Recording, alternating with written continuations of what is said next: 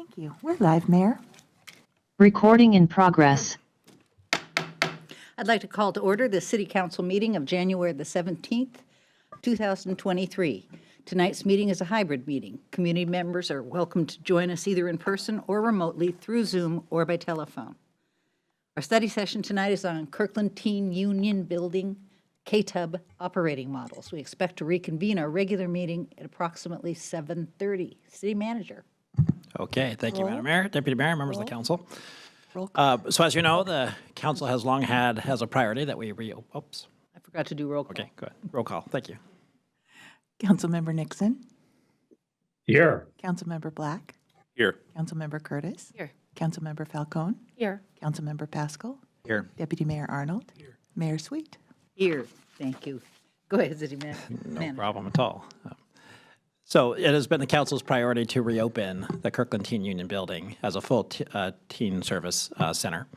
And as you know, this department has put together an RFP process. We've had some excellent nonprofits in Kirkland have responded. We want to talk to you today about the strongest proposal, the Boys and Girls Club proposal, and also the council allowed us to develop a city-operated proposal as an alternative. So tonight during the study session, I want to walk you through both alternatives and how they compete and compare, and then get council's feedback and direction as we go forward for the future of the Teen Union Building.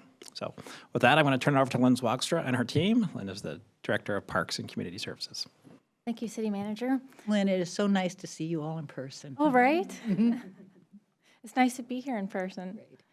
Madam Mayor, Deputy Mayor, and City Council, as the City Manager mentioned, we're here to talk to you this evening about how to plan the operations of the Kirkland Teen Union Building. We have about 25 slides this evening, and we expect it would take about 40 minutes. We will progress through some of the information, which is sequential, so we're hoping to take questions at the end. The presentation will include a brief background and how we got here, and then a brief overview of the Boys and Girls Club as an organization, and then also why the city developed a proposed alternative model. And then we'll do a service level comparison that's going to focus on 3 categories that you saw in the memo, that being scope, strengths, and financial sustainability. At the end, we will have a high-level slide summary for you. You will see 2 different models for reopening and operating the Kirkland Teen Union Building. As mentioned, one is a nonprofit service provider. This is how KTUB has been operated for the last 20 years. And the other is a city-operated alternative. So we're hoping to hear your preferred direction so that we can begin a process of coordination and preparation. On that note, I'll hand it over to Sarah. Thanks, Lynn. So city staff had planned to issue a new RFP in 2020 to re-examine the needs of teens in Kirkland and how KTUB can best meet those needs. This process was interrupted by COVID. Hey, Sarah, you might want to pull your microphone a little closer. Thank you. So instead, a private operator, Studio East, has been leasing KTUB for the last 2 years, and while they do wonderful work, KTUB has not been open as a teen center. And the city's vision for KTUB really is for it to operate as a teen center that provides comprehensive programs and services for teens. This vision is guided by the Human Services section of the Comprehensive Plan, specifically policies 3.2 to 3.7. These policies identify KTUB as a safe space for teens to learn, socialize, and do recreational activities. They discuss connecting youth with social services, enrichment classes, and employment opportunities. And this section of the comp plan also discusses promoting healthy lifestyles by preventing social isolation, increasing a sense of belonging for teens, and preventing risky behavior and supporting youth in need of services to address mental health and substance use.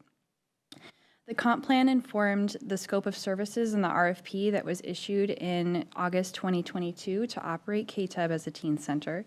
There were 5 proposals received, and after written evaluations, 2 proposals were identified and invited to proceed with presentations and interviews, the Boys and Girls Club and the YMCA. The Boys and Girls Club was identified as the top external proposal through the RFP process. As Lynn mentioned, the city also developed an operating model if the city were to operate KTUB. There are some benefits to this, which is why the city put forward its own model. As KTUB is a city-owned facility, operating it would give the city flexibility to quickly adapt to community needs, such as when a pandemic disrupts day-to-day activities. It would also allow the city to activate the facility for daytime use by adults and younger children, and it would allow the city to access and leverage other city resources. A city-operated KTUB would also provide greater control and provide more transparency into operations. So we have 2 proposals for you to consider tonight.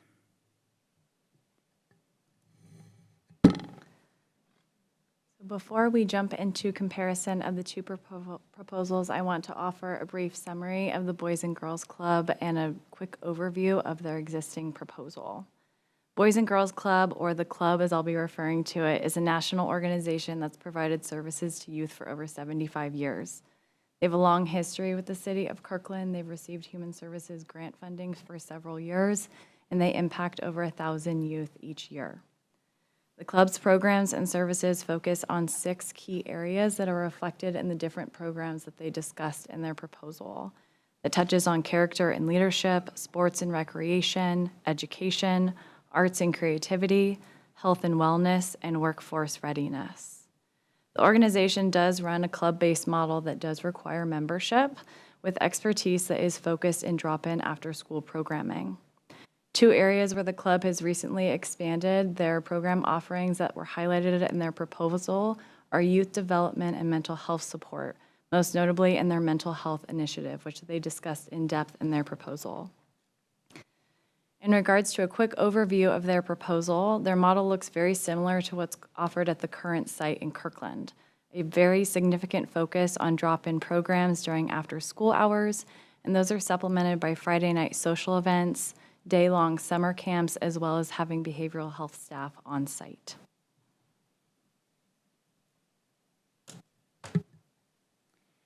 The city's operating model for KTUB, which was put forward by Parks and Community Services, leverages the expertise of the Recreation and Human Services divisions, including a deep understanding of what teens in Kirkland need to support their social and mental health, physical as well, though. Our recreation staff know how to run facilities, such as the 2 community centers, and they also know how to run enriching recreation programs for all ages, and have spent the last year piloting successful teen recreation programs. Our human services staff have a deep understanding of the social services teens in Kirkland need today, and they maintain an important conduit between the city and teens in Kirkland via the Youth Council. Youth Council's fall 2021 survey underscored the importance of mental health support, which then went on to inform the piloted recreation programs and led to historic funding for youth mental health support in the 2023-2024 Human Services grant cycle.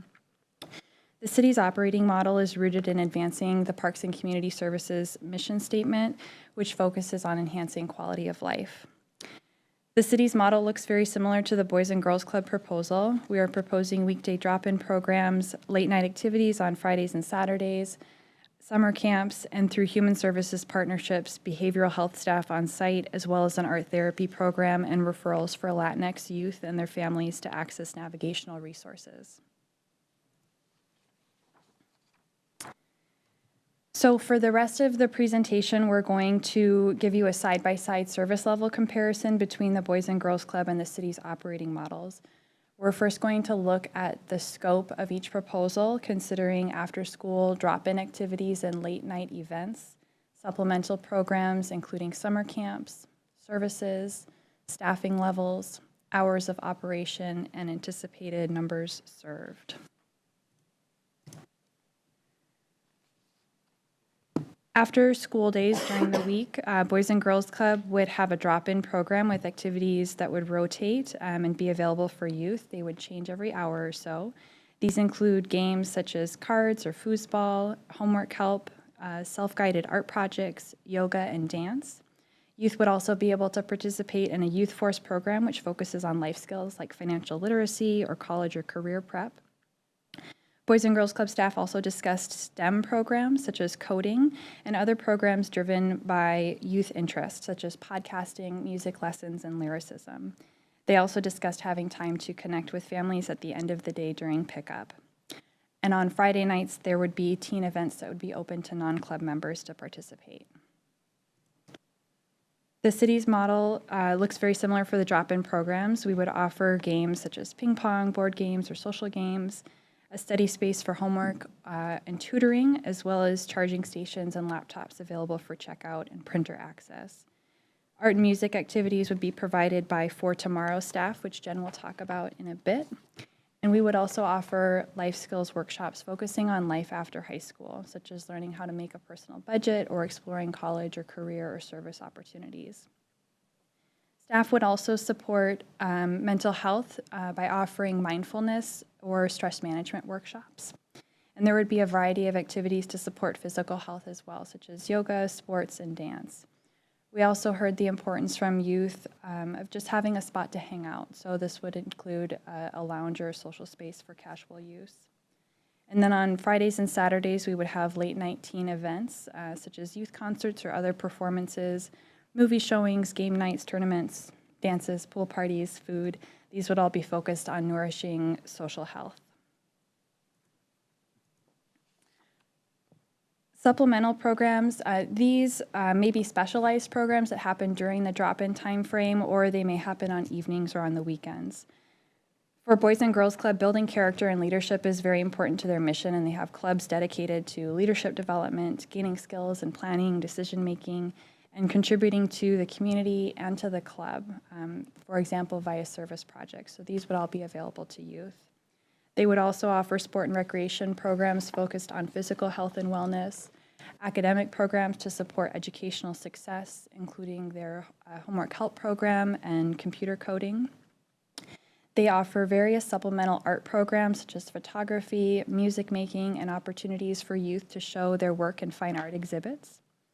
They offer health and wellness programs to help youth build healthy habits. They have a workforce readiness program to allow youth to explore their interests and develop skills that will help them succeed as adults. And they offer a Rainbow Club, which is their LGBTQ+ club. In the summertime, Boys and Girls Club plans to operate a summer camp at KTUB, which would have activities largely matching their core program areas: character, leadership, academic success, and health and wellness. And it also aims at preventing summer learning loss through their summer brain gain program. The city supplemental programs that are listed here are largely coming from the 23-24 teen program service package that council approved. Many of these are happening regardless of whether or not the city operates KTUB. And if the city does operate KTUB, these programs would be based out of that facility. They would be given a home there and be fully integrated into operations at KTUB. So the outdoor recreation trips would continue. These were piloted in the summer. They include hiking, river floating, kayaking, winter activities, really focused on providing safe, welcoming, inclusive outdoor experiences, especially for youth who may not have access to outdoor recreation or who may not feel comfortable in outdoor recreation spaces. We would also offer field trips to a variety of events, tours, museums, etc. We would have an outdoor yoga series. We will offer cooking classes, and we will have workshops on life after high school, focus on financial literacy and job skills and employment preparedness, such as navigating job applications, writing a resume, practicing interview skills, etc. We also plan to have a paid high school internship program where youth will gain job experience, training, and build skills while supporting recreation programs. We do have some art workshops planned right now, and if we operate KTUB, these would expand to include more art offerings. And then new with KTUB, we would have a sports league sampler to allow youth to socialize and try out different sports. We would offer first aid CPR certifications, and then also envision having a space and support for affinity clubs, which would be driven by youth interest. In the summertime, the city would offer leadership and adventure day camps for middle and high school age youth. These would include field trips and special guests, as well as a series of summer camps that would be focused on STEM activities, such as coding or video game development.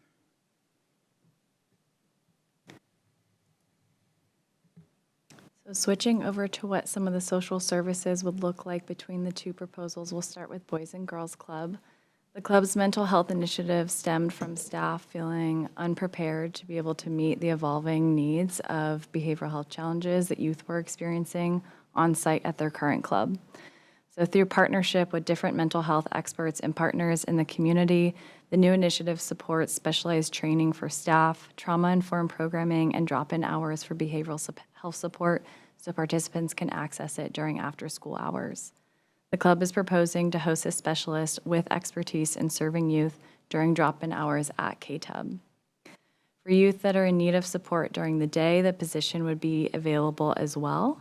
So this could be for youth who maybe are experiencing homelessness or housing instability, youth enrolled in foster care, or not connected to education or any sort of formal community support.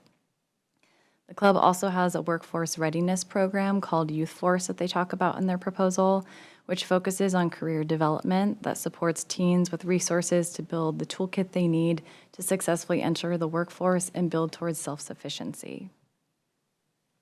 In looking at the city's proposal, we are proposing to partner with two nonprofit organizations. The first is Youth Eastside Services, and the second is For Tomorrow. Youth Eastside Services is a long-standing partner of the city and leading provider of mental health here on the east side for both children and youth. YES provided services at KTUB pre-pandemic, and when KTUB shut down temporarily in 2019, they worked with the city to re-offer programs that were specifically for Black and African American youth to support their behavioral health support at Juanita High School, and it's been a great success. One of the things that YES has talked about when bringing behavioral health services on site at KTUB is the importance of having drop-in services specifically for youth of color. They also talked about the increasing chronic need of services they're seeing for youth that are also dealing with substance use challenges. So what we're proposing as part of our proposal is to bring a clinician on site who's duly certified in both mental health therapy and substance use disorder to meet those increasing needs they're seeing in the schools and in the community.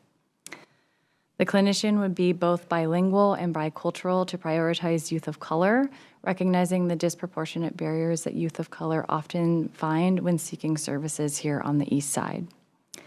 The position would provide both drop-in services as well as long-term counseling support. So this looks like group sessions, individual and family counseling, referrals to adolescent psychiatric services, as well as case management. Again, YES has the track record and expertise to develop targeted outreach strategies to support Black and African American youth, Latinx youth, as well as youth that might be experiencing housing instability or homelessness. The other nonprofit partner is For Tomorrow, which is a Latinx and youth-focused organization that provides cultural support and coordination to community members that help them navigate systems, overcome barriers, and build self-sufficiency. They work closely with the city during the pandemic response, and we're really excited about the opportunity to partner with them in their wheelhouse, which is serving youth and potentially bringing them on site to provide services at KTUB. Their offerings would include art therapy services, so being able to use the recording studio, art classes, and workshops that are focused on art, music, and digital media. The goal is to use these art programs as a way of connecting Latinx youth and their families to the other services that For Tomorrow provides, which includes financial assistance, housing stability, and support for immigration status. There's also the potential to include mental health first aid training for youth and adults. One of the key opportunities with For Tomorrow is to be able to provide all services in both English and Spanish, as well as Portuguese, which would be a huge opportunity for different youth to be able to access the space in language.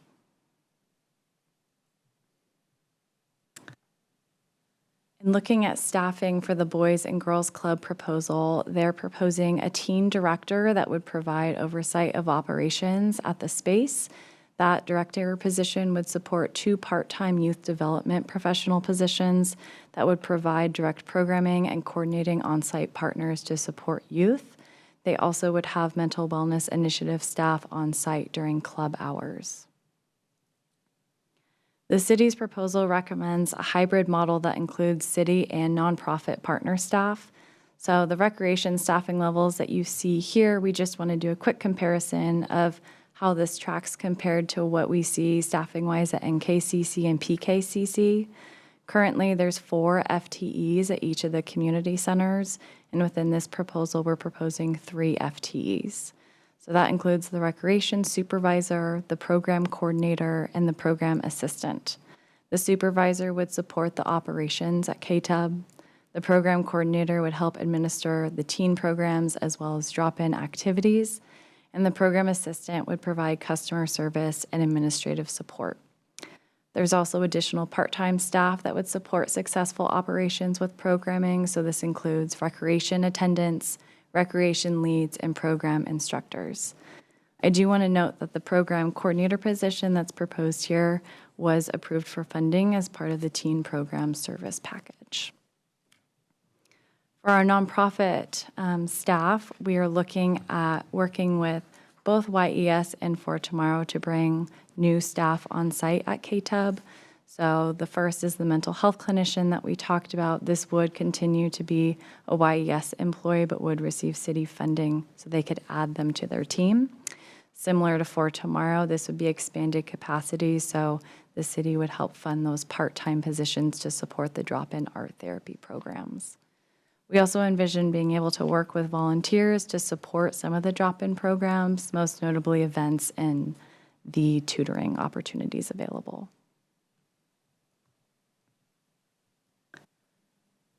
In looking at the operating hours between the two proposals, Boys and Girls Club is currently proposing drop-in hours for 21 hours a week during the academic year and expanding to 45 hours per week during the summer. The proposed schedule aligns with similar drop-in teen center models and is similar to what KTUB has been able to offer historically through other operators. In looking at the city's proposal, our model includes daytime activation of KTUB from 8 a.m. to 8 p.m. 6 days a week. This includes drop-in hours, as you'll see on the slide, during both the academic year and the summer, but with additional daytime recreation programs and services for all ages, allowing the city to host year-round building hours averaging at about 55 hours a week. This allows the city to increase service offerings for all age groups, which meets the increased demand we're seeing from the community and residents and addresses capacity constraints at the current community centers. Daytime social services are also available that will be for different age groups in partnership with our nonprofit partners on site. That allows folks to access appointments, trainings, and receive referrals for other services.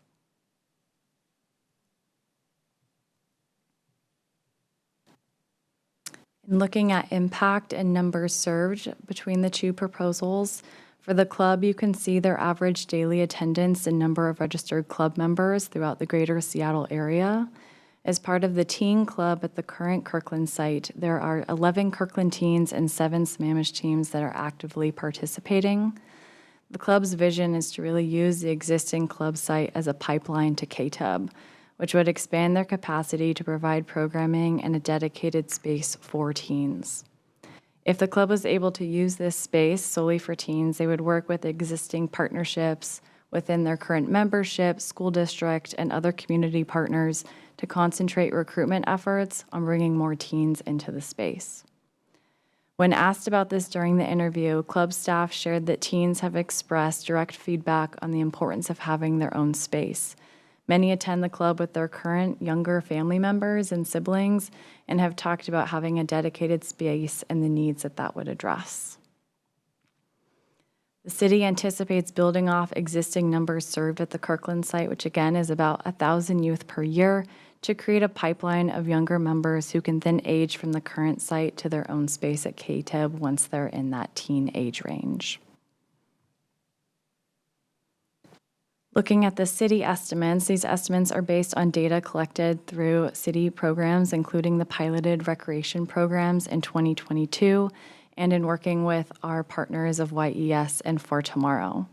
The annual estimates include number of teen recreation program registrations, number of drop-in visits, hours available, and behavioral health services utilization.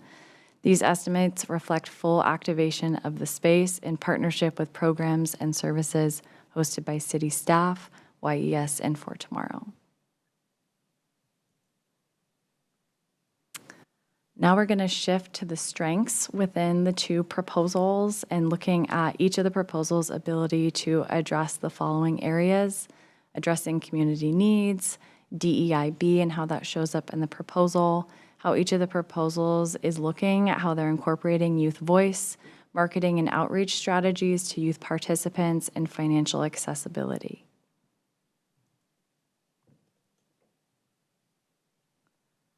One of the key strengths of the current club for Boys and Girls Club is they are an established club in Kirkland that includes programs specifically for teens. So they have deep knowledge around what current needs are of teens and what teens and families want in a dedicated teen center and space. The club also has a proven track record of responding to the changing needs of youth. We saw this through the addition of their mental health initiative as part of their service model. The club's vision to use their existing club in Kirkland as a feeder program to KTUB so that teens have their own dedicated space with programs and staff focused on their needs that's separate from younger participants is a huge plus and speaks to their ability to be responsive to direct youth feedback. They also demonstrated awareness of potential barriers participants could experience when trying to access services at KTUB. The club addressed transportation specifically in their proposal and their plan to provide paid transportation from Juanita High School and other schools in the area, which removes a potential barrier for youth when accessing the site and services at KTUB.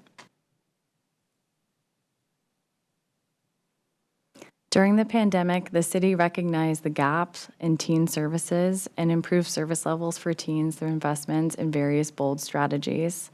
There was a successful piloting of teen programs that took place in 2022.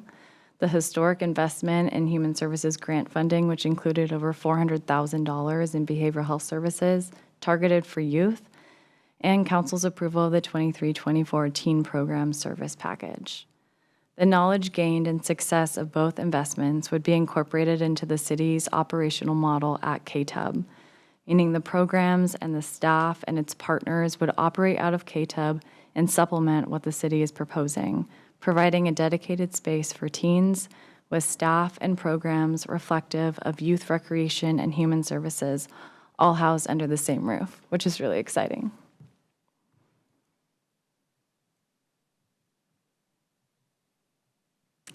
And looking at how each of the proposals applied a DEIB lens, we'll start with the Boys and Girls Club. The Boys and Girls Club specifically called out in their proposal that they're working to become an anti-racist organization and prioritize hiring staff reflective of the communities served, recognizing the value in staff sharing perspective and experience with those who are accessing the space. They talked about some of the different ways that they want participants to feel like they're supported in the space. So they talked about celebration of different heritage months and being able to provide inclusive programming. So some of the specific areas that they called out was for heritage months, being able to support Autism Awareness Month, Women's History Month, Black and African American History Month, as well as Pride. Wanting to make sure that different folks with different experiences feel comfortable and can show up in this space as they are with their perspective and feel proud of that. They also talked about inclusive programming and being able to support access for youth with sensory needs and other disabilities. Again, wanting to make sure youth can come as they are and feel supported in the space by both staff and their peers. The last thing that they talked about was working to ensure that despite being a membership organization, that membership cost is not a barrier to participation. So they discussed the robust scholarship program available and that they currently waive all fees for members that potentially are unstably housed or currently experiencing homelessness.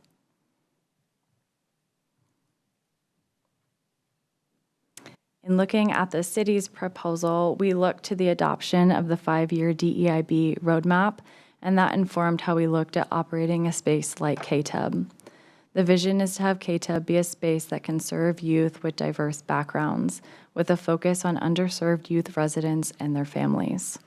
Some of the ways that we prioritize DEB that would be reflected at KTUB include prioritizing responsive and culturally appropriate recreation programs and services. We saw this and its success in 2022. We also prioritize funding to services that are provided by BIPOC agencies. We saw that again in the lens that we applied in recommending human services grant funding. At KTUB, how this plays out includes being able to offer bilingual and bicultural services and programs through a mental health clinician and recreation program offerings, being able to provide outreach strategies in language and in partnership with agencies that have the trust and expertise of their community, and being able to partner with organizations and staff that are reflective of the youth we want to feel comfortable accessing the space who may have not accessed city programs or services historically.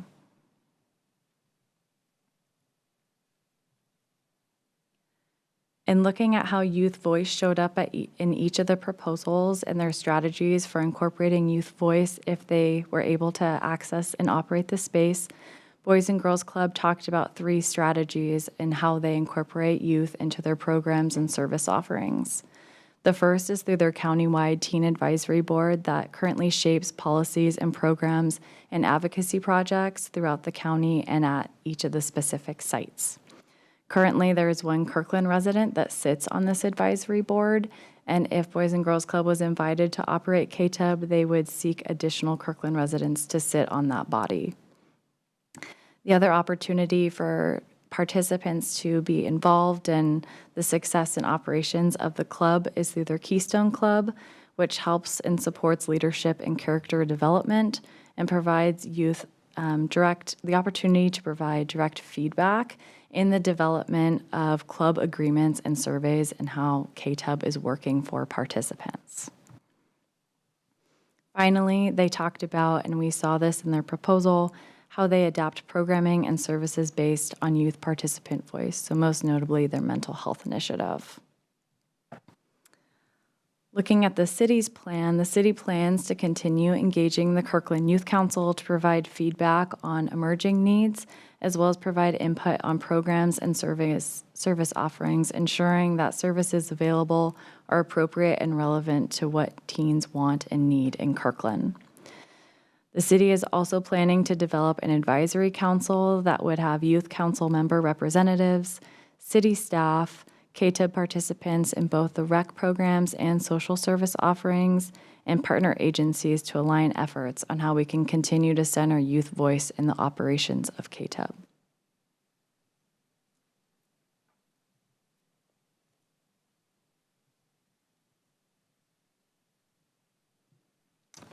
For marketing and outreach, Boys and Girls Club plans to utilize word of mouth, their robust alumni network, and school connections, as well as outreach events that they plan to host, in addition to using their existing club as a pipeline to KTUB. To reach BIPOC youth, Boys and Girls Club plans to recruit one-on-one and face-to-face to make personal connections with youth. They've also expressed an interest in collaborating with the city, for example, being included in the recreation guide, having involvement in community events such as Dia de los Muertos and Celebrate Kirkland, and partnering with the city to host workforce readiness events like potentially a job fair. They've also expressed interest in working with human services staff and nonprofit partners. They would also utilize traditional marketing outlets such as social media, email databases, and school advertising, and they're able to leverage their organization's dedicated marketing and fundraising departments. For the city's marketing and outreach side, the vision for the city is for KTUB to be for all youth, but with priority outreach to youth of color and youth who are not connected to school or existing community supports.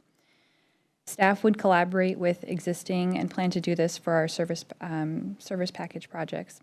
Plan to collaborate with existing community contacts to reach youth where they're at, working with trusted partners at schools, nonprofit service providers, and various contacts the city has. Kirkland Youth Council and the new KTUB advisory group we are proposing will help develop marketing strategies. We found that youth council members have some great ideas to share for contributing to marketing KTUB. And we would employ traditional marketing such as social media, online newsletters, print and digital media, etc., leveraging both the Parks and Community Services communication channels as well as citywide communication channels.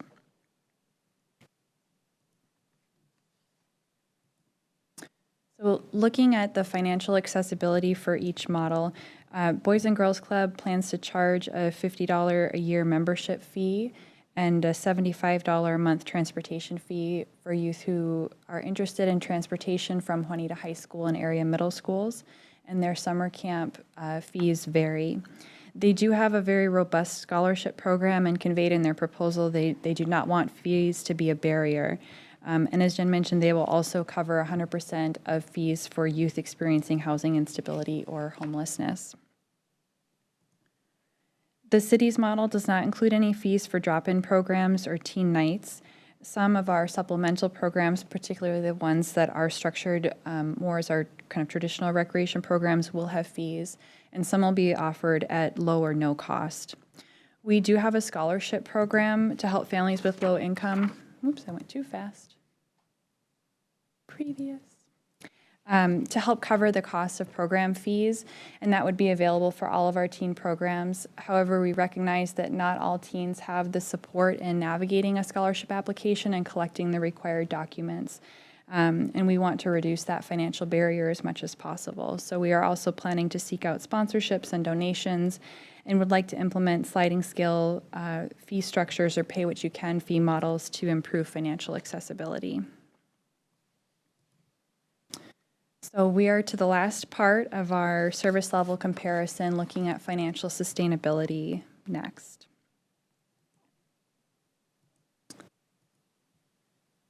So the Boys and Girls Club proposed budget is on the screen. Boys and Girls Club is requesting a $175,000 annual subsidy from the city to operate KTUB. As shown now, and factoring in the city's budget for operating KTUB, which is $160,000 a year, Boys and Girls Club would need an additional $15,000 a year from the city to operate KTUB. Their budget shows diverse revenue sources coming from their membership fees, summer camp fees, sponsorships and grants, community support, and rental revenue. For expenses, they've budgeted for their staffing, food and snacks, programming and equipment, field trips and special events, transportation and fuel, utilities and maintenance, their mental wellness initiative staff, a reserve fund, and marketing. Boys and Girls Club staff have shared that they're working to expand their mental wellness initiative to be sustainably funded. Currently, this program is partially funded at their current Kirkland Club through Human Services grant dollars. And I'll mention too, their proposal did not specifically identify any requests for one-time funding. So we have that listed as unknown on here, but it's possible that they would need startup investment for furniture and equipment. For the city's proposed budget, staff developed 3 investment level options for operating KTUB. Shown here and recommended in the memo is the medium investment level. The city's proposed budget also leverages the new funding received for 2023-2024 for the teen program service package. So all of those dollars would supplement what is shown here. I first want to identify the extra numbers that are at the bottom of the city's table. The city's proposal includes close to $122,000 for one-time expenses. These are for furniture, fixtures, and equipment. There's minimal furniture in KTUB right now, and what is there is old and in poor condition. The condition of the lighting and the sound equipment is unknown, but it's over 20 years old, and some of it is likely in need of replacement. Staff have also considered the timing of the KTUB lease, and assuming the facility would only be open for a portion of 2023, we've adjusted our 2023 proposed budget to reflect a partial year at a net amount of nearly $177,000. The other numbers that are on here above in the table reflect a whole year of operation that would begin in 2024. The city's revenue sources include sponsorships, rental revenue, grants, donations, teen program fees, and program fees for other ages. And we're also listing the currently budgeted KTUB operating dollars here as offsetting dollars. The city's biggest expense at KTUB would be for city staff. We're also budgeting for general operating supplies and services, YES services, For Tomorrow services, and then teen programs and our programs for other ages that would be based out of KTUB. The net investment in 2024 would be $384,655. There are 2 other investment level options that are outlined in the memo and in the city's operating model, one that's higher and one that's lower. Staff recommend the medium investment level to be considered first because it best reflects teens' needs at this point. I'll note too that the operation of KTUB and the ongoing funding for the teen program service package are items that the Parks Funding Exploratory Committee is considering for the ballot measure.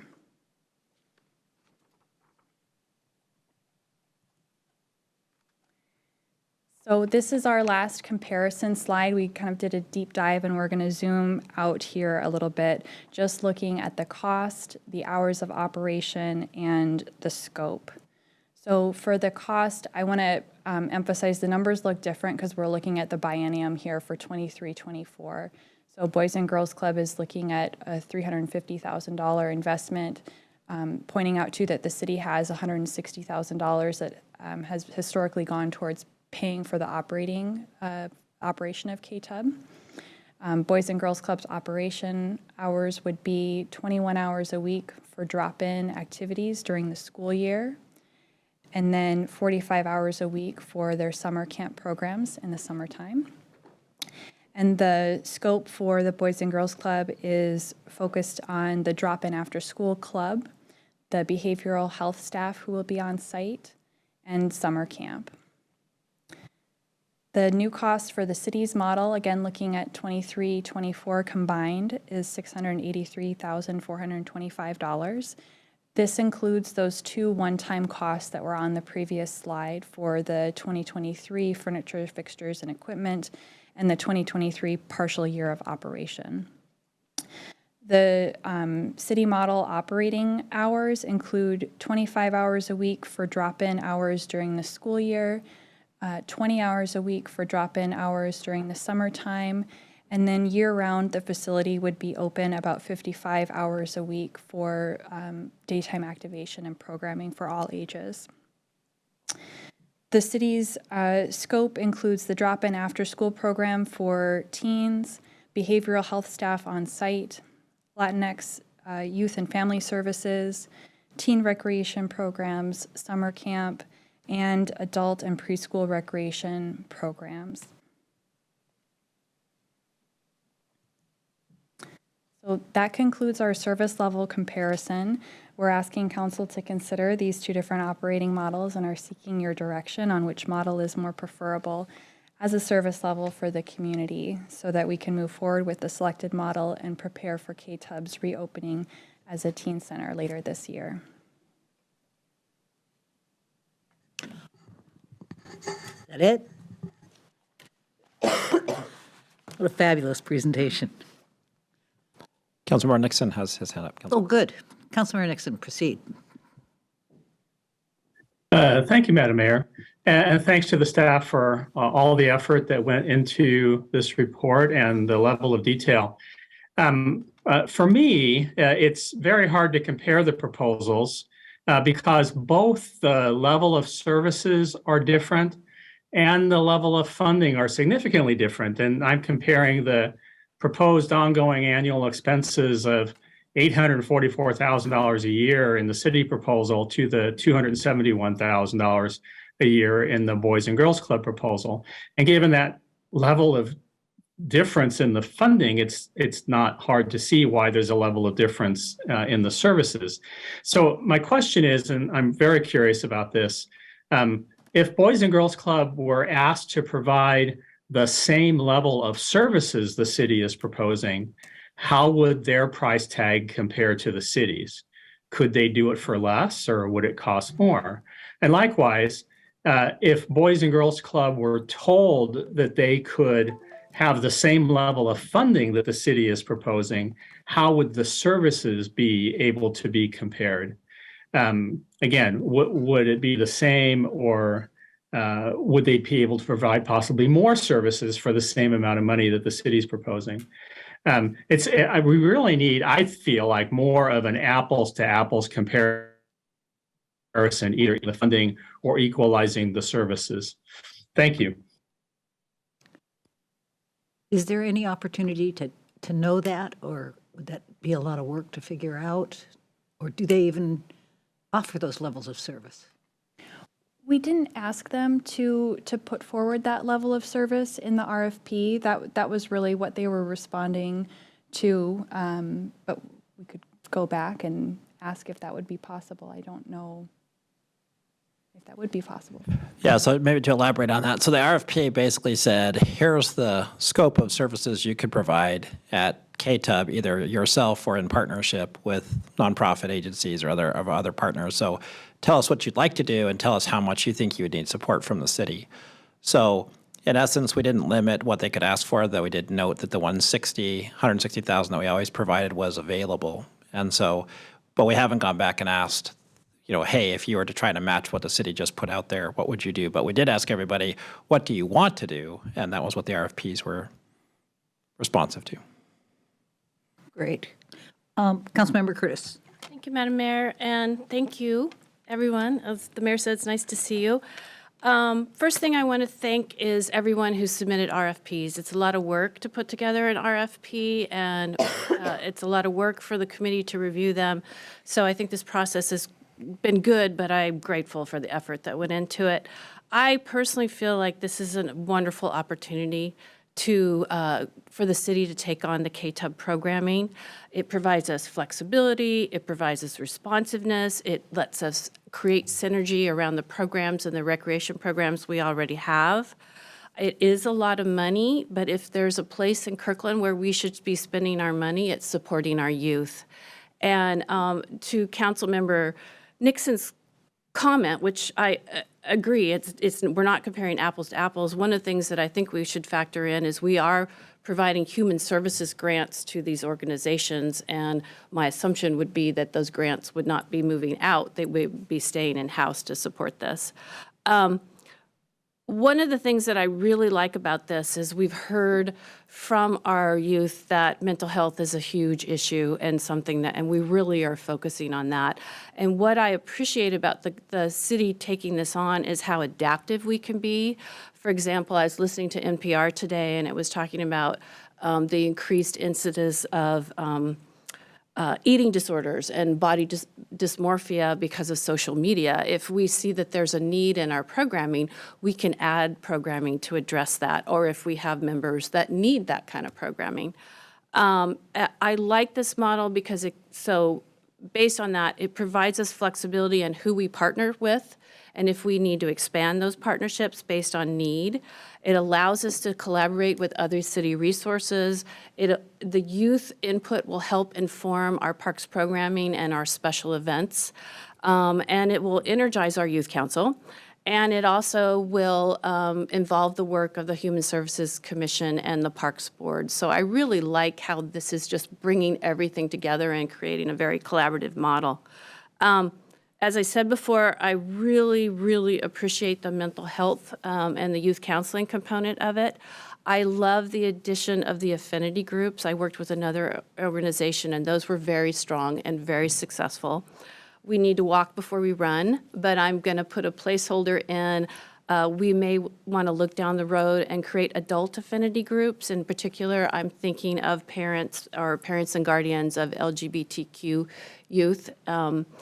Housing, you talked about housing insecurity. I'm also thinking about food insecurity, and we might want to look at, do we create a program where we're sending food home with students who have food issues at home?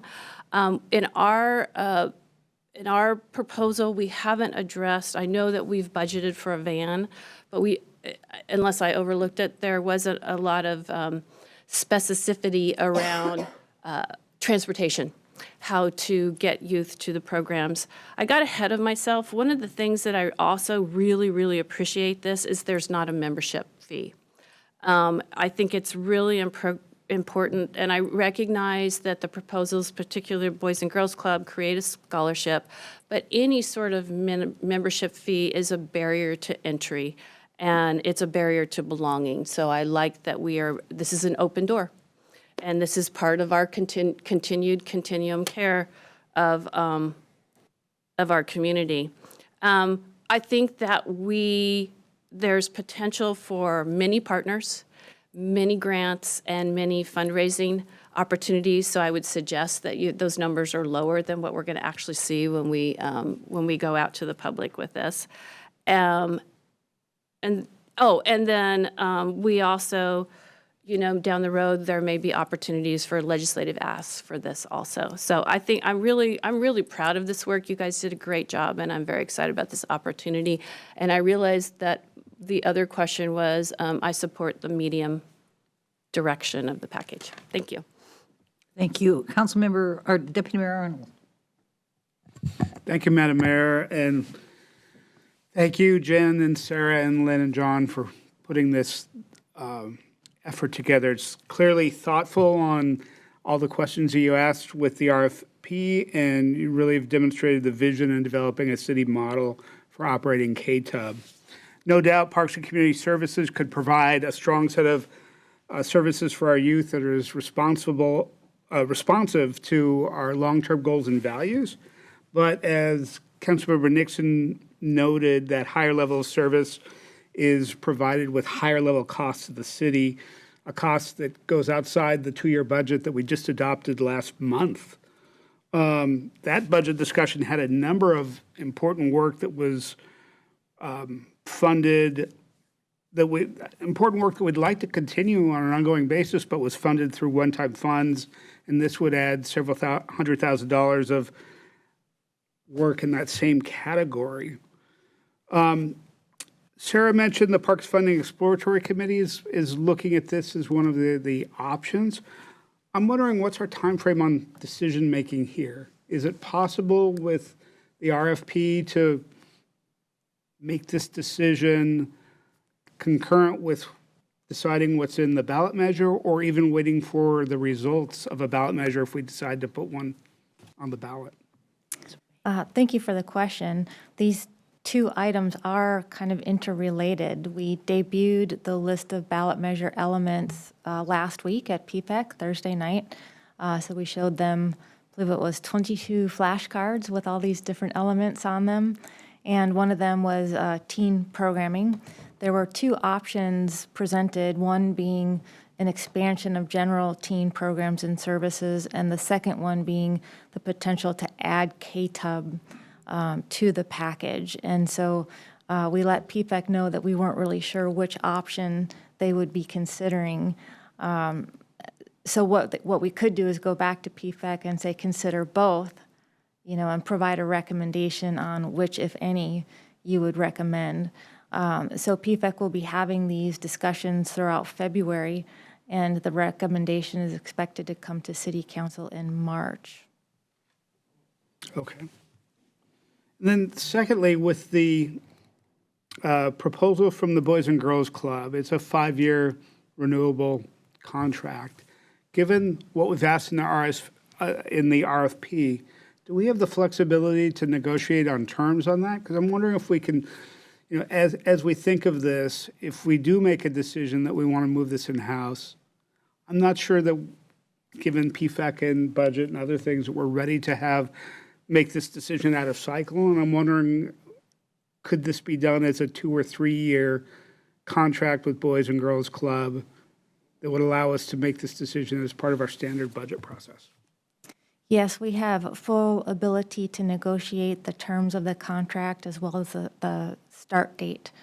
One thing to mention, though, is there is a substantial investment of time and resources required to bring KTUB up to operations.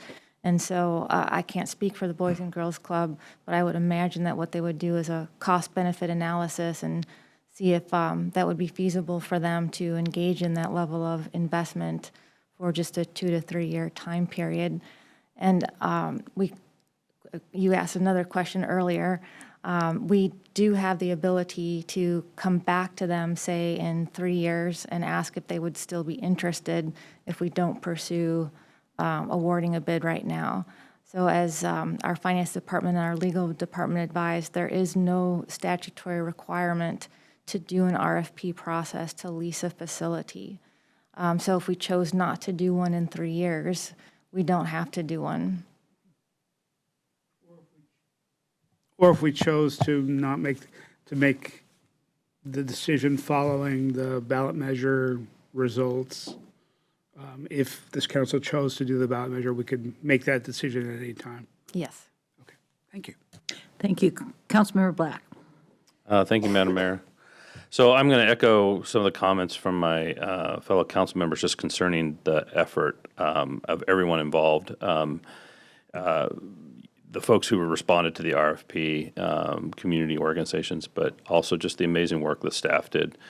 I came into this when I, first cracked open the first page of the memo. I really thought my thinking was going to be that it made sense for this, for our model for KTEB to be the model we had used in the past, which was a third-party organization at a price tag of $175,000 a year. But it was really the vision that was presented by the staff that really impressed me. And I won't echo everything that some of my fellow council members have said, but it is the fuller programming of the space. It is the flexibility and the ability to pivot. It is the absence of upfront costs. Although I want to poke around at upfront costs here in a moment, I will have a question. The potential for some greater stability. The city of Kirkland operating this space. I will say that, so anyway, just thank you for putting together an amazing proposal, and thank you for the organizations that submitted. I feel a little bit like I walked on the car lot and I said, I just want the base model. And then the salesman showed me the tricked out model. And now I'm having a hard time not choosing the tricked out model because it's just so amazing. But I am concerned about the additional costs associated with the city-run model. I guess I'm cautiously optimistic, but that is something that I always pay close attention to, is our ability to afford. We are essentially on a fixed budget, so there are opportunity costs associated with additional costs associated with running the facility ourselves. But I do see some tremendous potential for us operating the facility ourselves. I promised to have a question, and that was really, I want to kind of ask some details around what a drop-in experience would be like for a teen if we open this facility tomorrow under the city model versus the Boys and Girls Club open this facility tomorrow. What would the drop-in experience be for a teen? What I really am, the use case I'm thinking about is, or rather, let me put it this way: the vision I have is a space where teens can come. A friend of a friend who hasn't been to the facility before can drop in one Tuesday afternoon, and there in the back, guitar lessons are being taught. And a teen who'd never thought about taking guitar lessons is watching what's happening in the back with the guitar lessons and thinks, you know what, I might come back next Tuesday and try out guitar lessons. I've never thought about guitar lessons before, but that looked really fascinating. And it's really the idea that I've talked with the Parks Department before and my colleagues about is just the power of teens being able to sample different activities at a very low cost. And what that means for their own emotional and mental health. And so that's why this idea of a low cost or low barriers to entry is so important to me. And that's why I want to ask this detailed question. So under a Boys and Girls Club model, what would that experience be like for that friend of a friend who shows up for the very first time on a Tuesday and drops in? Would they need to bring a $50 check? Is our understanding from the Boys and Girls Club proposal that teen would need to bring a $50 check that first drop in order to enjoy the space? I understand under our model, the teen would just drop in.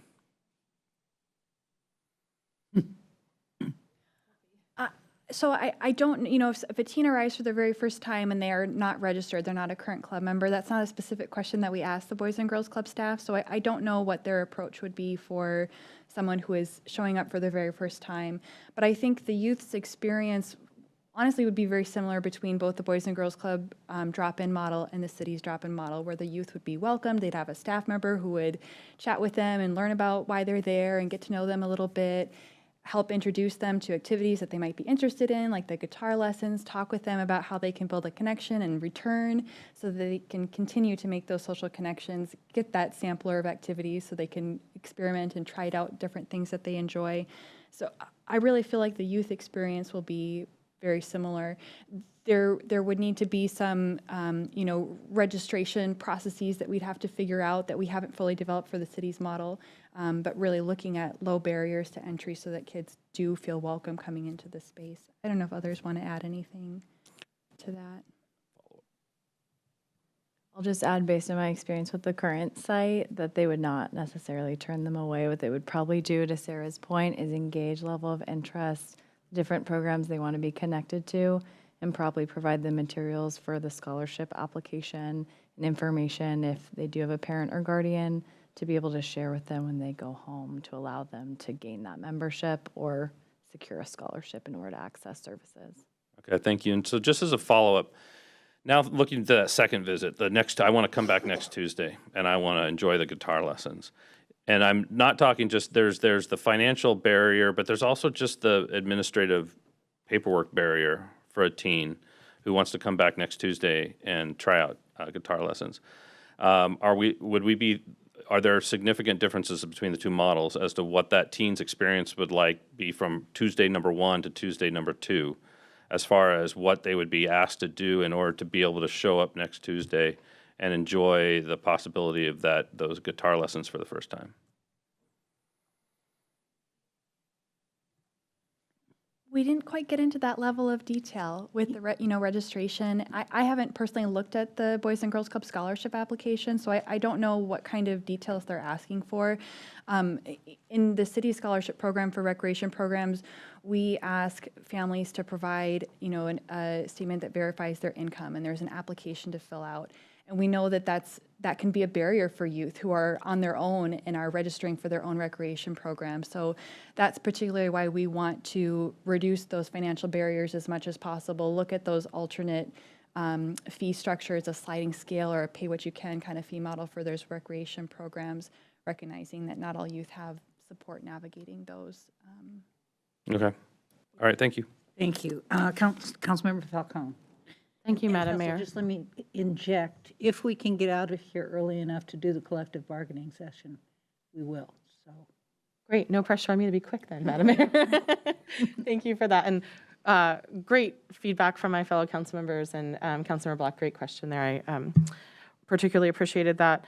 Well, thanks again, I'm just gonna say it again, but thank you to Sarah, Jen, and Lynn, and John, and the whole team, and everyone who not only responded to the RFP, but I'll just add on as well to all the community members who gave input, members of the various boards and advisory boards and commissions who gave input. It's so valuable, and I really appreciated reading those summaries in the packet, so thank you for that. Well, I think these are two great options. They're both great options. If we went with the Boys and Girls Club, I would want us to explore some changes similar to what Councilmember Nixon said, provide the opportunity to see if they'd want to add additional services, and also the fees, similar to the comments of my fellow council members, having fees as a barrier is worrisome to me. So I would really want, perhaps look at if the city could perhaps bridge that gap in the budget if we were to go that route. Similarly, if we were to go with the city operated route, there are some questions I would have around, just wanting more specific information on the revenue sources and our confidence level with getting sponsorships and the daytime programming fees and those types of things, like how confident we are that could be robust enough to help cover what's budgeted for here. So as we continue, if we go along that path and that conversation, I'd want more information on that just to have a good confidence level that we could in fact get that revenue. I appreciate just the thorough process, that we went through. I feel confident in staff's recommendations here. I'm just taking a step back, really, really excited that we're moving towards reopening KTUB. Like, whatever direction we go, I'm super excited. This is a huge need in the community. We know it's a huge need. We know it was a service that was well utilized in the past. And we've heard from community members that they just cannot wait for us to reopen this space and these services. So thank you for all of your hard work in helping make that happen. I can't wait until we can do that. So I appreciate some of the other comments here about, waiting for certain things to fall into place, but I also don't want that to be a barrier to us actually moving forward and delaying reopening of KTUB. So my thoughts would be, let's get more information perhaps with some of the questions that were asked, but I don't want that to stall the reopening of KTUB. We know that there's a need. This is something we've heard from the community. I remember, my first year on the Human Services Commission, hearing from the Kirkland Youth Council, and the theme of the issue they were addressing that year was teen mental health. And we just heard so much in the work that they were doing. And so we've known for quite some time that, this is not a new issue. We know that the focus on youth mental health is just ever increasing. The need is ever increasing, as it is in the larger community as a whole as well. So I really, really, really appreciate the focus on behavioral health in both of the proposals. My preference would be similar to some of my colleagues. I am really, really excited about the opportunities for a city-run program here. I think there's just so much, and so much of it was outlined in the memo, so I don't need to repeat all of it, but I really appreciate having no fees, the fees not being a barrier, the flexibility as needs change, that we can pivot kind of on a dime, which is a lot harder when you have a contract. The robust behavioral health services. I really appreciate our maintaining our focus on equity and moving even further in that direction. Having the night events on Friday and Saturday. We know that our indoor recreation space in this climate is something that's really precious and is decreasing as real estate prices have just gone up and up over the years. And so having indoor recreation, safe indoor recreation for youth is huge. And so I really appreciate the city's focus on having both Friday and Saturday nights events for our youth. So I agree with the medium service level as a starting point that I'd like to see us pursue for the city-run program, but kind of with a little caveat that similar to Councilmember Curtis's comment, transportation was like top of my mind. The fees and the transportation were kind of two of the big things that I saw as differences between the two. And so I would like to see options for how we can proceed with the medium level of funding and the van option from the enhanced option. So thank you again. Thank you. Councilmember Pascal. Thank you, Madam Mayor. Yeah, just echoing all the hard work and really grateful for the thoughtful efforts by everyone. So really pleased to kind of see that we're finally at a decision point. It was over 3 years ago that I know I went around with staff to other teen centers in Redmond and Bellevue and took a tour to see what each community offered and how they ran their facility and what services they were able to provide. And every community does something a little bit different is kind of the takeaway, right? And to fit their community the best. This is such an important asset, and I think back about how 20 or some years ago when this facility was built, how society and culture and stuff, we were kind of in a different state.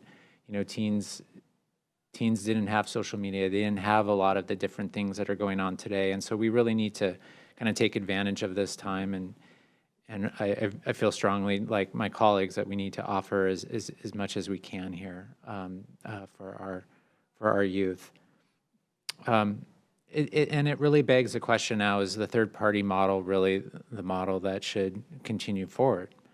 I really do see a lot of benefits from the city, obviously the enhanced service levels, but I look beyond that in that how we can build off existing programs that we're offering. How, when you think of teens attract teens to programs and offerings and events and social activities. And so we have just a great conduit, I think, with our community that we can really build off and grow that experience and those numbers. And then the other thing I think about is Boys and Girls Club. My understanding operated KTUB many years ago before YMCA. Then YMCA came on board. I think it's only natural to give the city an opportunity now. So that being said, I'm not going to repeat all the reasons I feel this way, like my colleagues have mentioned, but I support moving forward with the city proposal. I just ask for some additional information as we continue going down this pathway. One, I'd like a little bit more clarification around sponsorships and donations and fundraising. I think, that is one of the benefits with a third party is that they can do that, and perhaps they have, the mechanisms to do that better. How could we do that? Do we have partners that we can partner with, like the Parks and Community Foundation, to maybe increase the revenue there? I don't know. How would that work? I'd just be interested in kind of a strategy. And then just a little bit more information on kind of the proposed budget. My experience with the city is that we're very conservative. So how conservative are our numbers? I would imagine that they probably are. And so there is some probably cost savings that could be occur over time. And then, as a council member Curtis had mentioned, how does this change kind of human services grants going forward, where I know we were dedicating a lot of money to teen mental health and things like that. That all has to be in play when you're looking at trying to fill a $400,000 enhanced service level each year. So I just want to have kind of a better strategy in place, kind of looking beyond 2024, because I want to make sure this is sustainable. I don't want to vote for something and then in 2024 figure out what we're doing. So thanks again. Thank you. Okay, I'm going to wrap it up really quick. You're not going to hear anything from me except thank you for this beautiful body of work. I am so proud of you for putting this together. It makes me feel like the kids have sort of regained our interest. So bringing it in-house to me is very important. I want to be a teen in Kirkland if we have stuff like this going on. So I'm there, medium plus. The transportation is an issue. We do have community vans. There are other things for us to look at. But go forward. I think you've gotten enough feedback from everybody else to be able to put stuff together. Anything else from you, City Manager? I don't think so. We'll come back and respond to what we heard and some additional information on financial sustainability and some other options. But Okay, so great. Stay tuned.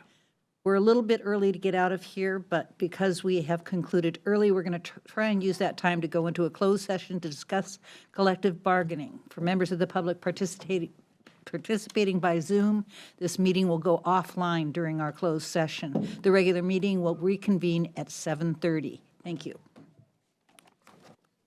Recording stopped. I think we can do this.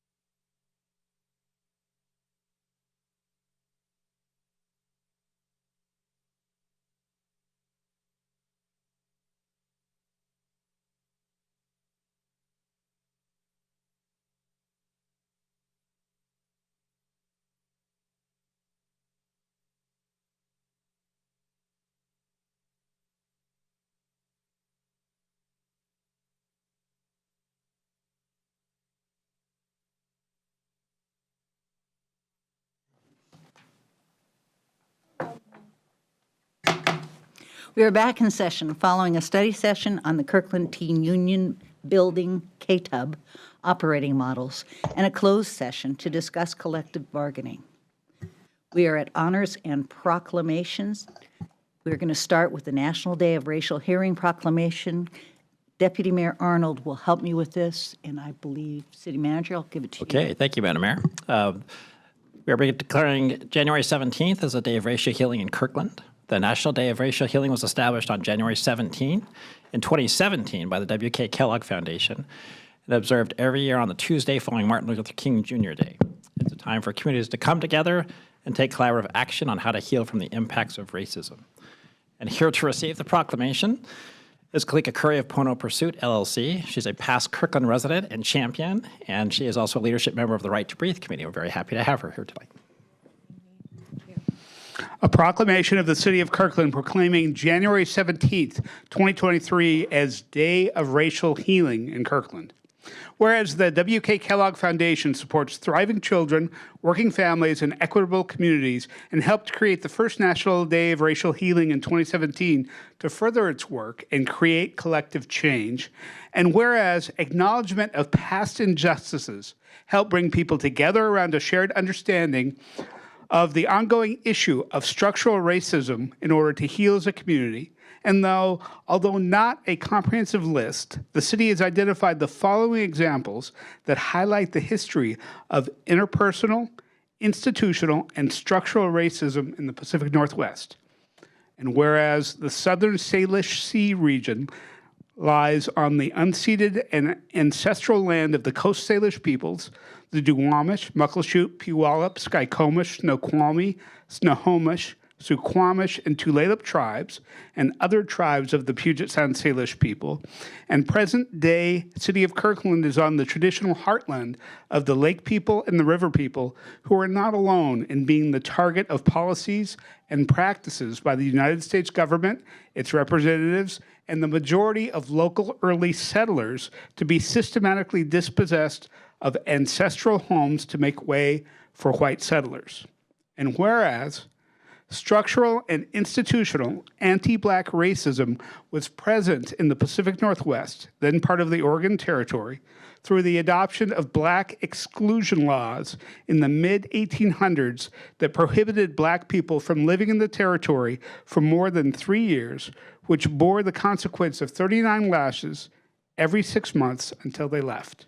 And whereas approximately 7,390 Americans of Japanese descent from Western Washington and Alaska were forcibly relocated and incarcerated in concentration camps during World War II, an action that was admitted by the U.S. government in 1988 to have been based on race prejudice, war hysteria, and failure of political leadership. And whereas at least 3 Kirkland area housing subdivisions are known to have been racially restricted through property deed provisions or restrictive covenants put in place between 1930 and 1947, which restricted the right of ownership, occupancy, conveyance, and/or rental for only those of the Caucasian race.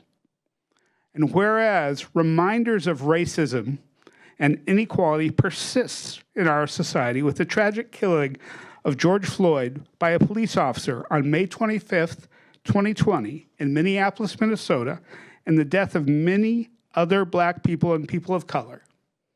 And whereas the City of Kirkland has passed Resolution R-5434 to ensure the safety and respect of Black people, and adopted Resolution R-5240 declaring Kirkland a safe, inclusive, and welcoming community for all people, and as a result of both resolutions has taken many budgetary and policy actions to make progress toward the goal, recognizing there is still much more to be done to achieve equality, justice, and inclusion for everyone, to create a community that is committed to examining and dismantling interpersonal, institutional, and structural racism in Kirkland.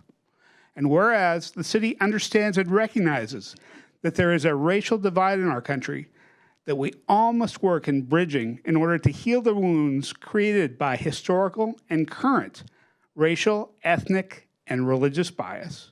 And whereas every person has the capability to make changes within themselves through reflection, learning, and conversations about race that can collectively have a profound effect on our entire society.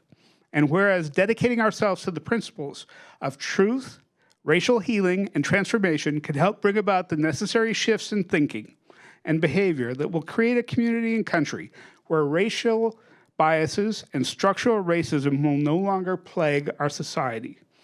And whereas racial healing is a vital and crucial commitment to the health, safety, and economic well-being of all people, and whereas in our community, to support this healing, Eastside for All, a community partner, is hosting a free virtual event called Models and Tools for Racial Healing, Justice, and Equity.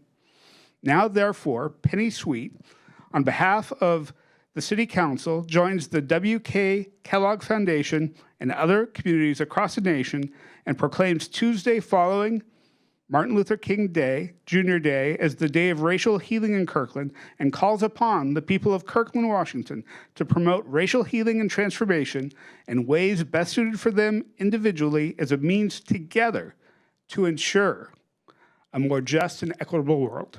Signed the 17th day of January 2023, Mayor Penny Sweet.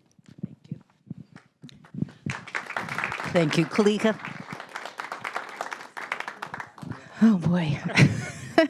I'm just going to invite everybody to take a breath with me because I don't know about you, but I feel a lot of emotion just hearing all of that. So just a moment. I'm the third generation in my family to live in Kirkland. And looking in this room, that seems pretty surprising because there's not a lot of Black people here, right? For those of us who are here virtually. I call upon all of you to take this really seriously, and it's not just about a day, it's about a lifestyle. The relationship we have with ourselves and the relationship we have with one another is a key resource in all change and all movements. So whether you're here for housing or racial equity or mental health or your freedom, whatever the case may be, the relationship with yourself and the relationship with each other as a community is the key resource in all movements. So please make racial healing a part of your lifestyle, not just today. It's an honor to receive this. Thank you.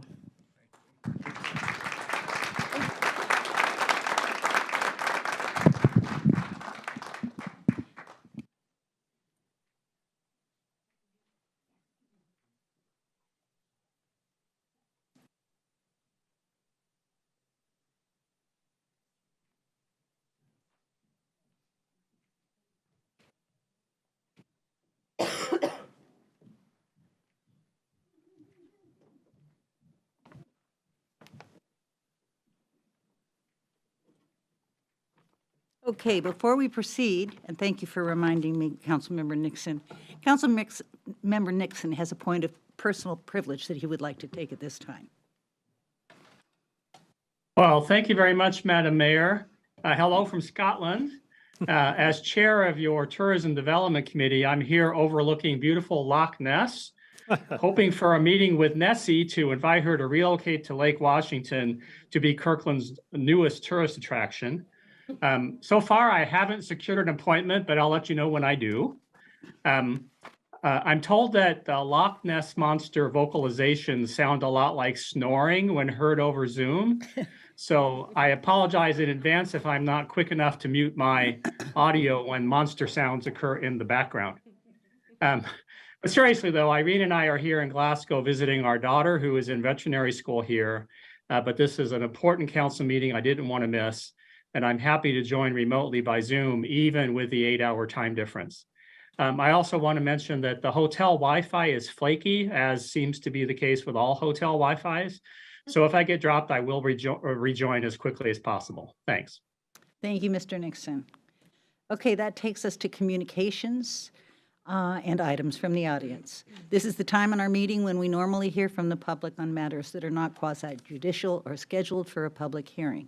We do have a public hearing this evening. It is item 6A on permanent supportive housing at the former La Quinta Inn. On all other matters, please limit your remarks to 3 minutes, and the council will receive up to 3 comments each on both sides of each issue. If you are present either in person or virtually and would like to address the council during this items from the audience period, Please sign up using the online public comment instruction link or in person using the posted QR code. For those participating by phone, please dial *9 to be recognized to speak. Community members will be called in the order in which they signed up. Items from the audience is an important part of our business meeting, and we ask that everyone be treated with kindness and respect. We ask that you please not clap or applaud after a speaker, or that you express your disagreement with the speaker. We want everyone in Kirkland to feel welcome expressing their viewpoints regardless of content. Because they can be disruptive, signs and placards are also not allowed in council chambers during our meetings, regardless of their content. City Clerk will call the first three speakers. The first three speakers are Joanne Mansfield, Ariel Bluestein, and Kiani Robinson. Welcome, Ms. Mansfield. Is this working?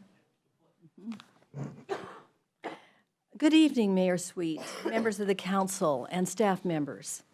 My name is Joanne Mansfield, and I live on Northeast 115th Place in the Hermosa Vista neighborhood near Finn Hill, on Finn Hill. I have lived in this neighborhood for 45 years with my family. First, we want you to know that the Hermosa Vista neighborhood appreciates this opportunity to support Kirkland in its efforts to improve the dangerous intersection at Northeast 112th and 80th Avenue Northeast. But tonight, three of us would like to speak to you, including myself, about concerns that we and many in our community of Hermosa Vista share. The first being the potential loss of our neighborhood sign, as well as unaddressed safety concerns. Our community of Hermosa Vista is slightly visible from Juanita Drive, but our landmark sign is very visible and is our neighborhood identity as well as our geographic location. This potential loss was not addressed in the Juanita Drive project update to alter the intersection. Recently, the decision was made known to some of us on the Hermosa Vista Facebook page that our sign most likely will not be preserved and incorporated into the project. Our community would like to know why. Maybe a brief history of how our sign came to be would help you, our leaders, understand why the sign is extremely important to us. Our neighborhood sign is a brick and mortar landmark that was built and funded by neighborhood volunteers about 23 years ago to replace a decaying original wooden sign built by Wick Holmes, who was the developer of the Hermosa Vista neighborhood in the mid-70s. We as a community have always cared a great deal about our neighborhood.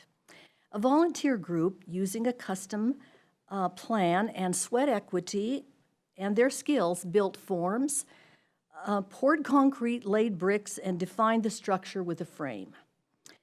Contributions by most all of our 150 homeowners paid for these materials that would support the sign to last 50-plus years.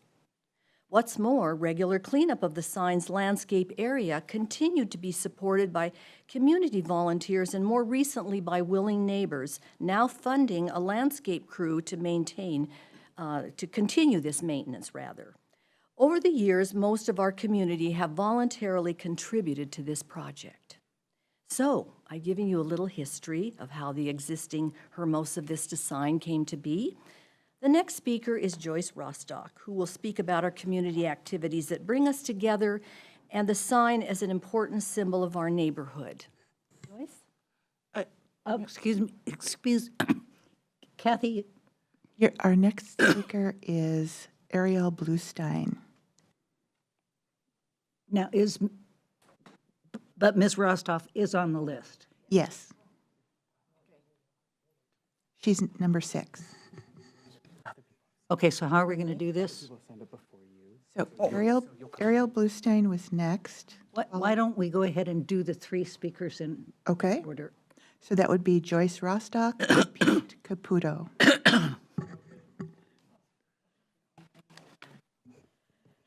Good evening, Mayor Sweet, members of the council and staff members. My name is Joyce Rostock, and I live on 81st Avenue Northeast in Hermosa Vista neighborhood. I have lived there for 47 years. Hermosa Vista's 150-plus homeowners have a strong sense of community and dedication to family values. As a community, we come together in several ways to meet and support each other. A large annual event is our neighborhood block party held every September on the cul-de-sac on 81st Avenue Northeast to meet and greet our neighbors, and which is also the most an opportune time to get to know our newest neighbors. Another event is Halloween. Parents sponsor a costume parade for our youngest residents. Of course, the children love the experience, which promotes a sense of belonging. Map Your Neighborhood for Earthquake Preparedness has made an excellent program for each homeowner to learn how to work together in a case of disaster, bring homeowners together street by street to meet a designated home and be prepared. Although plans to include the entire neighborhood were progressing, the pandemic hit, ending this vital program. In a recent call I made in early January, Christian Knight stated to me the existing Hermosa Vista sign, our landmark, will not be preserved or incorporated into this project. That is scheduled to begin in spring 2023. We are extremely disappointed, although not everyone in our neighborhood is aware of the potential demise of our sign because they did not receive notification. Many who are aware have expressed a strong preference on the Hermosa Vista Facebook page of keeping the sign. So the consensus among many is to keep the sign. One young woman stated, and I quote, "Please keep the sign. Hermosa Vista means beautiful view. The sign is to remember we are blessed to live in and be able to care for such a beautiful place. Please allow our city to maintain its character and history. Allowing architectural landmarks and structures to remain is a meaningful way to allow us to feel the depth and continuity of our place." Pete Caputo will be our last speaker. Thank you, Ms. Rostoff.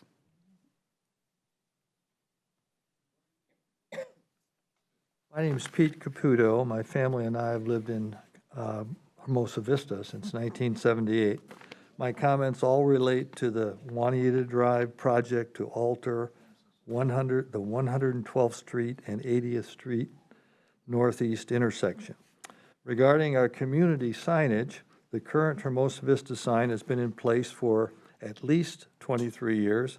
It was designed and paid for by the residents of Hermosa Vista and continues to be maintained by us, as was said. I feel, as others have said, it's an important part of our neighborhood community. Losing it would definitely send the wrong message to our community.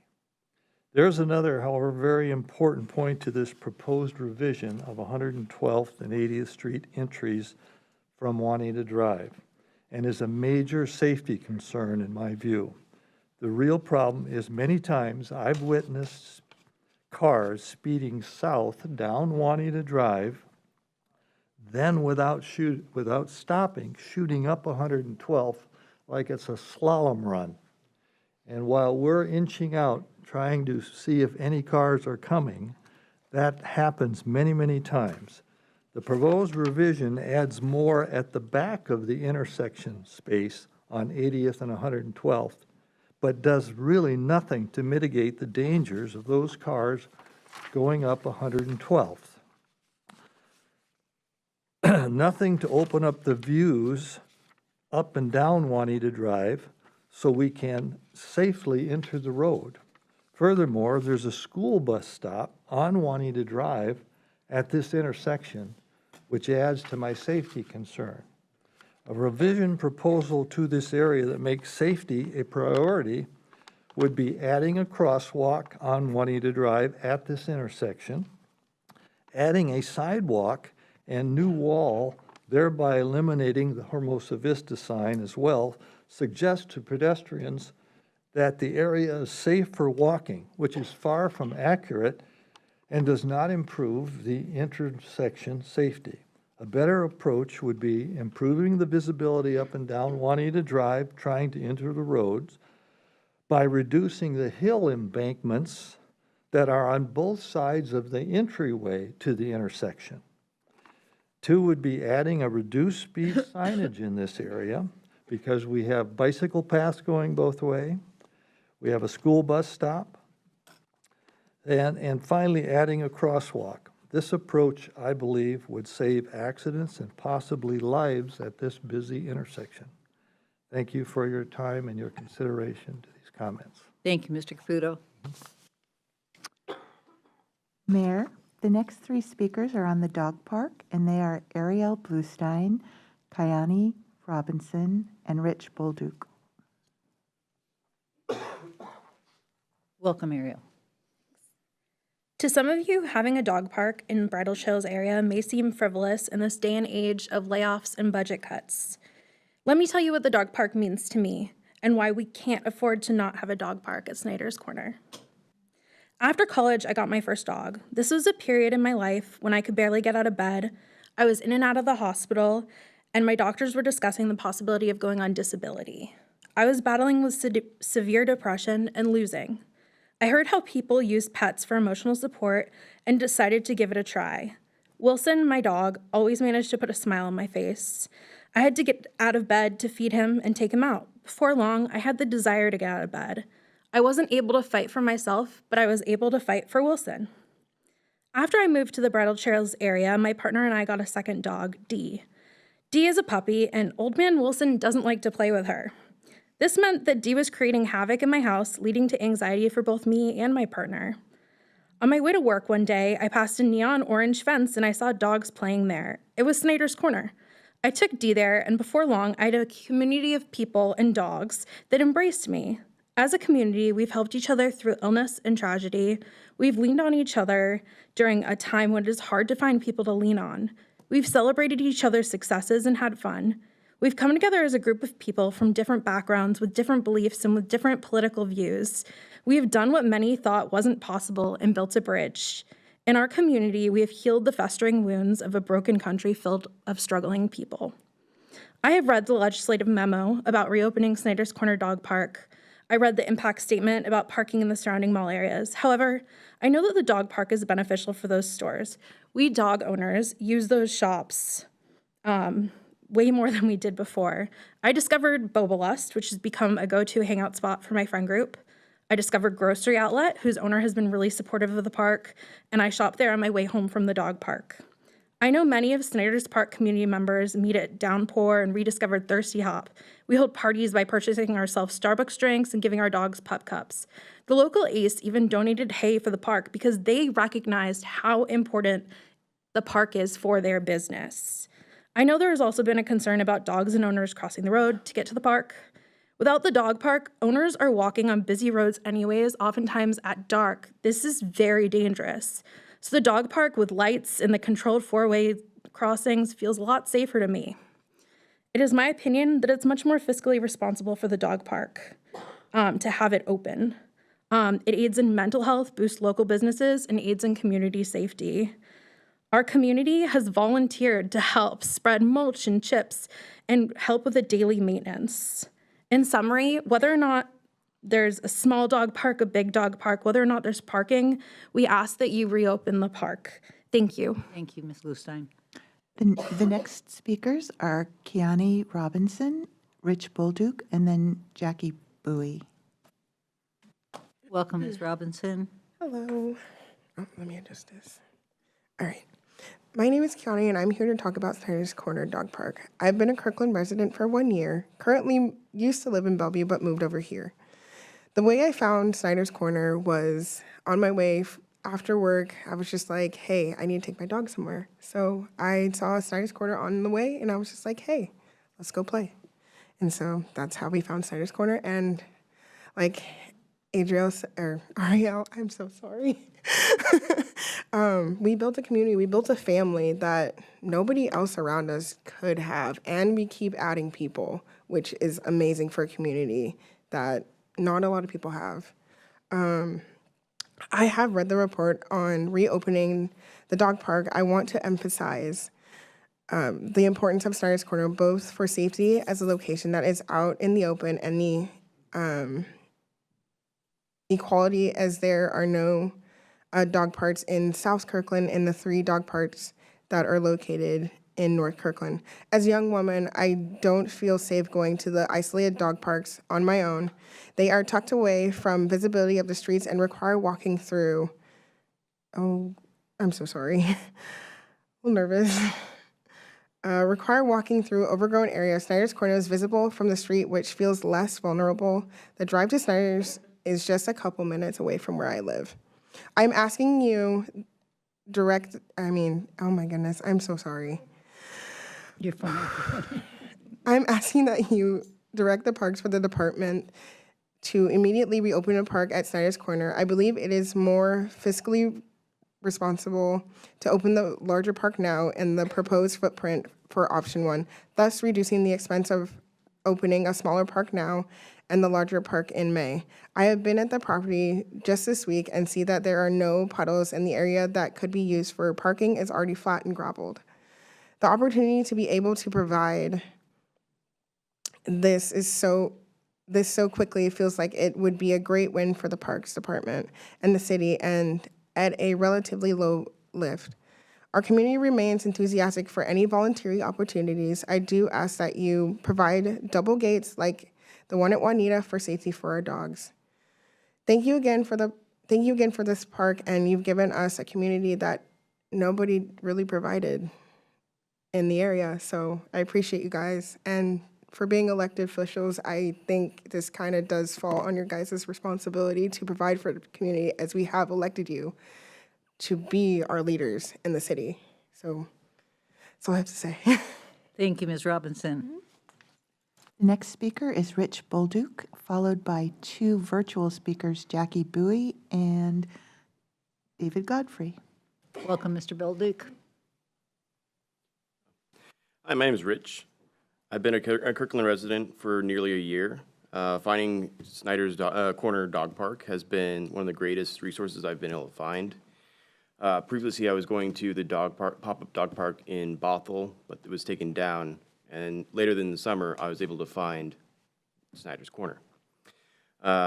Originally, I thought it would just be like any other dog park, kind of single serving with occasional regulars, but I was wrong. I was instantly welcomed into the community. In October, my dog, Johnny,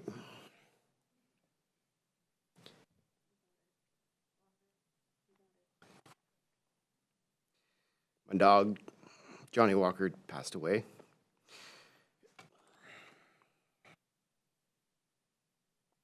To my surprise, the community pulled together, supported me, and even threw a wake for my dog. After this, I started continuing to spend my time with everyone, including going to a Thanksgiving hangout.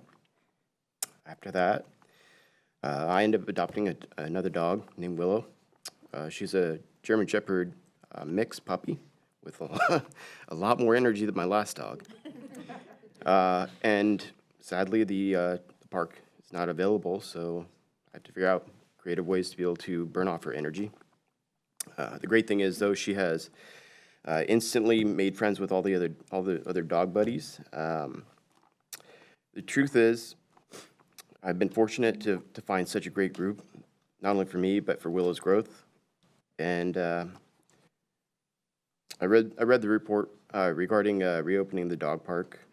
I have some questions regarding the results. For example, there was a statement regarding the lack of ADA accessibility. I noticed at Jasper's Park, there's a narrow path that's really muddy, and it doesn't look like it's really ADA, in line with ADA specifications. At Juanita, there's no handicap parking. In fact, there's an adjacent parking area that is designed for the youth East Side services. And when it rains there, which does that a lot here in Washington, there's big puddles. They're practically ponds, which we didn't see any of that in any of the rains at Snyder's Corner. our ask is that, you know, you guys put in the double gates for safety for the dogs, just like Juanita Park. In my opinion, this park is kind of a lot like the theme song for Cheers. You know, you go there after work, exchange ideas, have a good time, build relationships. It's a sense of community, you know, home away from home. And in the past 7 years that I've been here in the greater Seattle area. Mr. Aduk, I hate to interrupt you, but you've run out of time. Thank you. Thank you very much. The next two speakers are virtual, and the first one is Jackie Bowie, followed by David Godfrey, and then on site is Kelly Beauregard.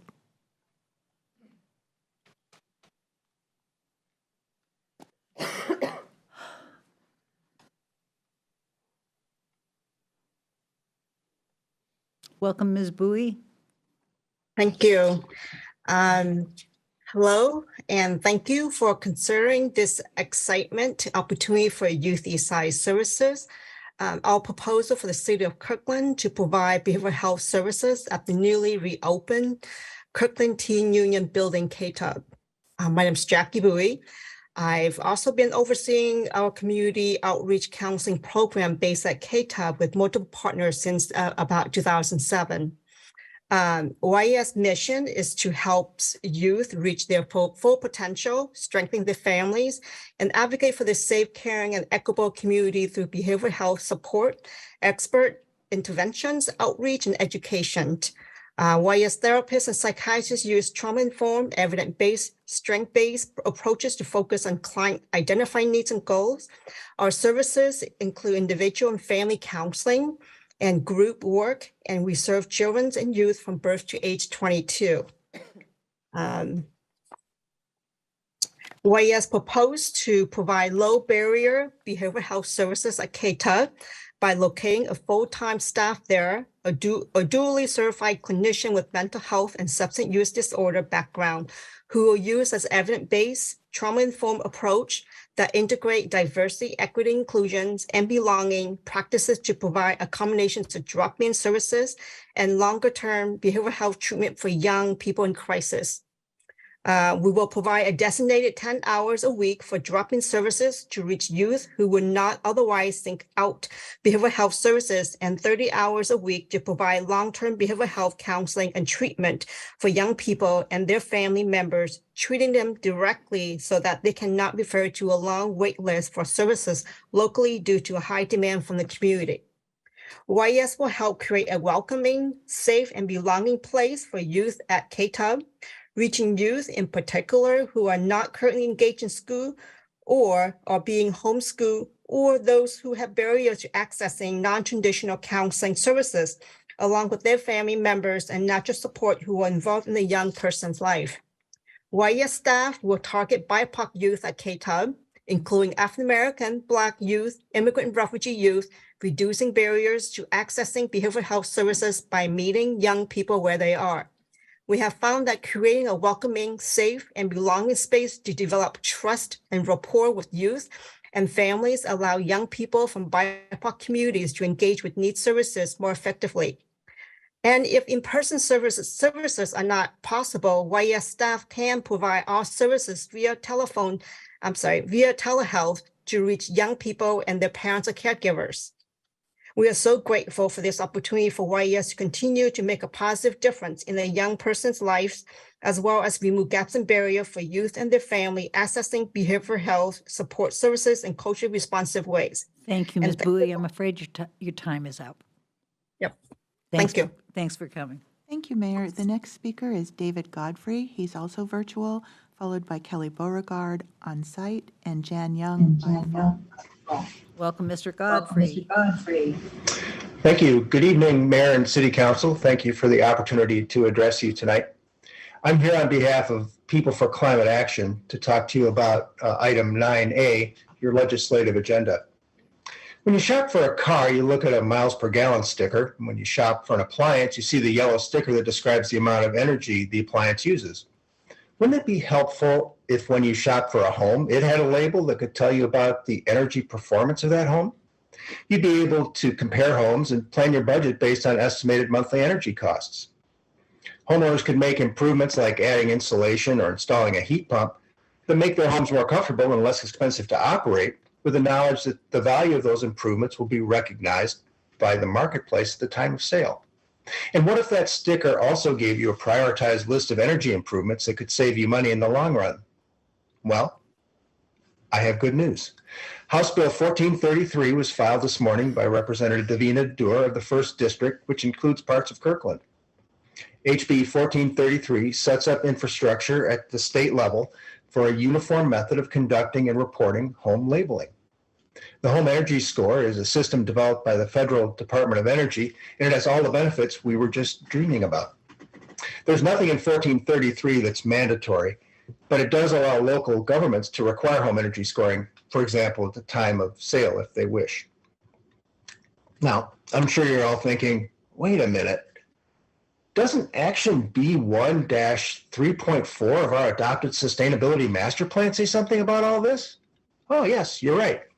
It says you should work with K4C to implement energy performance ratings for all homes at time of sale so that prospective buyers can make informed decisions about energy costs and carbon emissions. I hope because of all the benefits that will come to Kirkland residents and the fact that our adopted Sustainability Master Plan calls for home energy scoring, tonight you will add HB 1433 to the list of bills our city is supporting this legislative session. Thank you, council and staff, for all you do to manage the complex world of city government. Thank you, Mr. Godfrey.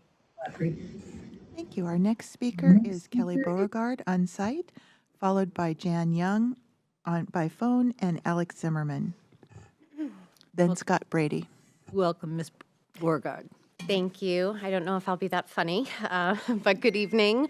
My name is Kelly Beauregard. I am a Finn Hill resident, and I'm here tonight actually on behalf of my role as Director of Community Outreach for Kirkland National Little League to speak to show support for the proposed changes to the municipal code regarding park banners and especially the proposed athletic field advertising program.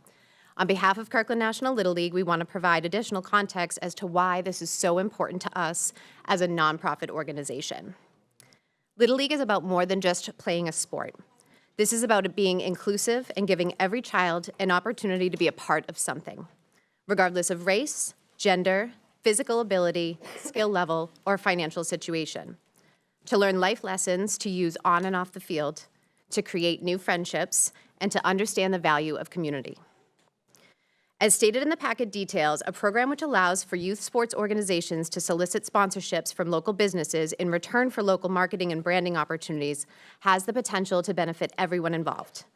The fundraising opportunity allows organizations like ours to offset costs for our families and in exchange encourages our families to support and promote the local businesses in our city. I thought it would be helpful to provide real examples of how we would hope to benefit from the proposed changes being discussed today. First and foremost, to address our primary mission budget shortfall. For the first time in several years, we had to make the difficult decision to raise our registration fees this year. We are painfully aware that our families are struggling with adapting to this post-COVID economy and inflation that hasn't been seen in decades, but the fact is we are feeling it as well. Even with the increase in fees, our budget is projecting a shortfall of almost $6,000 when it comes to just looking at registration fees covering the costs of the primary missions of the league, which is Little League fees, field fees, equipment, and uniforms. The second way we would hope to benefit is through promoting inclusivity through scholarships. Especially with those increase in fees, the last thing we want to do is have that cost be a barrier for any child, and we actively promote our scholarships to our families. And then third, we want to continue to invest in our players. We have a special designated special projects part of our budget that looks to develop skills training programs, grant writing, and special awards to recognize players for their skills outside of just those on the diamonds. These would be very important to us. As you can see, the potential of additional income raised through an enhanced sponsorship program would be tremendously beneficial in helping us meet all these goals. With such attractive locations within our boundaries as Juanita Beach and the new 132nd Fields, we're confident we can offer a mutually beneficial partnership with many local businesses to support each other's success within the city. In closing, thank you again the time you've given me tonight and over the past several weeks on this topic. We appreciate all you're doing to help us meet the Little League mission of building stronger individuals and communities. Thank you, Mrs. Beauregard. Jan Young has asked to be moved to the public hearing, so the next two speakers are Alex Zimmerman on site and Scott Brady virtually. Welcome, Mr. Zimmerman.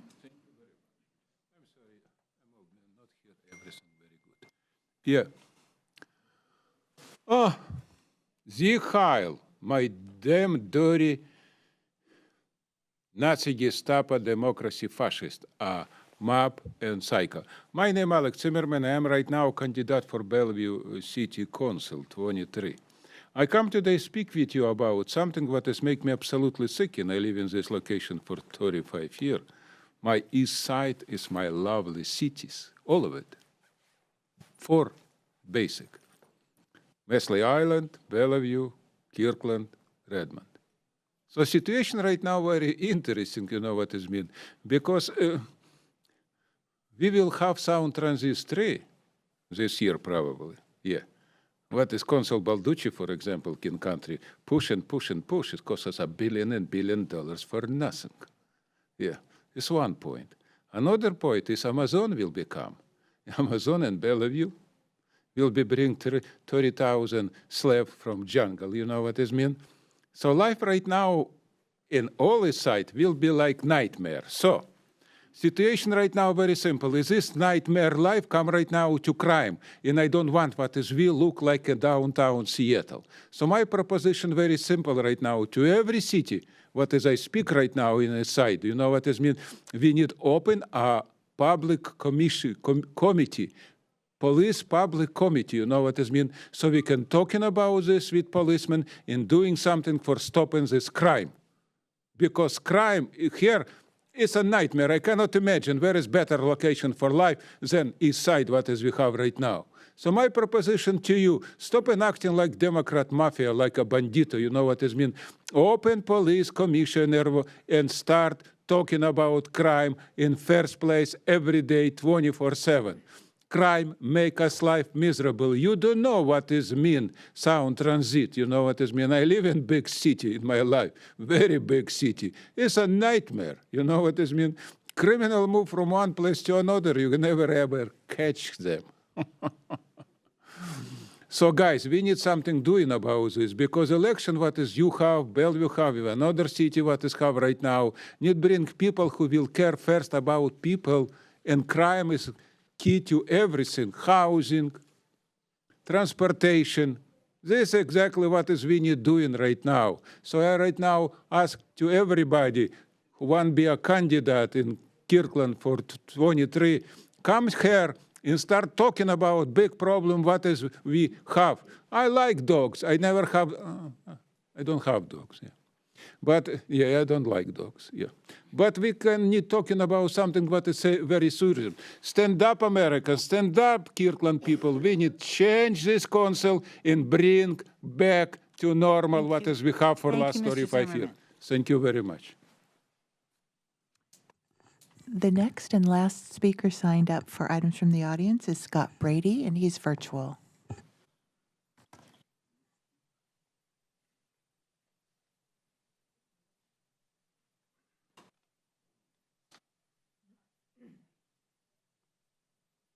Good evening, council members, mayor. Thank you for your time today. Welcome, Mr. Brady. Thank you very much. It's been a very busy evening so far. We've heard about efficiency stickers, which I personally disagree with, having just read through the text of the bill. My 2 cents is that penalizing people for the efficiency of their home during a sale process is simply more paperwork for nothing.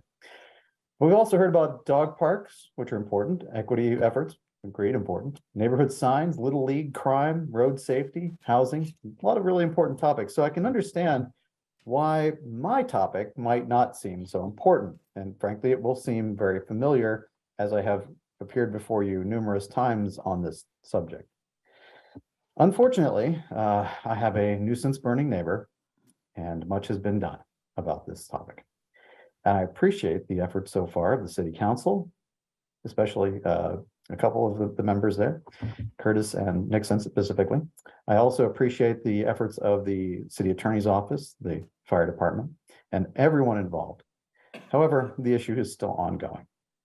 And I hope that we can get some resolution on this because when I came here last year, the problem had been ongoing for quite a long time. We're heading into our 4th year now of this. And I'd really like to see some action here before it gets any better. You know, it's 52 degrees outside, not quite t-shirt weather, unless you're a seasoned Northwesterner, but that was warm enough to really negate the need to be burning garbage today, but it happened. And it happens all too regularly. When we had our coldest times, there was no need to burn garbage apparently, but you know, I would like to go into the spring and the summer this year without having to worry about stepping outside and being poisoned by a garbage burning neighbor. One of the items that I've previously requested from the city was a review of code related to garbage service that would disallow individuals who have been found to be nuisance burners from having the ability to select monthly garbage service and thus pile up their trash to torch at regular intervals.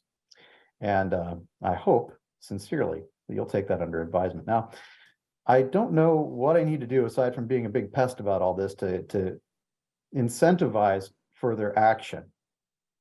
So I'm just going to make this plea. Please don't let me have to deal with this for another summer.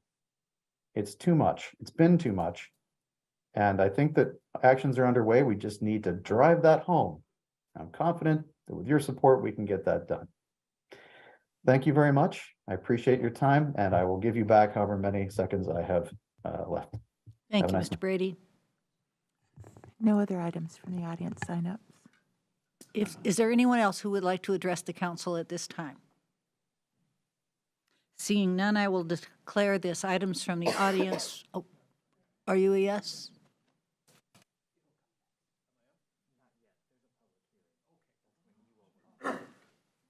Thank you.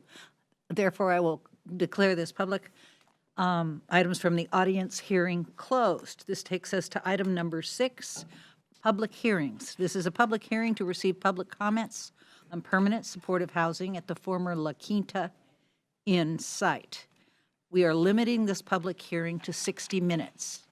We are limiting each speaker's time to 3 minutes, which should allow for up to 20 speakers.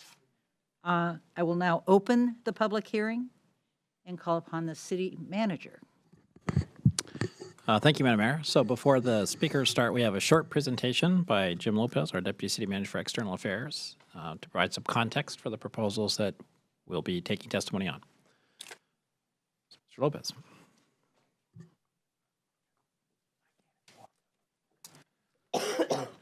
Welcome, Mr. Lopez. Thank you so much. Good to see you.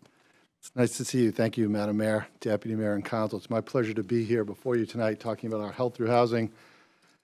This presentation prior to the public hearing, I know we want to get to the public hearing, so I will move expeditiously through the update on the status of our agreement.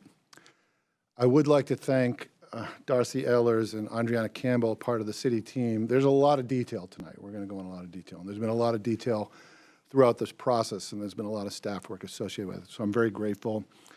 I would also like to call out and thank Leo Floor and Simon Foster from the county for being here tonight. Thank you both very much, in case there are questions that the council would like to direct. And also, just a big thank you to the community. There's been so much done over the last year, and many people have made time out of their personal agenda to sit with me and talk with me, and I'm grateful to all of that and all of you. So with that, we have a 4-part presentation. No surprise there. We'll start with a recommendation, which is very straightforward, that you hear testimony tonight on the permanent supportive housing agreement between the City of Kirkland and King County, and the services agreement between the county and the future operator of the facility. The whole structure of tonight's presentation is around these documents, which the county has agreed to come to an agreement with on the city, which we think is probably an unprecedented act of transparency on the county to answer a lot of questions from the community up front before the agreement is started, before the facility is started to be built. So very briefly, as background, this process is defined by Resolution 5522, which was passed by the council on March 1st of 2022. Seems like just yesterday. That agreement had in it what's called a term sheet. And the term sheet is a broad description of what we need to come to agreement on in more detail.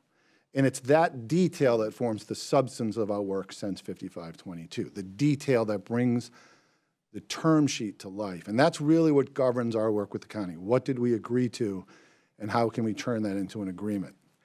Now, staff presented at council on November 15th, and we have reviewed council's recommendations from November 15th. Throughout the process, the city and county have continued to be in negotiations right up till this very evening, and we thank you for that. This presentation outlines the changes that we've made during the period between November and tonight. There may be even some additional comments I could make about the status of our negotiations. There will be a public hearing that follows this presentation. Thank you for that. This is an opportunity for the community to provide feedback directly to the council on the work to date. So with that as background, I'm really going to focus council on two essential points that we would like the council to consider and provide feedback on.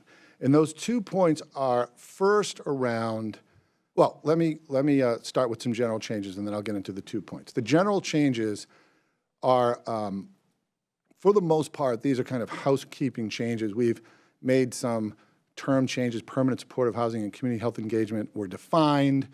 We took the word overnight from the camping provision. There's just no camping. Some of these comments came from the community, some of these more detailed comments. The word local was added to construction permit requirements. We add detailed expectations and metrics in Section 3. I think Councilmember Pascal had asked about that in our last meeting. We made modifications to Section 8 to clarify the reservation of authority with respect to the concept of vesting. And this, I think, came from conversations with the Eastside Preparatory Academy. We wanted to clarify some potential concerns about LUPA. I mean, we're really going into details here, but we've been trying to be responsible as much as we can. We eliminated the legal description, which I was bummed about, but I joke because that was just too much. Don't need it. We modified Section 9 with respect to state the rights and responsibilities of the parties in the process of a termination. This was pretty straightforward. We wanted to make sure it was clear where we stood if there was a breach by the parties. We updated Section 10 on dispute resolution to give the city a little bit more authority to work with the county should the operator not be performing, and we thank the county for that. And we also included something with real teeth. I think that we talked about at council, a $1,000 a day penalty for breach in Section 11. So real teeth to the contract. I know the council had asked about that. So those are some of the, those were some of the changes we made, some of the additional. And these are all outlined in my packet. Safety and security was added for training, city consent before the change of certain programs. I'll talk a little bit more about city consent soon. Modified sections to explicitly include consultation with the community and the development of code of conduct and community relations plan. This was another suggestion I think that came from the Eastside Preparatory School. We put that language in that the community would be involved in that. Modified Section 2 on camping, again, overnight is out. So the two issues that I talked about earlier, the two issues are essentially to what extent is the county doing criminal background checks, or I guess it's a better way to say it is to what extent is the county being compliant with Resolution 5522's obligation that they not allow folks in the facility that are not allowed to be there by state law under the sex offender statute, which is in the packet for the exact site of the sex offender statute and the specific crimes that run afoul of that statute if you commit those crimes. Now, it's important to phrase it that way because this background check was the city's response to kind of the commonsensical approach to how we might expect, with some measure of detail, the county to be compliant with that requirement. Now, they agreed to that in 5522. So our communications with the county have centered around this as a means to an end, but the end is that you're compliant with the pledge to not allow folks who are not allowed to be there.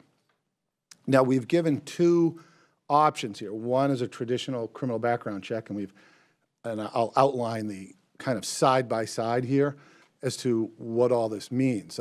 So on the left-hand side, this is just kind of a standard City of Kirkland. This proposed process is legal name, last four digits of your social security number. This is a nationwide screening. We also added for folks that aren't in the 880-foot category, an individual assessment for other folks who have been convicted of a sex crime to look back for 10 years. Now, again, the city put this in because we needed to fill in the details about compliance with 5522. The county has proposed a different process, but a process designed to achieve the exact same ends, which is compliance with 5522. And the county's process is very thoughtful because the county's process is consistent with the Housing First model of no barriers to entry. We did get a lot of feedback from the community about the requirement of a criminal background process. The requirement of signing an authorization may be a barrier for somebody who's otherwise inclined to come into this housing. The Housing First model is to bring people into housing and then figure out how we can help them. Now, the county's process focuses on the sexual registry. So if somebody's on the registry, they are going to find out, for the most part, if somebody runs afoul of the state law prohibiting folks to come on the premises within 880 feet. We had some concerns because we weren't sure what registry the county was talking about. We also have concerns about people that don't actually sign up for the registry as to whether or not they would be captured in this process. So that's kind of where we left it with the county. And the county, interestingly, went beyond 5522 in their proposal. They went beyond by saying the screenings will include person's behavior, physical health, previous legal system contact, history with involuntary treatment, and they would do an annual review for any new relevant state or local law prohibiting sex offense requirements. So this would be an annual review according to their processes. So one of the things we've been speaking with the county about is whether or not they would be willing to disclose what specific registry they're using, because there is a registry in law enforcement that's much more comprehensive than the registry open to the public. And it's our understanding now that the registry that the county is talking about is, in fact, that more specific and appropriate, in this case, registry from law enforcement. So it would be more comprehensive. And we're working with the county, and we think we may be close to an agreement with the county about using a database to supplement that registry with an online search, which doesn't require a social security number, but would disclose somebody's criminal history. And with those two components, we feel the county would be compliant with 5522's prohibition on 880 feet. So we're working on that, and I can answer more questions on that as we move forward. These kind of conversations are evolving, and Leo Fleur and Simon are here tonight to talk about that as well. But this is where we are in the criminal background screening process. How do we get to 5522's mandate that the city council can feel comfortable that the process articulated by the county is going to capture those people that should not be there by law? So the second of the two issues involves the supporting documents of the agreement. The community has raised several issues about the city council's role in approving these documents. Now remember, we're bringing life to 5522, so we're trying to get as much detail as we can up front, but 5522 simply says the county, the operator, and the county must have a code of conduct, and we include a guest policy as part of a code of conduct, a community relations plan, and a safety and security plan. Those are the three things in the term sheet. We don't actually have a good neighbor agreement in the term sheet. The county has pledged to do that as part of their implementation. It gets a little confusing because there's a lot of, we call it a good neighbor commitment, and there's a good neighbor agreement as part of a code of conduct. There's just terms everywhere in this process. So I've asked Leo if we could just include a good neighbor agreement as part of what the city approves, just like the other documents, and he has agreed to that. And I thank you for that, Leo. Essentially, what the county has already agreed to in the code of conduct, the security plan, and the community relations plan, when you couple that with the services document, we're already talking about all of these things anyway. But I think for the clarity for the community, we're going to include a good neighbor agreement as well in that. We'll make that change. The question the community asks is some members of the community are asking, is who's making that call? Right now, 5522 requires that these documents are approved after the operator selected. A lot of these documents involve the residents and the local community, and there's just a lot of people involved associated with the facility in making these agreements, which is consistent with the normal course of business for these types of agreements. But for the record, what we're putting in the actual language in the contract is that it's subject to approval of the city of Kirkland. That is subject to our own, I think, interpretation of how we want to do that. And we can talk about that in more detail. I don't think it forecloses city council action, but it is in the county's interest to move through these documents with partnership with the community expeditiously so that they can get this project up and going. So I've attached examples of a code of conduct, a guest policy, an actual good neighbor agreement from Auburn as part of the council packet. I have sent this out to the community. These are the types of agreements that we would be working on as we implement this process, and that the city of Kirkland, however we define that, would be approving them before they go. I think the police chief approves the security plan, but there is always a checkpoint. I always look to Darcy to get the head nod, see if I've got the provision right. So just to help with all of these documents, we've created this scheme, this graphic. So on the left, you see the permanent supportive housing agreement. I think we've created this agreement. I don't think it existed before this process. And the permanent supportive housing agreement does a lot with respect to the expectations of the operator that you might find in a good neighbor agreement. A lot of that is right in the permanent supportive housing agreement. What we've done cleverly is we've added the operator services agreement as an exhibit. And we've said to the county, when the council approves this document, you must approve a substantially similar document. This allows the community to see the terms and conditions that we expect from the operator, which hasn't been selected yet. And the constant refrain from the county, which I think is quite legitimate, is that they have to get an operator, and this has to be attractive for an operator. Once these documents are approved by the city council, and these are the two seminal documents, the services agreement can be approved and amended by the city manager, but only consistent with the PSHA, the Permanent Supportive Housing Agreement, and 5522. The city manager cannot vary from the mandate of the council in those two documents. Now, the next step, this is a timeline, this graphic. The next step is the operator selection. So if all goes forward, the council is approving the PSHA and the services agreement, the model services agreement. The county would then go out and select an operator. The city of Kirkland participates and concurs in that process. So we are a part of the process that selects the operator. Under our current timeline, and this hopefully brings clarity to all the document names, we will then work with the county, the service providers, the community members, other jurisdictional partners to create a code of conduct. We created something called a community relations plan, which is in 5522. We would work with the county, the operator, jurisdictional partners, community members, and the safety and security plan with the Kirkland Police Department and the operator. Those documents then would be created once the operator is selected, and they would come back to the city of Kirkland for approval. If you take the code of conduct, the community relations plan, the safety and security plan, and the services agreement, you essentially have a good neighbor agreement. But to the extent we are going to have a separate document called a good neighbor agreement, we're going to bring that back for approval now too. We're going to make that edit in our documents, just for clarity and communication for the community. And I thank you, Leo, for that. So here's the framework and the timeline about how these documents are created, when they're created, and who they report back to.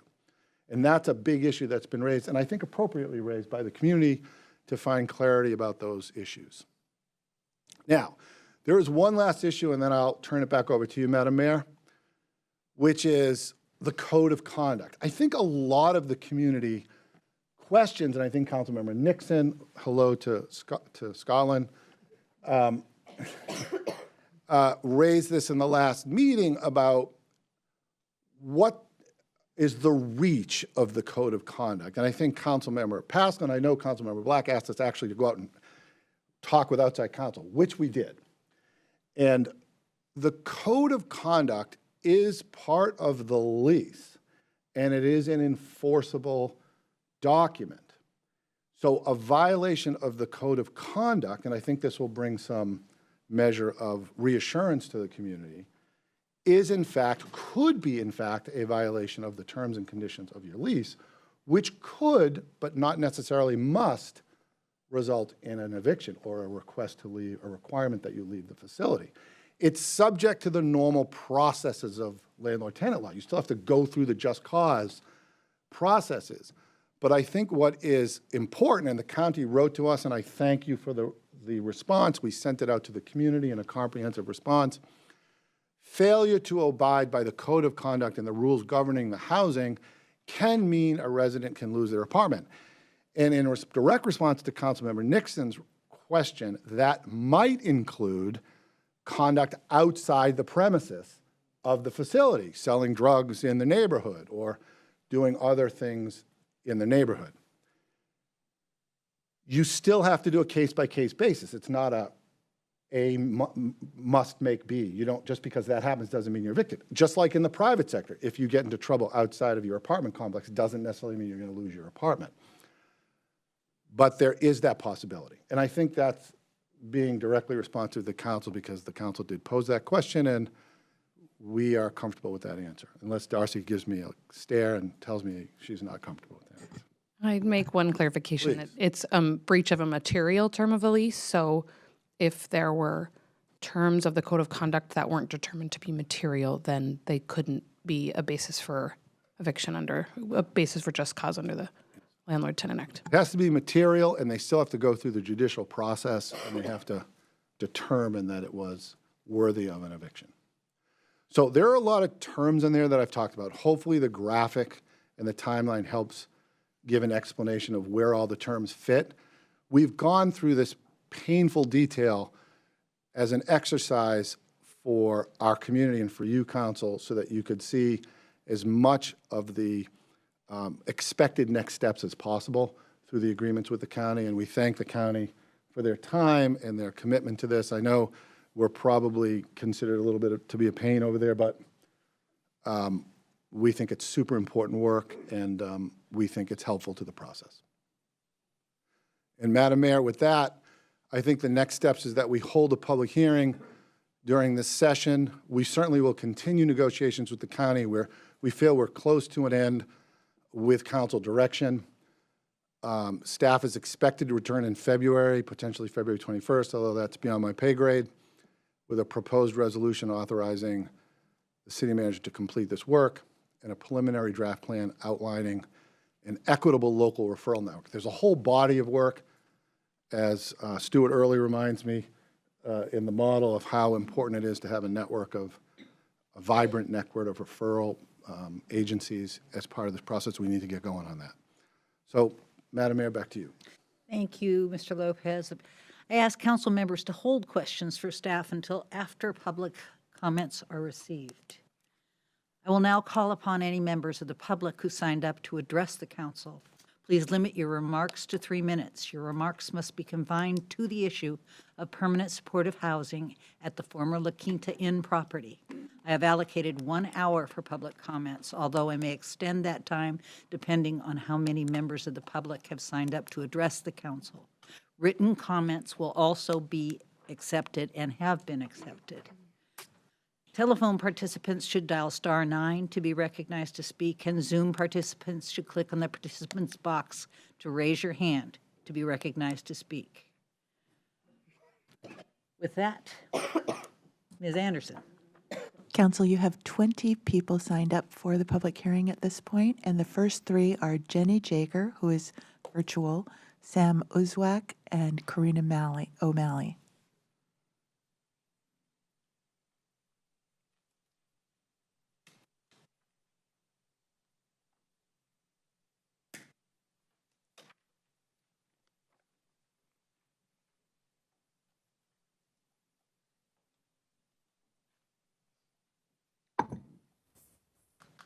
Welcome, Ms. Jager. Hi, thanks for the opportunity to speak.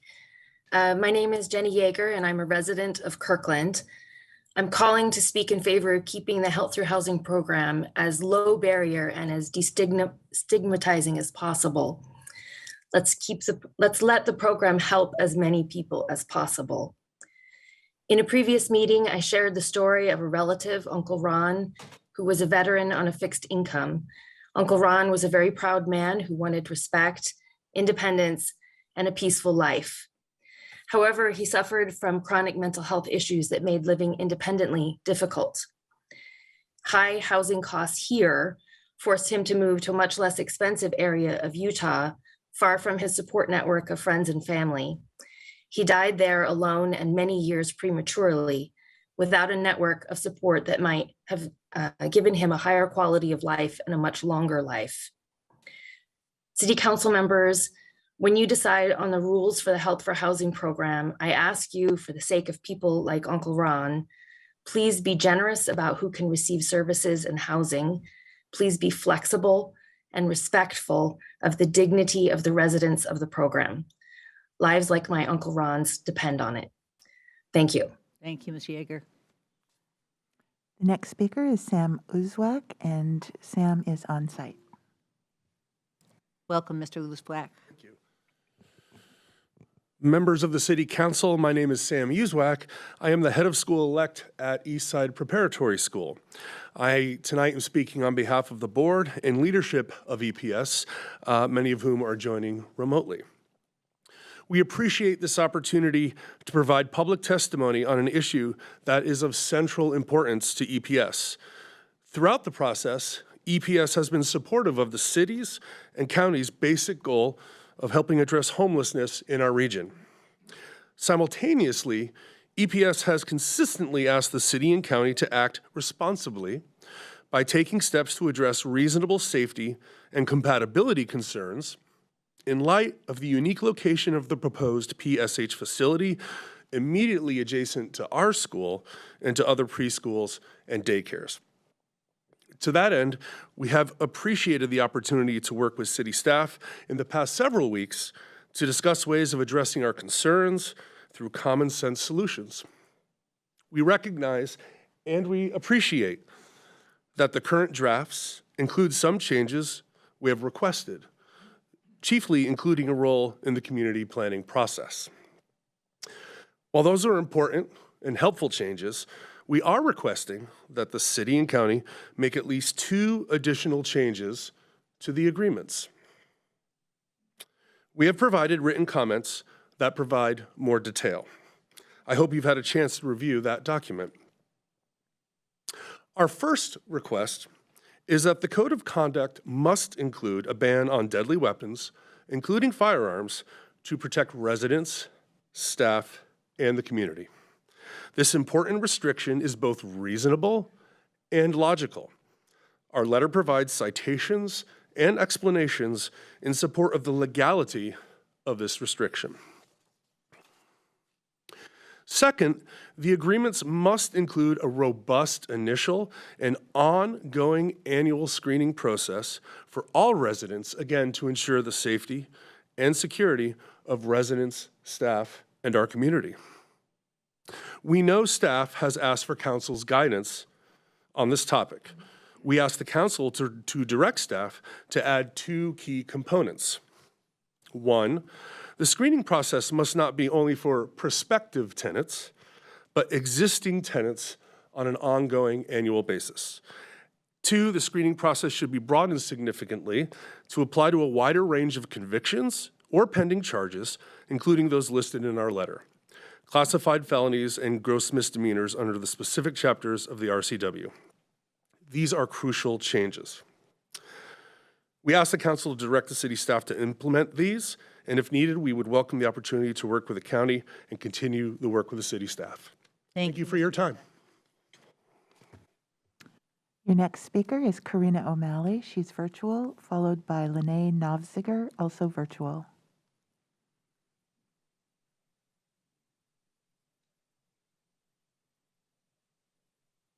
Welcome, Ms. O'Malley.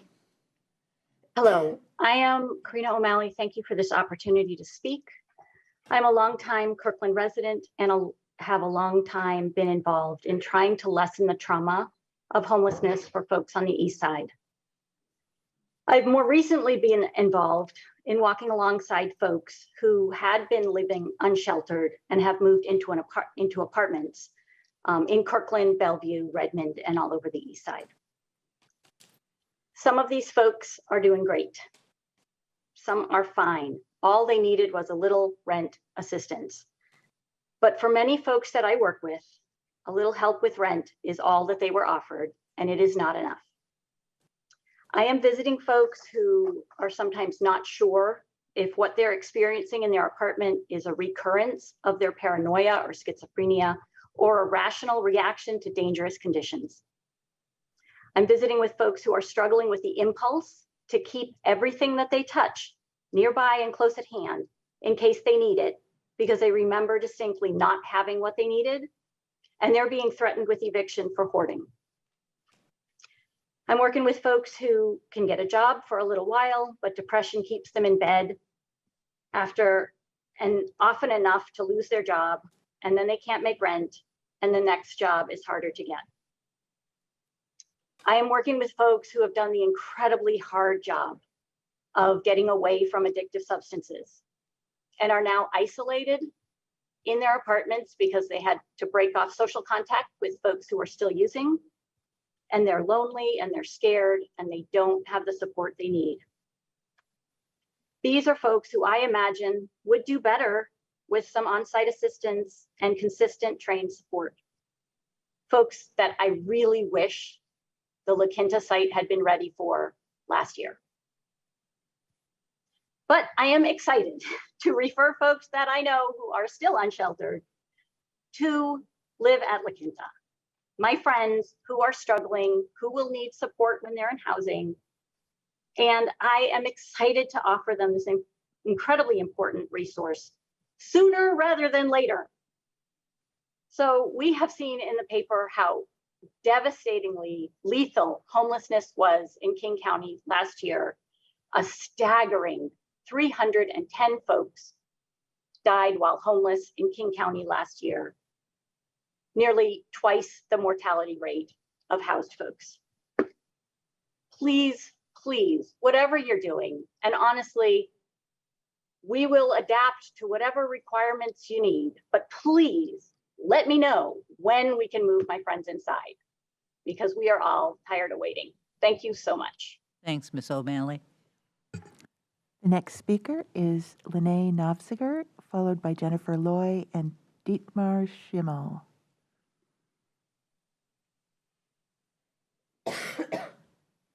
Ms. Noziger?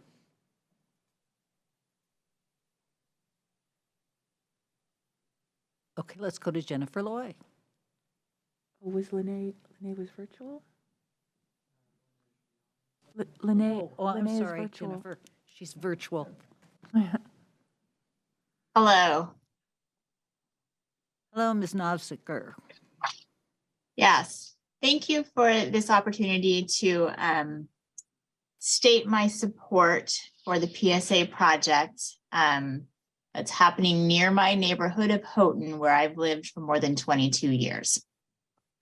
I have a couple of things to say, but my main 2 points are that I hope that we can move forward with this with as few barriers and as quickly as possible, because permanent supportive housing like this saves lives, and clearly the number of unhoused people who died in King County last year is completely unacceptable. My second point is that we should not penalize people for being poor by asking them to meet standards that those of us who are not poor and unhoused do not need to meet. So again, I hope that we keep the barriers to this project low and the barriers for entry into it accessible and appropriate, so that all of our members of our community can stay safe and well. I'm looking forward to welcoming our new neighbors in the near future, and I thank the council for all of their work on this project. Thanks so much. Thank you, Mrs. Novziger. Your next speaker is Jennifer Loy, and followed by Detmar Schimmel and Jack Stott, who will be virtual. Welcome, Ms. Loy. Thank you. In the spirit of partnership and expeditious speech, I'm going to be reading my prepared remarks. I did have an opportunity to look at some of the updates that had been done to the documents, and there are a few things I'd like to draw to your attention that could possibly be problematic in the long run. First, I'd like to say that the latest numbers I've seen is that there's about 13,000 unhoused people in King County, and I think we need to keep in perspective that this facility has about 129 rooms, so we're really looking at kind of a pretty small group that's going to have the opportunity to live here. You must insist on full background checks to ensure the safety of the other residents in the facility and the staff working there. Isn't it relevant if a resident raped or murdered somebody 12 to 15 years ago? The current update extends some checks to just 10 years. How can the operator that you select properly put together a security plan or manage a resident's case without a complete understanding of their history? The appendix documents. Auburn is referenced. This facility is not up and running. It looks like a nice rough draft, but there's not a lot of detail there. And it's also, the reference is a facility that's not up and running. The scaffolding of the House Rules document doesn't address in the community fully enough. It does say no solicitation, which is good, but we need to know more about what happens in the community off-site. The code of conduct should be detailed and completed to a level of specificity beyond the Auburn document prior to the request for proposal process. Auburn's agreement is a good start, but not granular enough to protect city interests. Operators should bid with full disclosure what the good neighbor musts are from the city of Kirkland. Overall, there are not enough guardrails around residents' behavior in the community. This is the time to advocate for the future residents and the community. King County is not an expert with decades of gold standard experience. The city will only be on offense until you sign these legal agreements and select the operator. Document in detail what is important to King County, or what is important that King County and the operators would not naturally be incented to do. Supportive. Do you have the names of the inpatient and outpatient mental health and drug rehab facilities residents will be able to access from La Quinta? Do they exist at this time? Do they have capacity for 80 or so new patients? And do you have confirmation King County is paying for this treatment? There is not a best practice model to draw from. This has been known and stated by Leo Flor and Mayor Sweet almost a year ago in February. You all promised a best-in-class facility. This is the time to make or break that promise. Thank you. Thank you. The next speaker is Detmar Schimmel, and followed by Jack Stott, who will be virtual, and Sriram Rajagapalan, also virtual. Welcome. Good evening, Mayor Sweet. Good evening, council members. My name is Detmar Schimmel. I'm a Houghton resident for 20 years. First of all, thank you for maintaining and keeping the chalk banner. I witnessed a crash myself there, so great effective solution. Thank you. I'm opposed to the siting of the permanent housing project, but I won't go into the reasons for it. They have been mentioned plenty of times on both pro and against. Don't think anybody's going to change mind on that one. looked over the various draft agreements, and really at this point, they are drafts. They're by far not complete. And actually, again, my focus as well would be more what happens outside of the facility rather than inside the facility. And I urge the council definitely to get a baseline what right now crime incidents are, shoplifting, and so on. And also what the baseline is for in terms of economics, economic impact. So vacancy rate, or businesses closing down after the facility opens. What is the economic impact for the city of Kirkland? Because, and I would really urge the council to basically reserve a get out of jail card, essentially. So if things don't work out as we are planned and everybody hopes for, that Kirkland has the ability to pull out of the agreement and says, okay, we tried our best, we tried to work with the operator, but there are things the operator cannot control. The operator cannot control what happens off the premises. So, and that's really something I would urge to look into it. As my previous speaker said, the provided sample documents are very short. I mean, even the service agreement mentions that the code of conduct needs to stipulate what are the what kind of repercussions, what the repercussions have to be if somebody violates the code of conduct. Nothing is mentioned in those paperwork what the actual actions are. There's nothing in there. One thing, there's no staff ratio mentioned. It says the operator is supposed to be 24/7 on site. Does it mean one person, two person that are going to be there and taking care of 120 people?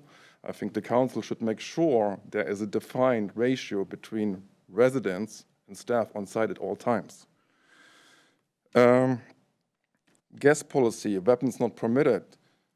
How is it enforced? Is there going to be metal detectors at the door? Is the staff manually frisking the people coming in? Because it's nice that it says there on a piece of paper, but people don't necessarily follow the rules. So how is it enforced? Yeah, and that's pretty much what I like to point out. I don't think there is, yeah, I won't take up any more of your time. Thank you very much. Thank you. The next speaker is Jack Stott, who is virtual, followed by Sriram Rajagapalan, also virtual.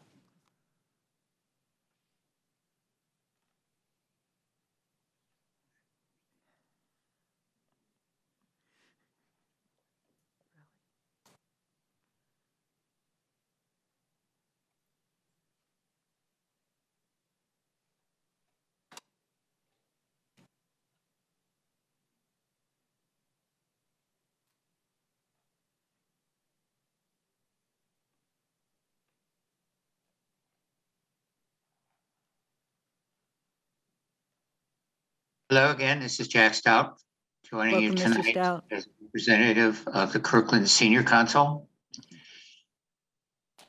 I want to remind the City Council and the public as well that nearly a year ago, the Kirkland Senior Council submitted a letter to this City Council supporting this program at La Quinta. And we want to affirm that it is important for us to state that again. We recognize that housing within the community is a paramount issue to seniors. It is in many ways because of economic factors, but also health considerations, and also the fact that rising costs and inflation are impacting seniors in our community and making it more likely that because of health issues and economic issues, they themselves may join the homeless community.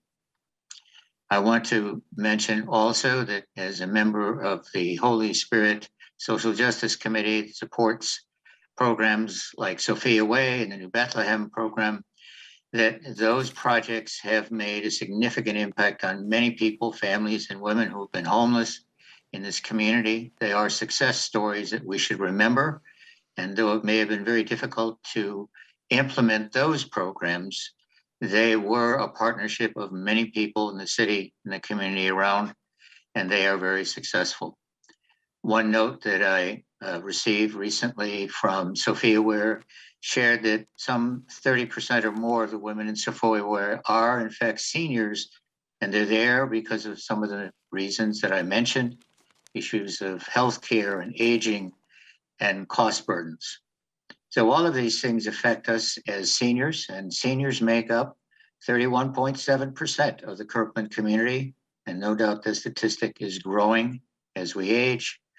So I'll just close tonight by saying that I encourage the City Council to continue its hard and difficult task to encourage the conclusion of this project and get the La Quinta facility opened as soon as possible.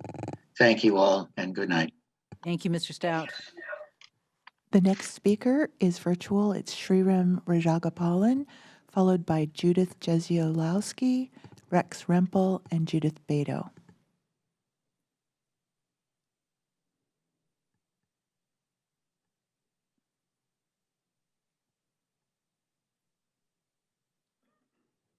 Welcome. Hi, good evening, Mayor and the City Council. I wanted to put in a strong statement of support for the permanent housing project, the La Quinta Inn that's being converted. I want to emphasize, like some of the other speakers before, that we want to make this be a low barrier facility, somewhere that people can get help, get a roof over their head. This is not a jail. This shouldn't be treated as such. This is a place for people to live. But yes, people who have certain challenges and they need a lot of support. And so I would like the city to, there are common sense safety considerations, of course, that need to be kept in mind, but really the focus is on helping people and helping them become more productive and helping them get to a better place in their life. So that's really what I would urge the city to do that. And as we know, we have a severe crisis at this point going on with homelessness and behavioral health crisis. And the sooner we get facilities like this operational, the better. This is a drop in the bucket in terms of the need, but it is an important part of it. And so the sooner we move, I'd like to see a lot more urgency in terms of moving forward. I do have a couple pieces of feedback to offer. First, it has been, just in terms of communication and transparency, I would say it has been really hard to understand where things are at, to understand, when we can expect, things to happen, when we can expect things to conclude. It's been really hard. There's no easy way to understand the status right now of the agreement. But I think along these lines, an important part of when you establish a facility like this is for us as the public to have a really good understanding of what is happening in the facility, who is it helping, how many people are being helped, what are the outcomes. And we need to be able to go to something like a dashboard or something that is a public site that we can go and look at it. That's a really important part, because that is how we learn about what's happening. We build trust within the community. So I would really urge the city council and the city manager to kind of, as this facility gets built out and goes live, to really make sure that the outcomes and communication and information about what is happening and how well it's operating be really available to anybody in the community. Thank you. And again, I really appreciate the efforts of the city council in moving this project forward. And I'm looking forward to this facility going live in as early as possible. Thank you. Thank you, sir. Council, your next four speakers are on site, beginning with Judith Jeziolowski, then Rex Rempel, Judith Beto, and Stuart Early. Welcome. Hello, Madam Mayor and council people. Can I sit down over here? No, we've got to have you go into the microphone. How about if I go like that way? There we go. That way, so this isn't a Come down to you. Thank you, Dave. Oh, that's good. That's nice. Thank you. This is the first time I've ever spoken in front of any council, so it's about time. And I found out about the meeting about 2 hours ago, but thought it was pretty important and I should get out here. So I'm here to speak in support of the permanent supportive housing at the former La Quinta Inn. I am lucky because I have a home warm and dry on Yarrow Point, which my house is about a mile from the location. So I'm really kind of excited about that. And I'm proud that we as a community are in the process of providing housing for those in our society who are most in need. It'll provide stability and security. And I don't want to be part of the group of people who say, not in my backyard. I say, let's put it in my backyard. I think that would be a great idea because we have the resources here to support that. I appreciate this housing opportunity because the need is really urgent. And I thank you and all the people that have worked so hard to make this a reality come to fruition. And I really appreciated the time to be here. Thank you. Thank you for your comments. Rex Rempel is next, followed by Judith Beto. Welcome. Thank you. Good morning to our Scottish council member and good evening to everyone else. I live and work in Kirkland and live near the proposed facility. I am a licensed clinical social worker who has spent most of his career providing behavioral health services to homeless and formerly homeless people in King County. I have also had years of opportunity to supervise the clinicians working in permanent supportive housing projects in King County. And so I have direct information about and evidence of and experience visiting and overseeing services within these facilities. It may surprise some people that know me that I want to start by acknowledging some of the concerns of some of my neighbors. I can tell you firsthand there will be problems. There will be difficulties. There will be inconveniences caused, and they will happen several times and many times, and things will happen again. And that's a reality because anybody who's lived with a chronic illness knows that recovery from a chronic illness is not linear. Anybody who's lived with a behavioral health condition or supported somebody with a behavioral health condition knows that recovery is not linear. The evening started here with a proclamation speaking to the racial healing that our community needs. And that kind of trauma recovery as a community or trauma recovery as an individual is not easy. It is hard work. It takes time, and it is painful, and it is full of setbacks. And so I want to say that permanent supportive housing is an imperfect tool. And I want to encourage us to remember why we're doing it when these imperfections come up, because they will. First and foremost, permanent supportive housing is an evidence-based, life-saving practice. It has been shown to reduce all of the problems associated with chronic homelessness. Secondly, part of being a civil society is simply protecting the vulnerable. We do that in all sorts of ways, small and big. In large ways, I look at what my tax payments are and what they go to. In small ways, I got stuck behind a school bus this morning and a pedestrian crossing the street. Part of what it means to be a society that is civil and livable is to protect vulnerable people. That's part of what it means to be a community. Frankly, I think that's part of the definition of love, which is not a word we use in politics, but we do use in our real lives. And so, when we have these difficulties, I want us to remember why we're doing this and to thank ourselves for doing the hard work of making lives livable and safer for people who are vulnerable neighbors. Thank you. Thank you. The next speaker is Judith Beto, followed by Stuart Early, and then Ronald Snell, who's virtual.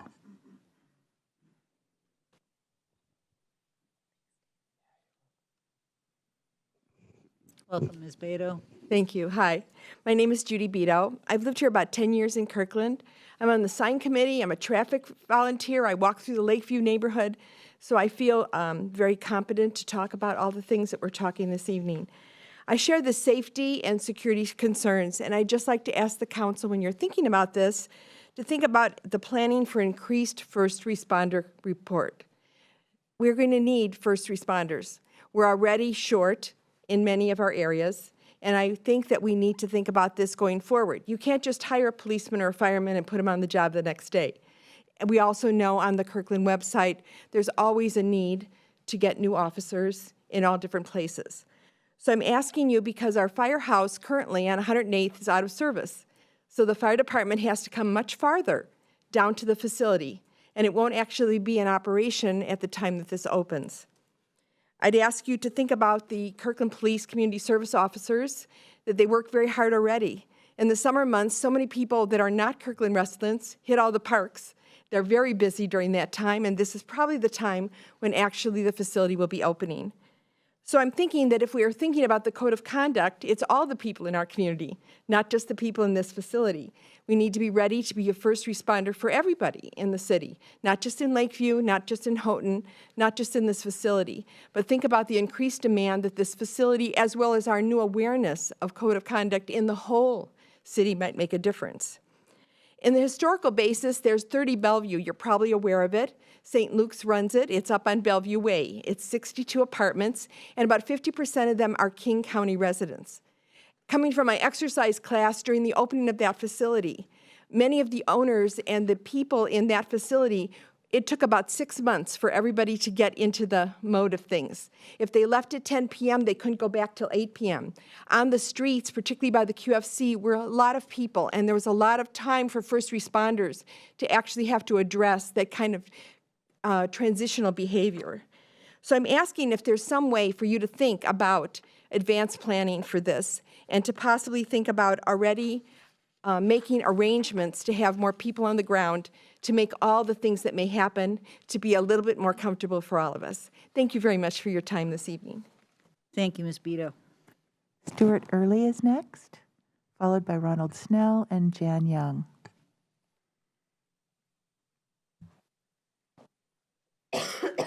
Good evening. My name is Stu Early. Thank you for the opportunity to talk with you again. 3 issues that I think you should address or talk about. The first has to do with performance measures, what really constitutes success. The draft PSHA lists 12 metrics that you should be receiving. I think some of those are quite good. Some of those deal with the community, some deal with the residents. None of them, however, have goals or target performance levels.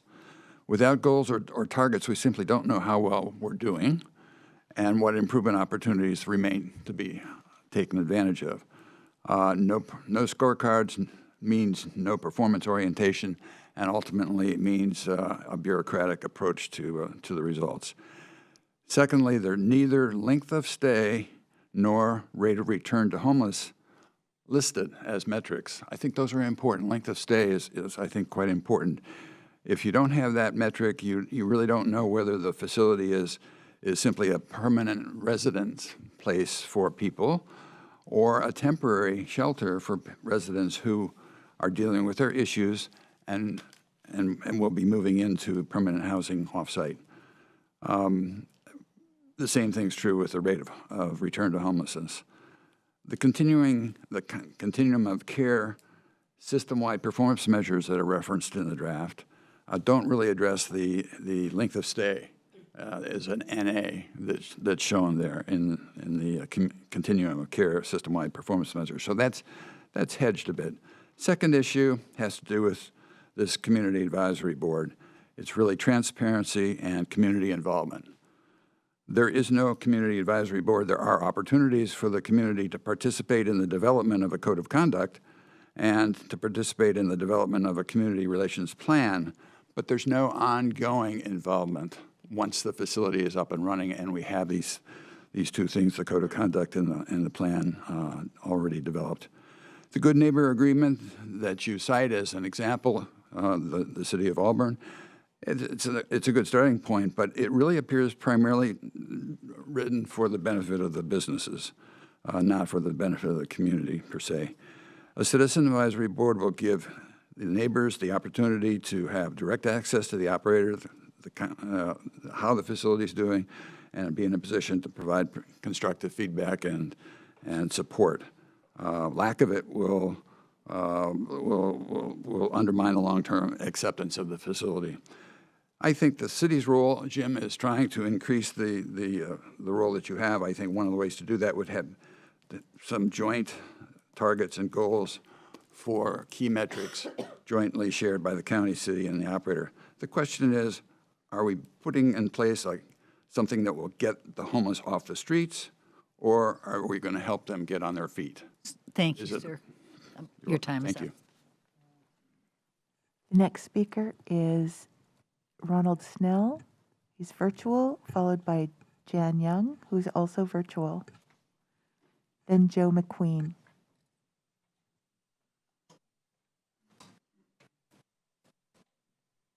Welcome, Mr. Snell.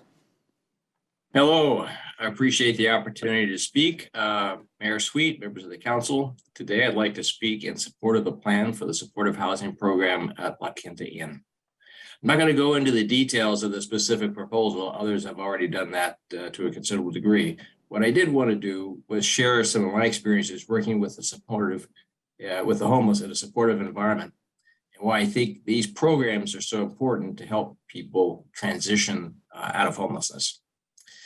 My home church, Bellevue First Congregational Church, has long been a member of Congregations for the Homeless and has housed homeless men for many years in a shelter that rotates monthly between 12 churches.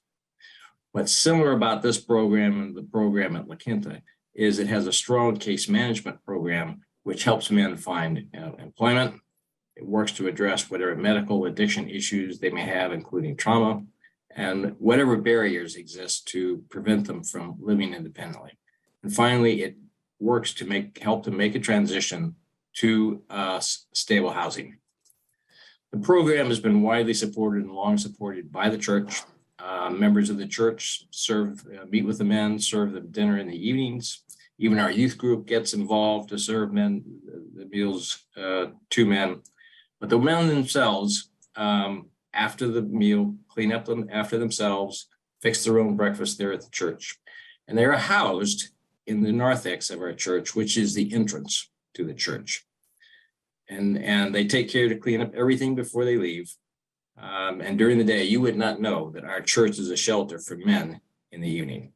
For almost 20 years, the church has been a member of CFH and has never once had a serious issue that has called anyone's safety into question. So what I want to really make the point is that certainly in a program like CFH, where you have a strong case management program, there's a good opportunity to really transform people's lives and allow them to work on issues that they are facing and to make a transition to a more stable environment. My experience working with the homeless, they are almost always universally appreciative of all the help that they receive.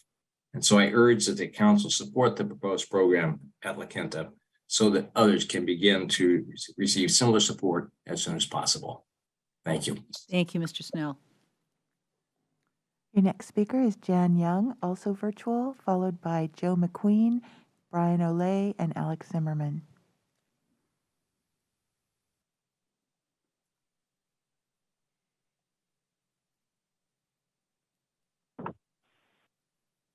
Hello, can you hear me? Yes, we can. Great. Thank you. This is Jan Young from Kirkland. I fully support the PSH in Kirkland and the city's efforts to hold King County accountable to ensure this project produces a safer outcome for all those impacted.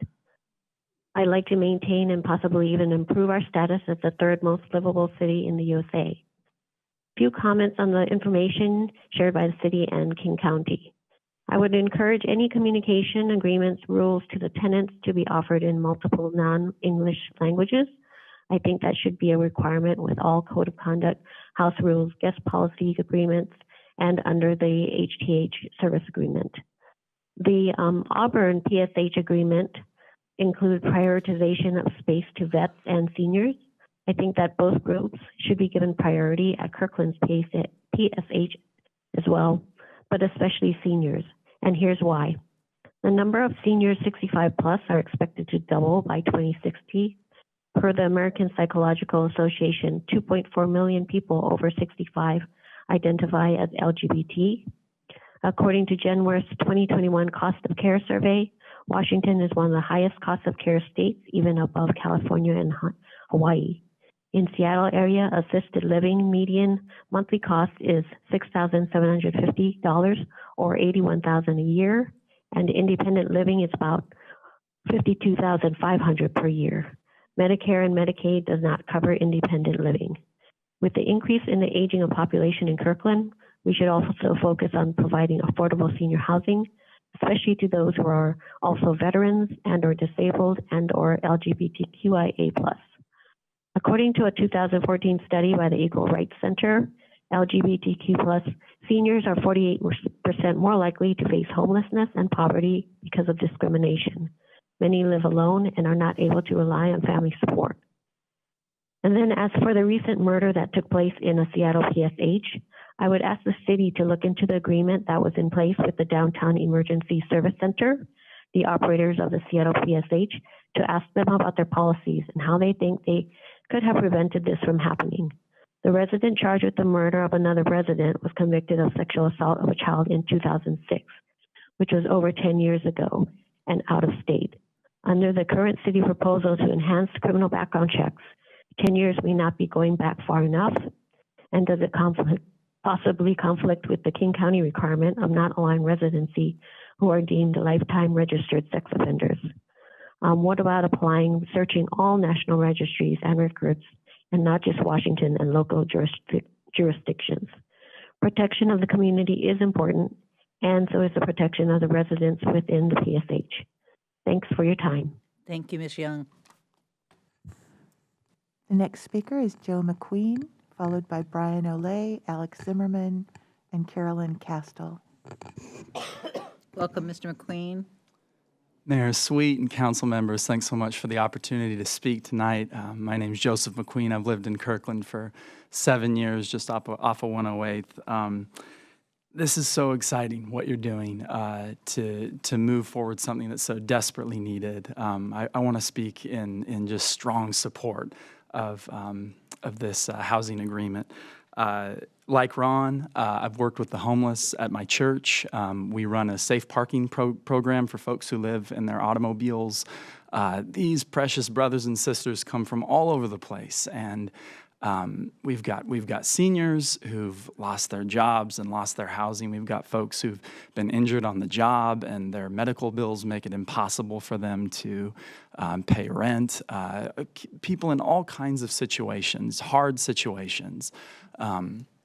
And as I stand here and I think about the possibilities, I actually get excited. I know there's a lot of bureaucracy. Jim Lopez, that was an amazing presentation. Thank you. The details matter, right? The details matter. But I would echo Ron and Rex and Judy that we keep the bigger picture in mind here. I mean, we're coming off the wake of MLK Day. I feel like it would be appropriate to quote a little scripture at all of us, right? To whom much is given, much is required.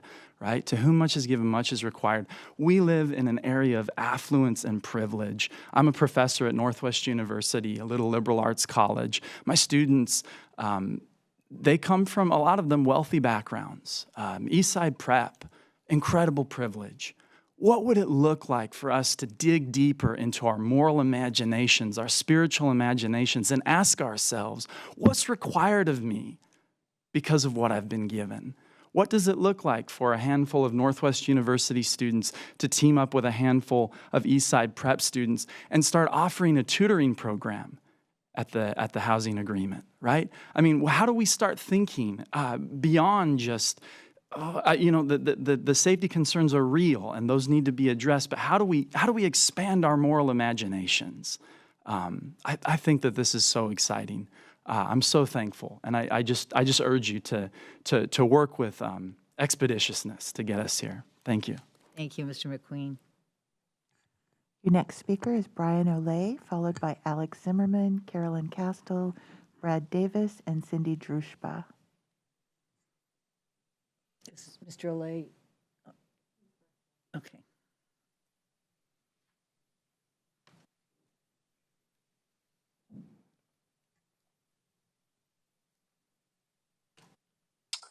Hi, good evening. Can you hear me? We can. Welcome, Mr. Olay. Good evening, and thanks for the opportunity. I'll be brief, and I've been a Kirkland resident for about 5 years. I live in Houghton right now, and I wanted to quickly talk and make some asks about performance measures, specifically about tracking PSH's impact on neighborhood crime.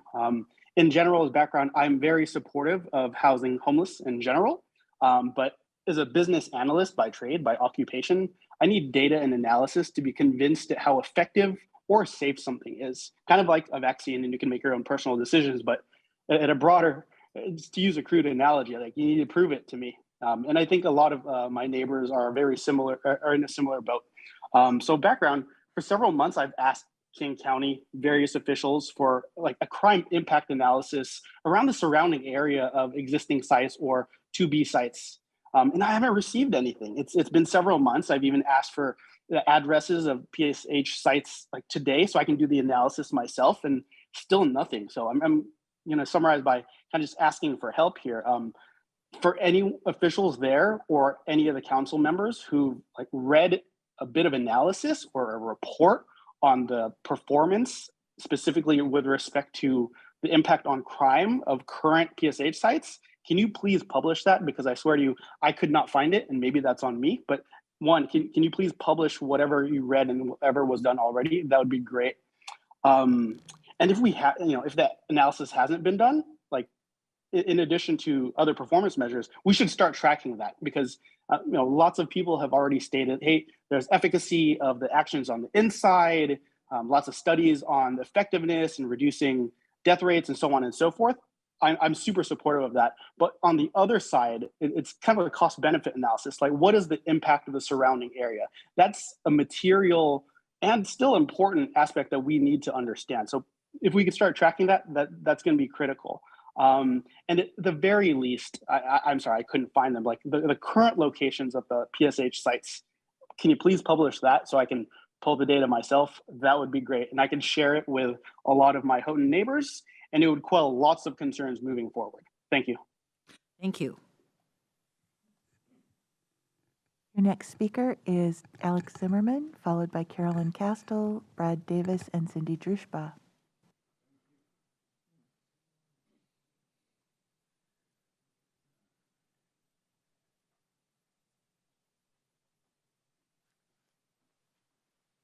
Welcome, Mr. Zimmerman. Thank you. Sie Heil, my dirty, damn Nazi Gestapo democracy fascist, a bandito and killer. Yes, exactly. It's exactly who you are.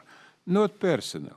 All Democrat who control right now everything. Mr. Zimmerman, this is a public hearing. Yeah, about housing. Absolutely. You're absolutely right. In '96, I bring housing discrimination on behalf of 500 families in Bellevue in Central Park East apartment. I 6 times evict. Yeah, 6 eviction have last 6 months ago. I prosecute 3 times. Yeah. My experience with housing, I think I'm an expert, one only expert from people's side in state Washington, maybe in America. I'm not too much sure about it. Mr. Zimmerman, could you confine your comments to the La Quinta? Yes, exactly. This is exactly what I want to speak to you about. I hear what this manager talking. To me, this look like brainwash masturbation, because 99%, 99, don't understand what's going on. Situation with housing, very simple. Nobody care touch this. It's a problem. It's a problem because we have right now a situation what is Democrat control everything. They spend $1 billion and billion dollars. Mr. Zimmerman, this is... Please limit your comments to discussion of the permanent supportive housing at La Quinta. Exactly. It's exactly what is I doing. Because you cannot separate one from another. You need to understand why you're here. Because you have these rules. So I explained to you, this rule never will be working because it's not enough housing. People dying, million people supposed to be help, and nothing happen. Why? I'm a businessman, you know what I mean? So my question very simple, how we can fix this problem, huh? Why we come to this situation when everybody have housing? 35 years ago when I come to Bellevue, you know what I mean? What? I'm going to ask you to sit down. You are not addressing the public hearing appropriately. No, okay, give me another 10 seconds and I will explain. Everything what is this guy, manager, you're talking about this, and I told you again, this 100% BS. Because Thank you, Mr. Zimmerman. I'm going to ask you to sit down now. No, I don't understand. You don't give me chance to speak about proposition, what is we have about housing. You're not So my opinion straight, this brain wash masturbation, a BS. I'm sorry. Your next speaker is Carolyn Castle, followed by Brad Davis, Cindy Drushba, and we have someone with their hand raised named Lee H. Councilmember Nixon, thank you for staying up all night. on vacation. Caroline Castell, I'm a quarter mile from La Quinta. I've been there since March 72. There's 10 houses. I'm 10 houses away. I've had drug dealings in my driveway. They zip in past the hedging, so they're not seen. So I'm concerned, a little bit concerned regarding drugs. First of all, I couldn't find any limit to the length of stay. I wonder how that works. I'm also wondering, do we have a percentage of the Kirkland residents that we'll take care of? Like we're in Kirkland, so I'm hoping that 20%, or I know people are living in their car and they're going to work. And I hope those are some of the people that we'll take care of, okay? I don't know how we'll do that, but I know they're living in their vans and stuff. And so obviously they're paying taxes and working. I really support those people. What about, is the Big Fish going to be a soup kitchen? Does anybody know that? That Big Fish right next to La Quinta? Are we going to be serving food there? Anybody have a clue about that? Or is that a mystery? We don't know. What do the people do that aren't, so is there a percentage of people that are working and those that can't work because they're having drug and alcohol issues? Do we moderate the percentages? Do we look at that? How does that work? I don't know how they determine that, but I don't know whether the city of Kirkland looks at that or not. I'm guessing that drugs are allowed as long as they're not an issue and the resident manager isn't having any trouble with them. They're permanent housing and they're in their own units, so I don't know how that works with the drugs. Ms. Castle, can I refer you to our website? Yes, I read, there were 63 pages. I read it, but it didn't answer those questions clearly. I did read it. There were 63 pages. I looked at all the pages and I still had some questions. And so the ones that aren't working, I don't know what they do for those 8 hours they have to be out and about during the day. I don't know how that works. And thank you for what you're doing. Thank you. Your next speaker is Brad Davis, followed by Cindy Drushba, and we have someone online with their hand raised named Lee H.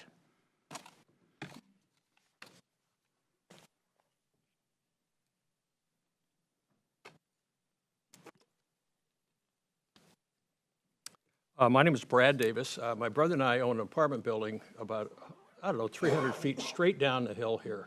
It's a gray building. You can go out of your parking lot and go right down there. We built it in 1990. It was the smallest, it was the biggest building on the street. All the place was woods. I couldn't live, nothing was on that street. So times changed pretty rapidly. In fact, one of the reasons we went ahead and built it was you guys were going to downzone the lot, and that changed too. So, but anyway. 255 4th Avenue is the address, and soon after, well, not soon after, but you guys had a homeless encampment in the church across the street, and it rotated between churches. I never paid much attention to it until as soon as it opened, we started losing bicycle parts and things, and then when they moved, that went down. We also had some problems with people trying to break in the back door on it, so I'd go up there and look, and they're casually eating lunch at noontime, so I wasn't real excited about that whole operation.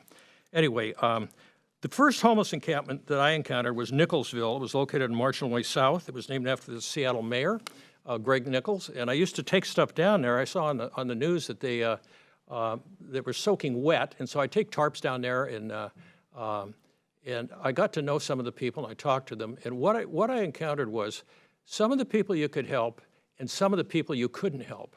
And the ones you couldn't help, they like sitting in their tents and getting high all night, and you weren't going to change that. What I'm asking for is a change in nomenclature. The word homeless to me is very, very inaccurate. 20% of the people need homes.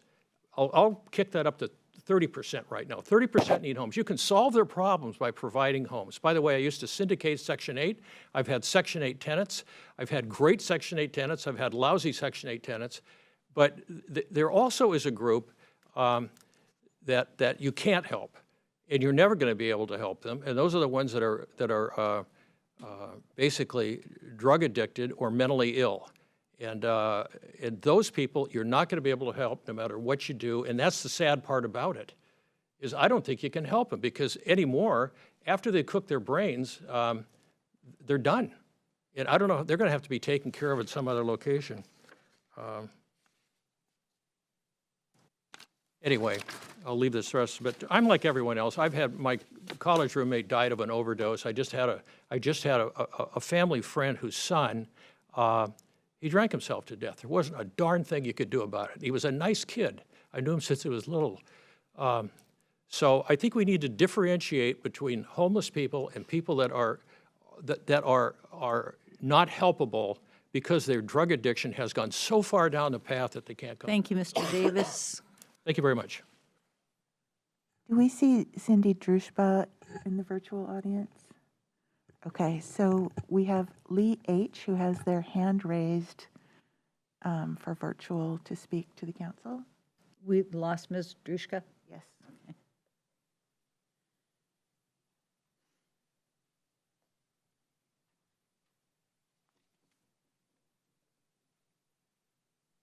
City Council members, my name is Lee. About the proposed criminal background screening process, I support City of Kirkland to have a stricter process on the background checks, and I oppose to the King County's proposal. If we do think King County's data has richer data or have some process, we should consider combining the screening process to pose a stricter screening checks. The goal is to prevent to have sex offenders and the criminals to get closer to this radius of school distance. And I also want to support the earlier request to adding restrictions on deadly weapons inside this facility. And also want to say, for any earlier speakers who mentioned about concerns for having your friends to be housed in this facility, if they are not, they don't have criminal history or sex offender history, I don't think that's a concern.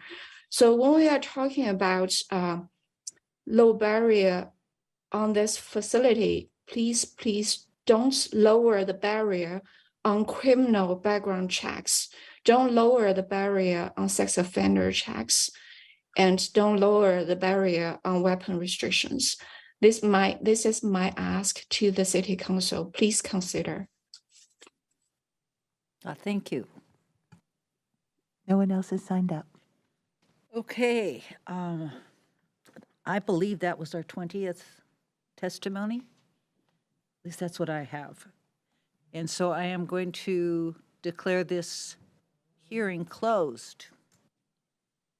And with that, I am going to turn to the council and ask if there are any questions, concerns. Madam Mayor, might I suggest a recess before we get into discussion? I think that's a great idea. Thank you. We normally try to take a 15-minute break when we've been at it for this long, so we're going to do that right now, and we will be back in 15 minutes. Recording stopped.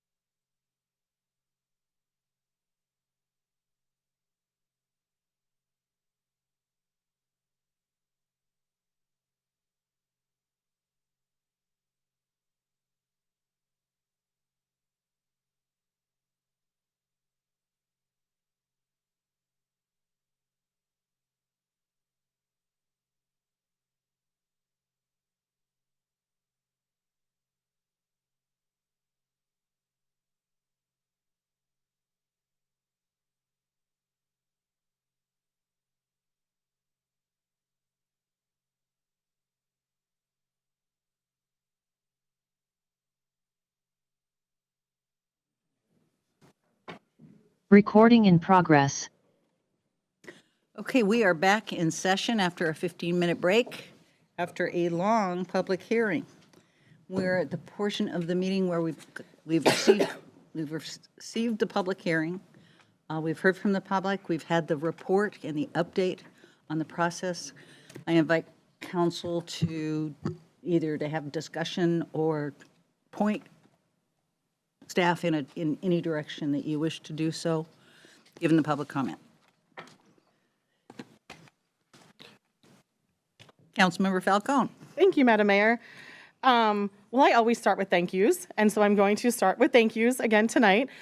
Thank you, thank you, thank you to King County for being such a great partner through this and wanting to partner with the city and wanting to partner with the community. I really appreciate that, and that's really shown through that genuine desire to collaborate and partner. We definitely appreciate that. Thank you to City of Kirkland staff who's working so hard as well. I know there's so many behind the scenes conversations that you're working so hard to reach an agreement here, and I feel really optimistic and really thank you for your presentation tonight. Jim, I really appreciate that. Tonight, I was mostly here to listen, so I don't have extensive comments. I do appreciate, like I mentioned, the negotiation process that we've gone through, and I feel like we're headed in a really good direction, and I'm thinking particularly of the background checks. I support moving forward to finalize the details in the direction that it sounds like we're almost there with King County on, and so I support that, and I support the direction that we're moving to, and it sounds like we're almost there, so thank you. As was said tonight, we've heard from the community, and we all are quite aware of the urgency of this issue as well. We've all many of us read the Seattle Times article yesterday about how more unhoused people died in King County in 2022 than in any other year on record. And I know that was shared tonight, but that just, I think, underscores the urgency of us moving forward. I want us to get to a place of agreement, but I don't want us to get so caught up in that we don't, that we lose sight of why we're doing this and that we need to move forward and that there is an urgency. As some of our community members have shared with us on more than one occasion, people are dying right now. Unhoused people are dying today, this week, this month. And the sooner that we can put these services in place and get folks housed, the better. So I want us to do this well and to do this right, but I just want to remember that sense of urgency and the very real implications of the timeline. So thank you. Thank you. Any further comment? I just have a couple, Madam Mayor. Thank you. And thank you, Councilmember Falcone. I want to echo her thanks, and I also want to add to her thanks the people that spoke this evening and the correspondence that we've received from the community. And I also want to echo strongly Councilmember Falcone's comments about urgency. We have been working on this a year. We do need to move forward. Jim, the slide that you presented that explained the timeline and what agreements impact future agreements was super helpful. So I am also eager to move forward. We did receive correspondence from Eastside Prep today that I assume that we're going to go through that letter in detail and respond. I do have a couple comments on the data that we're going to track. One of the things that I think it's important is, I want to reflect back. Sorry, Mayor, I'm trying to go fast. I want to reflect back on one of the comments that we received this evening about the residents of this community have been through a lot. They are a fragile community who will need a lot of support, that this is not going to be a straightforward path. We know that they're senior citizens, they have chronic health conditions, they have diabetes, liver disease, behavioral health issues. When we track this data, what I want to look at, and also, someone earlier asked for metrics. This is a population that is going to be very difficult to provide metrics because it's not going to be a straight line when they're in this community. But I do think it's important that when we look at, I want to see what lives have been improved, who has taken job training and received employment.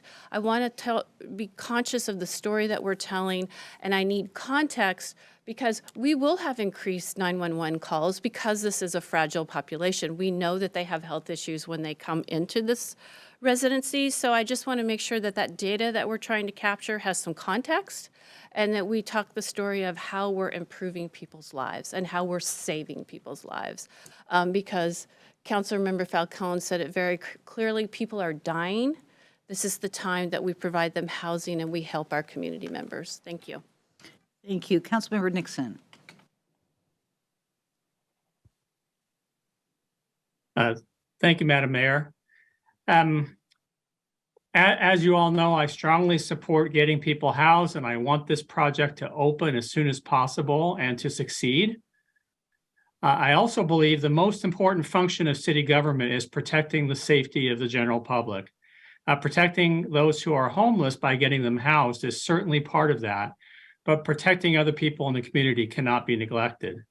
I've previously said that checking the Washington Sex Offender Registry is not sufficient to protect public safety. Our residents deserve to have comprehensive criminal background checks performed for people proposed to be placed at the La Quinta site. That check needs to be repeated annually or so. And if a resident engages in behavior that would have prevented them from moving into the La Quinta in the first place, then they should be moved to a different PSH facility. And to be clear, they don't need to be evicted. They don't need to be put back on the street. But there are plenty of county permanent supportive housing facilities in less sensitive areas, and they could be moved to one of those. I listened to Jim Lopez's remarks and was very encouraged. It's sounding like maybe the county is agreeing to these comprehensive background checks and doing them on a regular basis and using that as the Mr. Nixon, we are losing your. And I'll have a. But Okay, we are not hearing you, Toby. You might, and your screen is frozen. Do you want to go off camera? I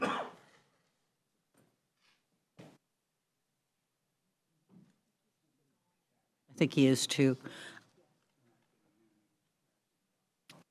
So is Kathy going to send him a chat? Okay, Deputy Mayor Arnold. thank you, Madam Mayor.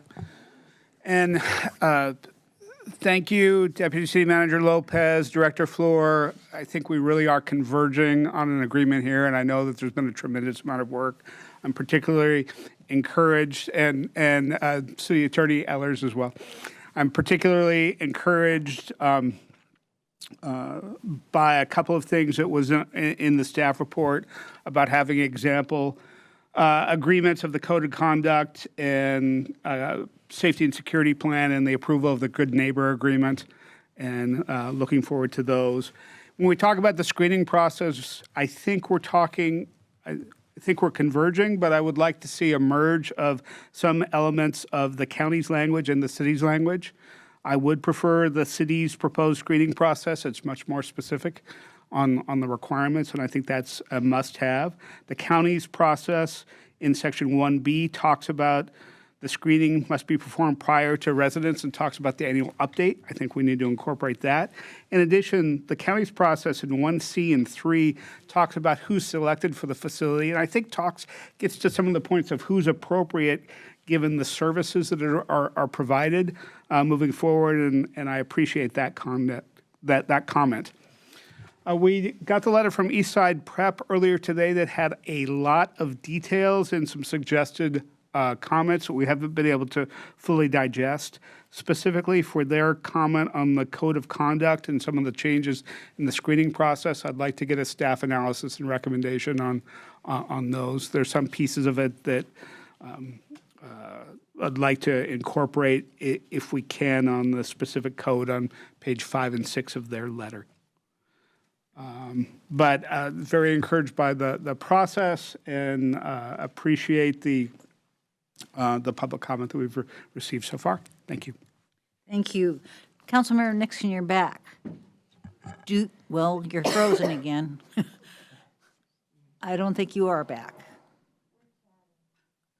Okay, Kathy, you want to advise him to send his comments electronically? Councilmember Pascal. Oh. I just wanted to comment on Councilmember Nixon. I know his screen is frozen. The agreements are a lot closer. The counties, what we're talking with the county about right now is not a signed authorized criminal background check. It is a state research of all criminal history in the state of Washington, which you don't need to have a signed authorization for. But it would disclose people who would be in violation of the 880-foot prohibition. That's the distinguishing factor. Just wanted to make that clear. Were you able to hear that, Councilmember Nixon? Some at least. Okay. Did you have any other comments? I'm not sure where the internet went flaky on me the last time, but unfortunately, it's about 6 a.m. here. I think people are waking up and starting to use their laptops, and it's taking up the bandwidth. The main thing I wanted to say is that if the background checks are going to be comprehensive, then I'm happy. If they're not, then I'm not happy, and we'll see how it goes. You're going to be happy. Okay. All right. Okay, thank you. Councilmember Pascal. Great. Yeah, thank you, Madam Mayor. I don't have a lot to add. I just do think it's important that go on the record with some of my thoughts that I heard from just based upon what I heard tonight. I thought many good comments and questions. I think I came away from the material feeling like the goals really do appear to be aligned between the county and the city, and that security and safety continue to be key topics. And it's not just about the school or the community, but it's also about the new residents, the facility too, that they have peace of mind that who their neighbors will be. Jim, you had a great graphic there with the code of conduct, the safety and security plan, the extensive screening process, the good neighbor agreement. You know, those are all contributing to important steps with this process. In regards to just a few questions, I think they align with some of what I've heard from my colleagues. I'm interested in learning more about the county screening process, just a little bit more details, how it actually works. Maybe they could walk us through that, either offline or wherever. I'd just like to learn more about that. And then regarding the EPS letter, yeah, just really interested in hearing a response to some of those questions and topics. And I'll wrap it up by just saying that I think we're moving in the right direction. I do want to again thank city and county staff, and then and just as importantly, the community for their input. Really do appreciate the time. Thank you. And I will close it up just by saying I was very impressed by the testimony tonight. I really appreciate people coming, stepping out of their comfort area to share with us. And the only other comment I would make is I do also want to see a response to the EPS letter. I think the requests in it were logical. But the most important thing for me is really the urgency of this situation and moving forward as fast as we can. I feel like this is a very significant step in getting us where we want to go.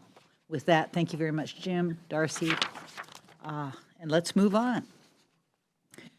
So before we have a motion on the consent calendar, I'd like to ask Deputy Mayor Arnold for audit of the accounts. Thank you, Mayor. We had payroll in the amount of $3,671,844.57 and bills in the amount of $3,889,179.84. Thank you. Can I get a motion to approve the consent calendar? So moved.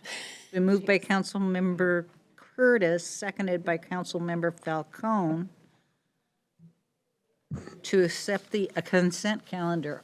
Any discussion? All those in favor, please signify by saying aye. Aye.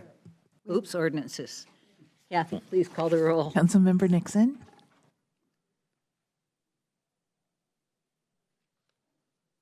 Yes. Councilmember Black, Aye. Councilmember Curtis, Yes. Councilmember Falcone, Yes. Councilmember Pascal, Yes. Deputy Mayor Arnold, Yes. Mayor Sweet. Yes. Motion carries unanimously. Thank you. We are now at our business agenda. The first item on our business agenda is the 2023 state legislative agenda, or legislative update. Our first one, City Manager. Okay, thank you, Mayor. I'll just go ahead and introduce our Government Affairs Manager, Diana Hart. Will give you the overview, and then we're happy to answer any questions from the council. Welcome, Diana. Good evening, Council. I hope I have a relatively short presentation for you tonight. We're going to start with an overview of where we are in the legislative process, and then start with that. So we're officially in week 2. There is quite a while before we get to our first cutoff, but the legislature has been in full swing with committee meetings, full public hearings, and executive sessions. Over 800 bills have already been introduced, and our subject matter experts have been hard at work reviewing all the city-related legislation.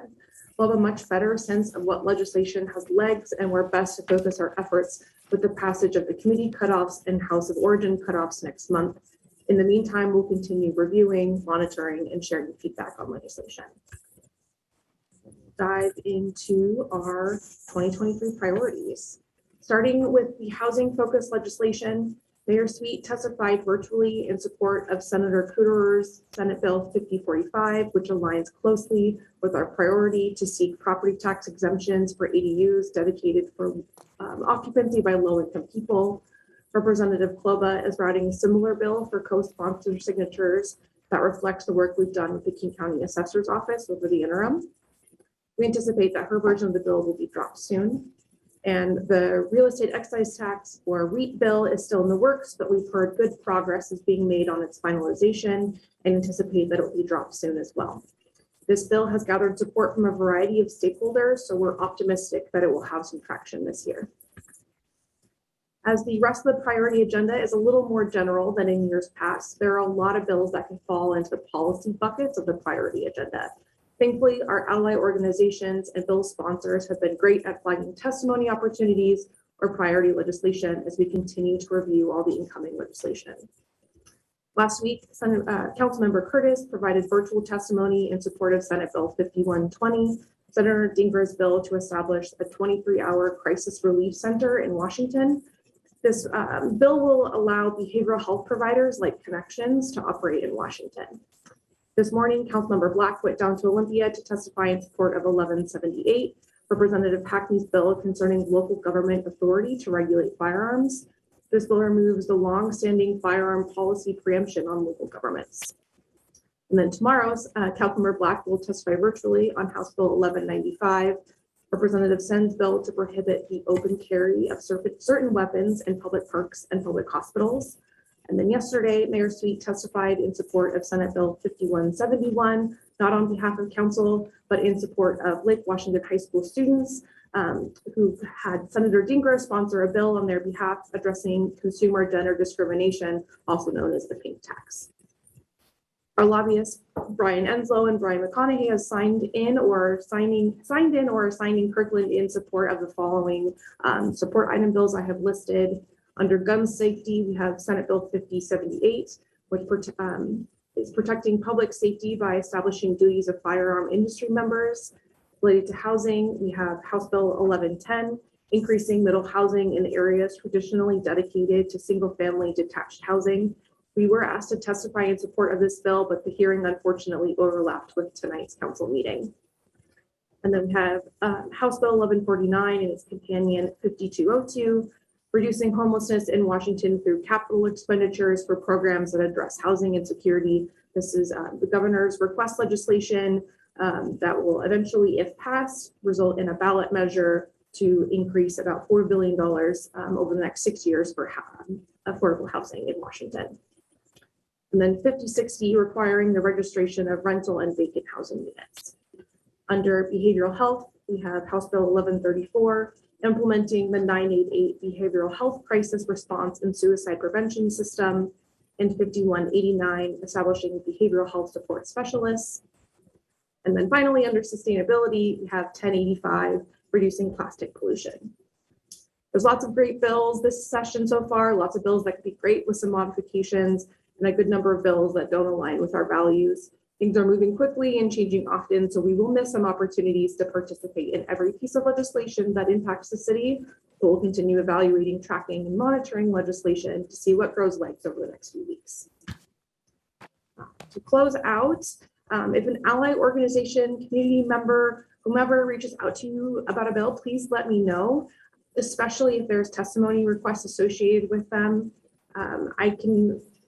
Especially if they have impacts to our priority agenda, we can route them through the legislative work group in a way that is OPMA compliant and support you with testimony writing and hearing signups. And even if it doesn't relate to our agendas, it's still helpful to know when you're participating in the legislature, and we can always share subject matter expert feedback if we have it on legislation that you're considering supporting. In the packet, you may have noticed a few additional agendas from our ally organizations listed in the support items agenda. Stay tuned as staff work on the best way to capture all these newly approved agendas in a place that is easily accessible to council and the public. And I have one question before I turn things over to council. Our lobbyists flagged a bill for your consideration, House Bill 1135, authorizing impact fee revenues to fund improvements for bicycle and pedestrian facilities. This bill is scheduled for a public hearing tomorrow morning, and ally organizations like EWC have requested our support of this bill. Our subject matter experts have expressed support for this. Do a quick little summary of their feedback, which acknowledges that Kirkland cannot use impact fees for growth-related transportation projects that are not directly associated with a street or road. For example, under existing state law, the city cannot use impact fees for major trail projects along this cross-Kirkland corridor, which would be intended to provide additional person moving capacity for people walking, biking, and rolling for transportation purposes. The proposed bill would benefit Kirkland and other communities around the state that are attempting to build multimodal transportation networks to support development. So that's sort of the first question I have for you, and then open up to any questions that you have and turn things over to you for discussion. Thank you, Diana. Councilmember Curtis. Thank you, Madam Mayor, and thank you, Diana. So if I understand correctly, because the legislative work group has not talked about HB 1135, you're asking council for permission to sign in pro? Yes. Okay, so I will formally ask council for permission to sign in pro HB 1135. Great. Head nods, yeah. Okay, we got head nods on that, so we're good to go. If I just can make a couple comments. Even though our legislative agenda is short and sweet, the priorities we've adopted, housing, behavioral health, sustainability, reproductive health care, and guns, covers a lot. And there are a lot of bills dropping very quickly. So it's been a little crazy, and right now we're doing the triage method on bills. So be patient with us because we've covered everything. And I keep reminding legislative work group, and I'll remind council, it's a long session. We don't want to testify on every bill from the go. We want to use our influence when it's needed and important. Also, I just want to echo what Diana said. We're all out and about. If you do get a request for testifying, please send it through Diana. It really helps our process to know what kind of requests are coming in. And I know that everyone is very interested in HB 1110, and it was unfortunate that it was heard today at 4 o'clock, but we did sign in pro, and we will track that bill closely.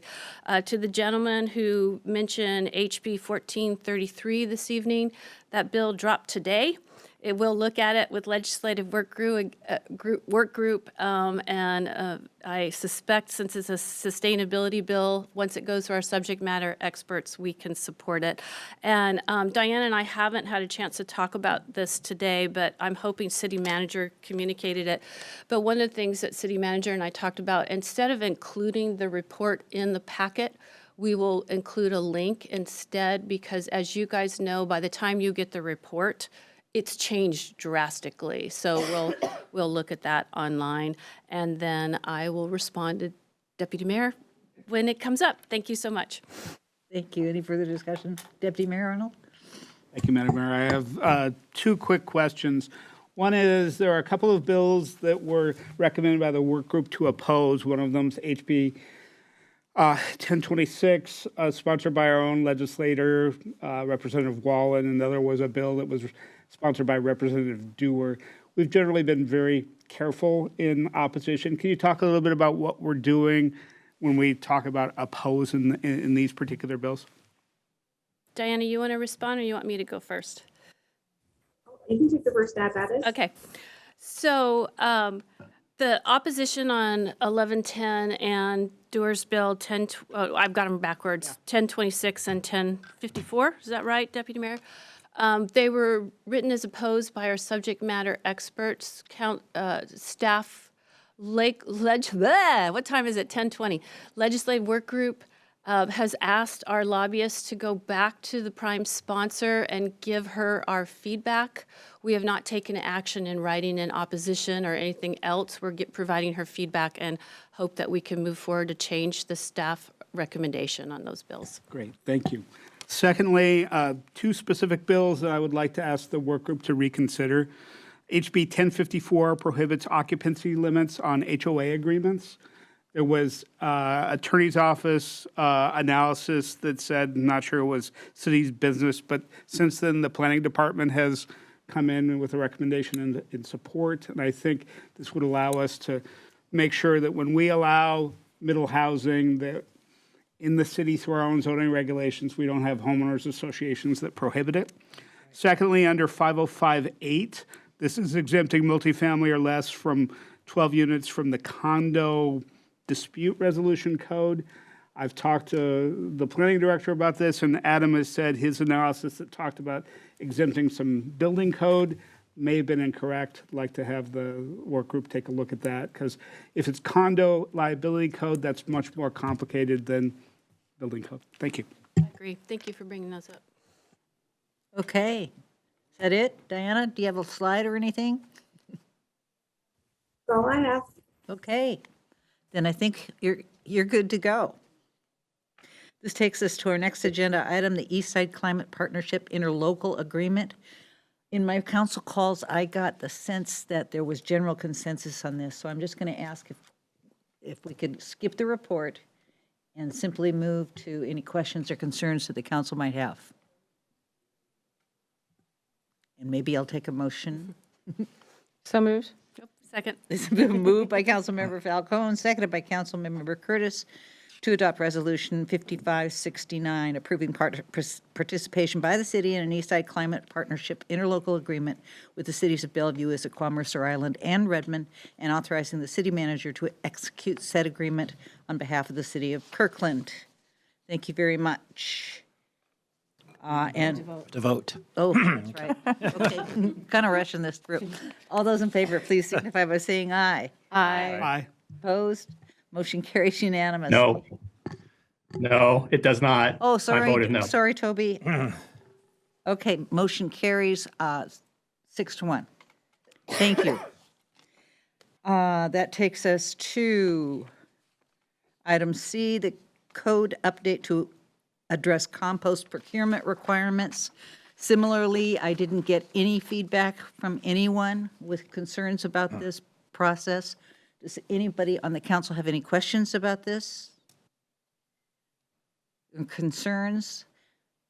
Then could I ask for a motion? So moved. Moved by Councilmember Pascal. Second. Seconded by Councilmember Falcone to adopt ordinance 4841. Any discussion? Clerk, will you please call the roll? Councilmember Nixon?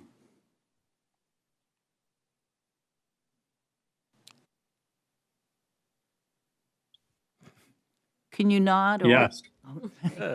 Councilmember Black?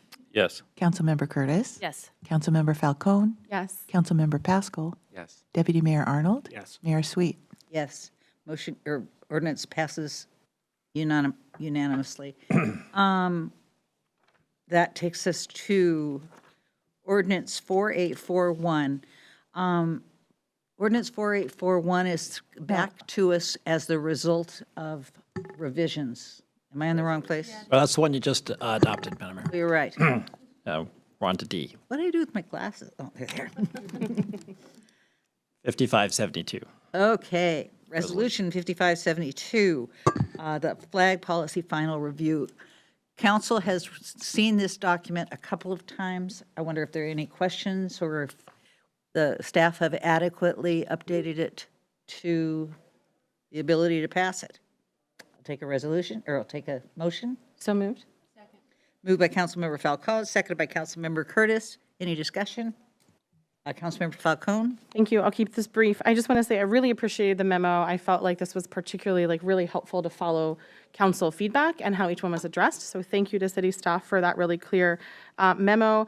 I also appreciate that we're the promise to come back at future meetings for the cultural and religious observance calendar, and also was it city council coin? Am I saying that right? Okay.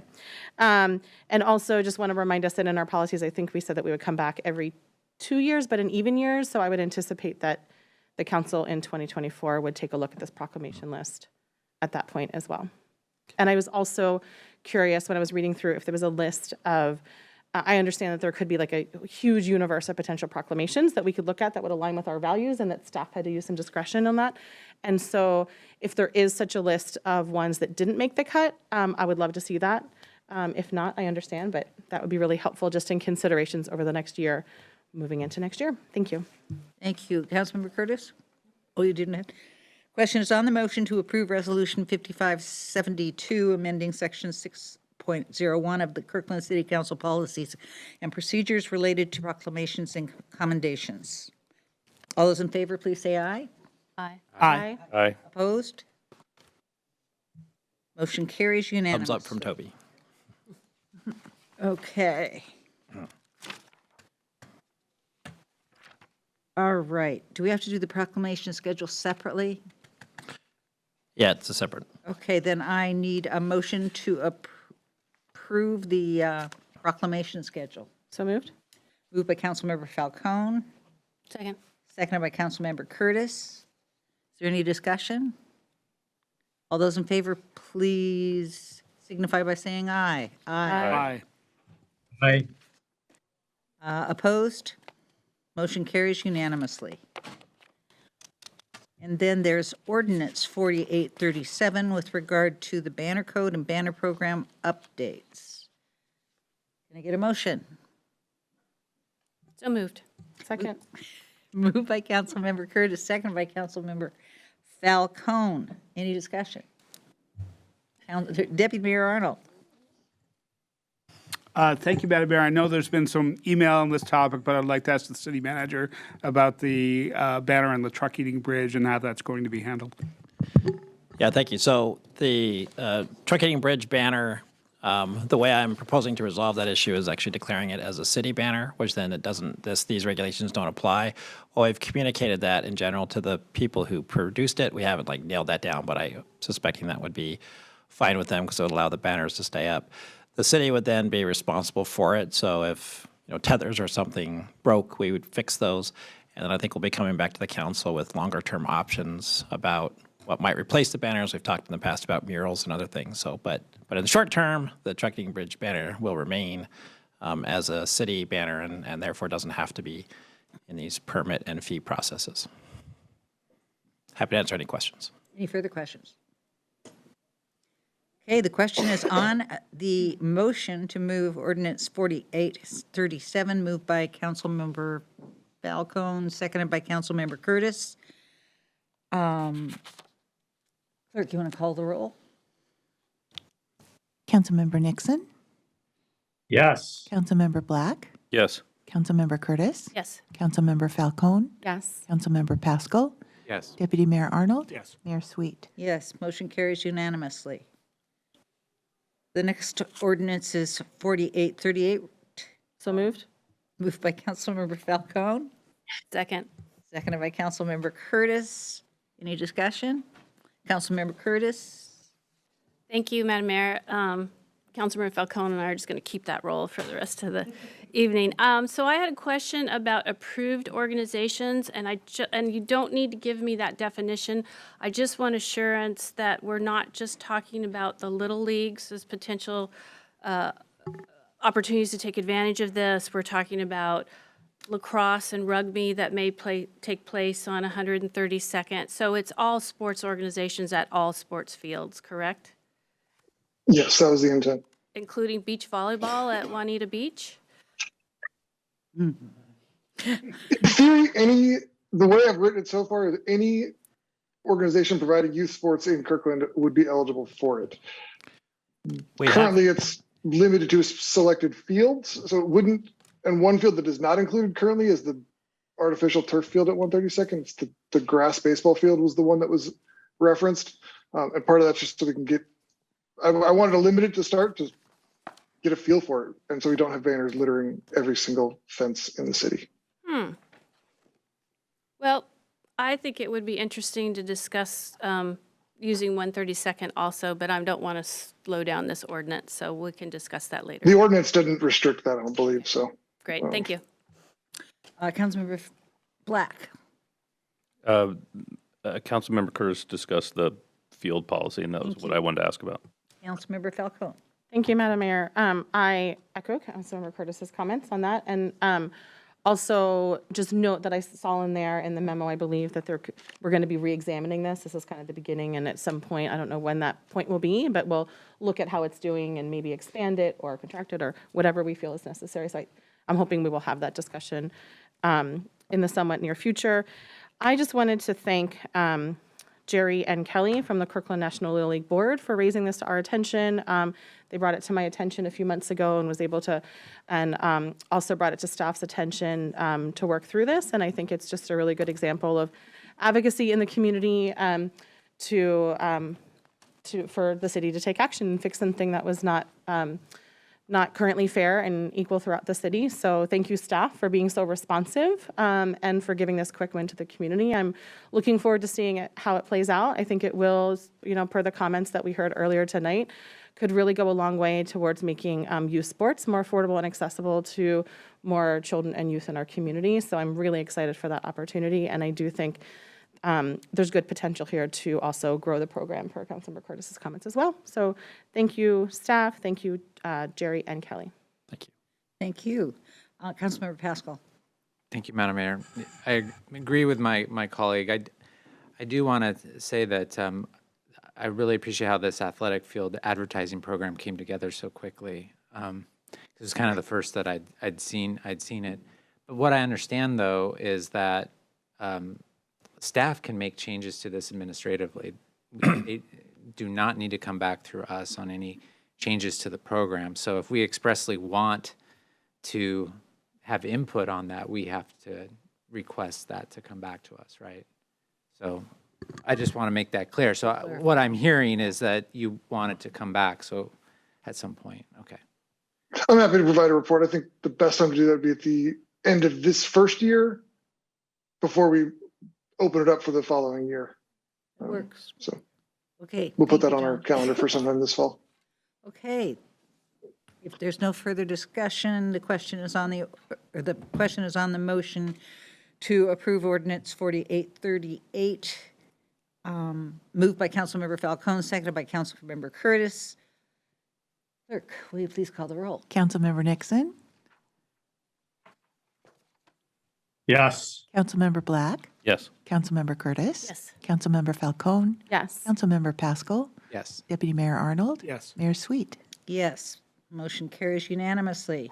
This takes us to item number 10, reports, City Council, Regional, and Committee reports. Councilmember Nixon, you want to try? No. Okay. No. All right, thank you. Councilmember Black. Thank you, Madam Mayor. I have nothing to report. Thank you. Councilmember Curtis? I'm going to be a broken record, but I just want to rave about PFEC again. We had a great meeting. They got their cards about the pros and cons, or the different potential ballot elements. We told them they could talk about it for an hour, just talk amongst themselves, and then they wanted more information. So Can't win. I know they're highly engaged. Next meeting, OPSIS is coming back with the feasibility study for options for the Houghton Park and Ride and North Community Center. The food has been absolutely delicious, and in order to remove barriers to attendance, we are providing childcare. We haven't talked about that, but I knew that Councilmember Falcone would be very pleased with that. So I have to say again, I am grateful for PFAC's participation. I have 2 LRM requests. I would like to request an analysis of creating, in collaboration with the Cultural Arts Commission, a truck-eating bridge mural on the CKC. Second. So that takes a motion and a second, yeah. Okay, So, I so I'm think I making heard- that motion. Been moved and seconded. All those in favor, please signify by saying aye. Aye. Aye. Aye. Thank you. My second one is also to do a LRM to work with the Cultural Arts Commission on creating public art for a Pride crosswalk in time for June. Second. Moved by Councilmember Curtis, seconded by Councilmember Black. Any discussion? Councilmember Falcone. Thank you. I would love consideration of that in potential different locations and maybe doing more than one crosswalk. We recently had a fantastic tour of the new Friends of Youth facility in Willows Road. I think that would be one potential opportunity there, as they're requesting a crosswalk. So I'd like for us to consider that. I'd also, that's one potential, because I really would love to see it near where youth congregate, whether that be near a school, near future KTUB, or potentially near a Friends of Youth facility. And other potential options as well. I'm not wanting to limit that, but I would like to see options for that. Councilmember Pascal? So if we're going to look into this or have staff, could Public Works also just weigh in on just policies and procedures with painting of crosswalks? And because there's other kind of forms of art too that could be applicable to crosswalks, and I don't want it so narrow. I think it's actually a topic that's good to kind of discuss more broadly as well. You're talking about the sidewalks or the... I'm talking about pavement art, Yeah. both intersection and crosswalk, that kind of stuff, yeah. Yeah, I think that's a great idea. So you want to broaden Yes. that? Okay, that sounds good. And I was going to add, particularly Councilmember Falcone, I am meeting with Eastside Pride later this week to talk about their ideas and options. Okay, the question is on the motion to... Oh, sorry. Councilmember Nixon. Thank you. Hopefully the audio is working. It is. I support the investigation, so would support the LRM. I have concerns about safety issues, driver distraction, those kind of things, anytime we do something non-standard having to do with roadways. And so I would hope that Public Works would be able to give us a robust report on the data surrounding these types of non-standard crosswalks, and what the experiences have been elsewhere. I know that doesn't happen during the LRM preparation, but I would like for the response for the LRM to include an estimate of the time taken to do a thorough analysis of that. Thank you. Thank you. The question is on the motion to create an LRM for potential Pride crosswalk and other street mural art. got it. All those in favor, please signify by saying aye. Aye. Aye. Motion carries.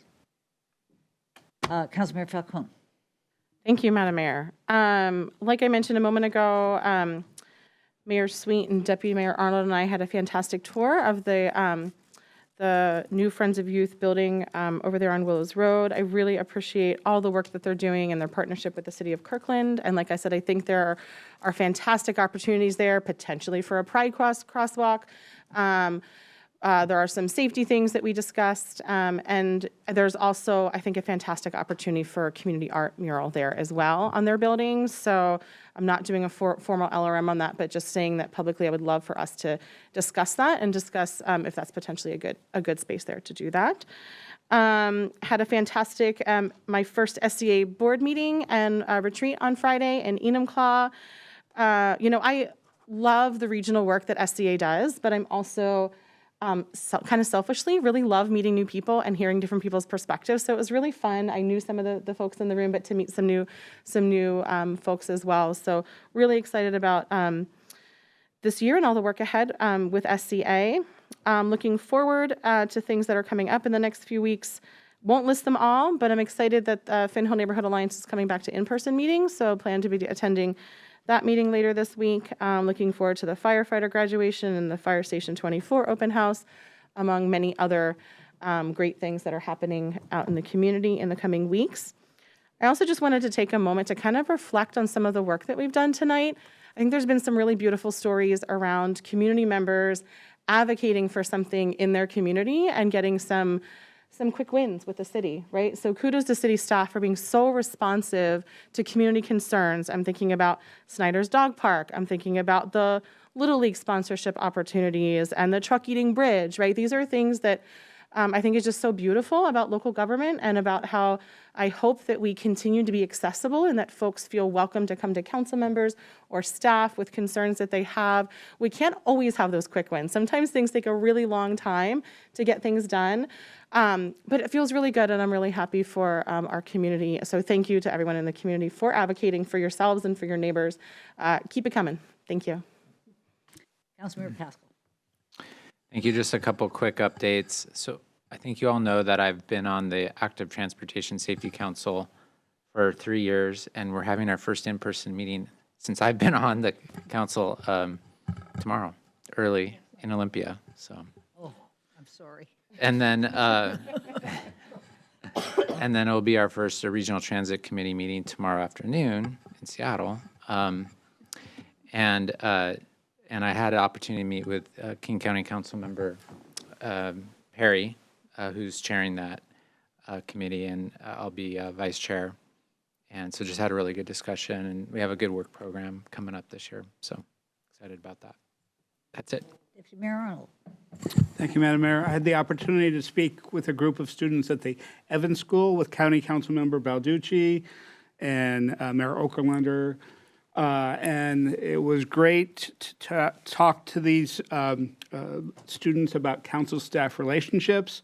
And Amy talked about the challenges of a small city. Claudia talked about the divisions on the King County Council. Often it ended up Kirkland being the example of a very high-functioning city and a high-functioning council. And I was very proud to share our story. Thank you. Excellent. Thank you very much. And I don't have much to add. I think you're getting reports from Jenna from MISWAC and from John for Cascade Water Alliance. But I did have a meeting, or I do have a meeting scheduled with Claudia Balducci, who is the incoming chair of the Regional Water Quality Committee. She has committed in person with Kurt and I. She has committed that she is going to take a serious approach to her chairmanship of Regional Water Quality Committee. And in advance of that, Lloyd Warren from Bellevue and I are sitting down with her to kind of review everything that we've been talking about over the course of the last, 4 years. So I'm excited about that. And I believe, City Manager, this turns us over to you. So we have 3 quick items, but I do have one slide for the first one, which is the draft retreat agenda. So you also got an email, but I know that, I don't know if Councilmember Nixon had a chance to look at that yet, but Deputy City Manager Goldberg is going to just put the slide up real quick. We have as a draft, this is as she's getting that slide up, the culmination of the conversations she had with each of you individually and also some conversations I had. And we have a general concept of the topics for the retreat, and we're looking for council feedback on this. If there's things you don't want on there, or there's things that we missed, we're looking for initial feedback, and then after tonight, you can also send us additional questions and comments.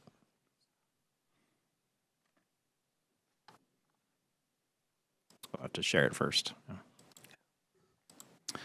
And then several of you had asked what other topics came up, and so the sheet that was emailed to you by Beth has a section that says basically other topics that other members highlighted, but that even when they brought them up, said maybe this isn't a retreat topic. But two things to note, since it came up in council conversation, was the Council Coin or Distinguished Service Award criteria discussion. We thought that would be a good discussion for the retreat. And then as well, the cultural calendar is also suggested for the retreat, just because that came up as part of the proclamation discussion. But I'll just go ahead and turn it back over to Beth. I realized I couldn't see half of you. I emailed this out to you. I'm going to go through this very quickly because I know it's late and everyone is tired. So based on the feedback and what I heard from all of you, City Manager Triplett and I had a discussion, and this is what we would like to propose for your consideration for the February 3rd retreat. The sequence could be shifted around, and happy to swap things in and out as council desires. But high-level topics, we thought it would be good to do an economic update.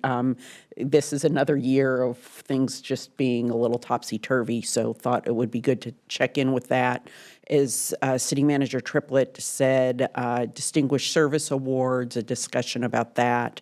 A number of you mentioned council policies and procedures, and the three that we thought we would flag for this discussion, although there were many options shared with me, is social media policy, process for making council internal, external committee assignments, and the cultural calendar.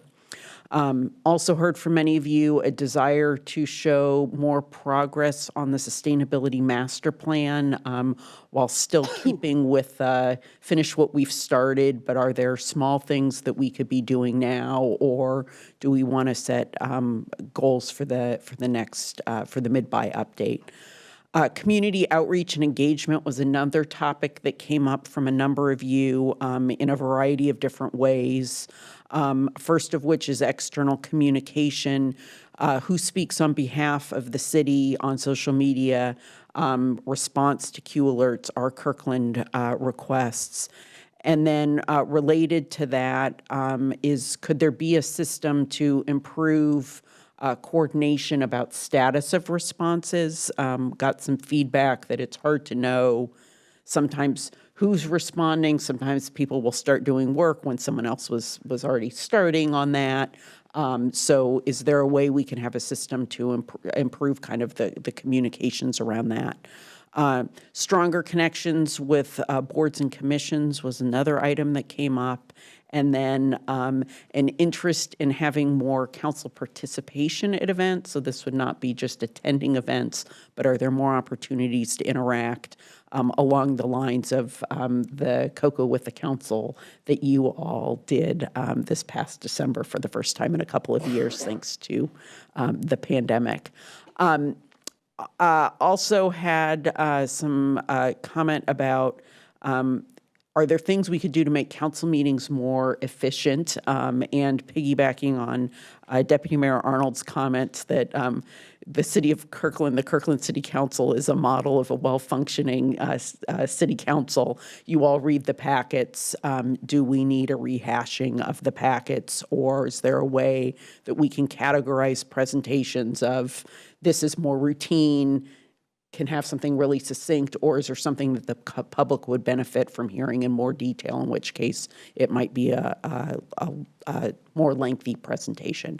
And then related to that, you know, is it time to examine and review the purpose and structure of council reports, all again with an eye towards meeting efficiency and not staying too late. And then finally, Houghton Village and Houghton Park and Ride, we thought it would be good to give you all a status update on where that all stands and potentially an early conversation about how to frame the questions that we would be posing to the community about the development of particularly Houghton Village, but also there's an interest in the Houghton Park and Ride. So that's what we are offering. It's a lot of items. We'll adjust the time of the retreat based on the feedback we get from all of you. Thank you, Beth. Any questions? Councilmember Curtis. Thank you, Beth. And I know it was hard taking all of our input and trying to fit it all into a day. So economic update, can we include in that economic development? I'm not clear what we're going to be talking about for economic update. So the idea behind it, and City Manager Triplett may want to weigh in as well, is to hear from financial planning about the state of, revenues and things that we're watching. And we don't want to hold that, because don't we usually discuss that in our May retreat? We do, just that we just thought it might be helpful, but we don't have to. One thing to note is that, you also have your other opportunities, special presentations or study sessions and things as well. But given the investments you all made in the budget process, we thought this could be something you'd be interested in as a financial check-in, but it doesn't have to be at the retreat.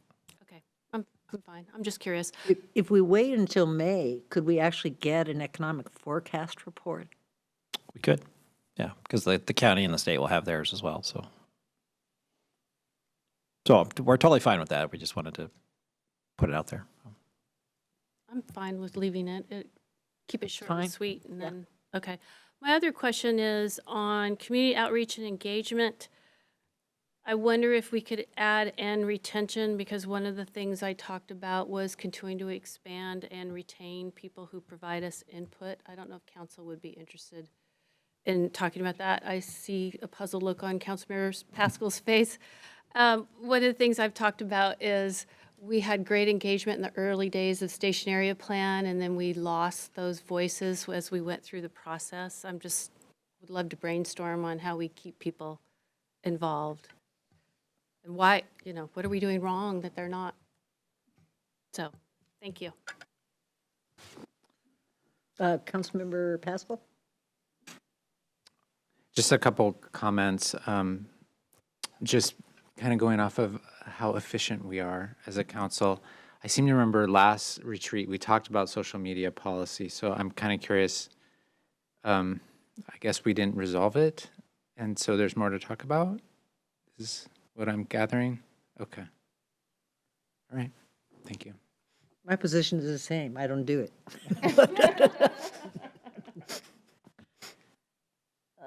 Councilmember Falcone. Thank you, Madam Mayor. I agree with Councilmember Curtis's addition. This is something that's been on my mind, even about like I mentioned earlier, some of the community engagement we've gotten around some of issues like the dog park, right? And we've gotten some fantastic public engagement, right? And how I'm thinking through how can we keep those folks engaged, right? And help continue that relationship, because there's just so much value in the passion and the caring for community and engagement with the city government that folks have when they come address us on a single issue that oftentimes can carry over into other things as well. So I'd love to really seek those opportunities and track those opportunities and make sure that we're following up with folks. Some of the items on here I think will be more fruitful if we have some research done ahead of time. So is it safe to assume that we'd have some research from staff? I'm thinking of examples of other city social media policies and process for making council internal, external committee assignments. I know the cultural calendar, we already have an example from another city, but is it fair to say that we would have some level of staff? Yeah, that was the Research intent in of checking advance. today, is that there'd be a memo with each of these topics and what we do know and can know between now and the third. Yeah, Wonderful, thank you. as a starting point. Okay, where are we?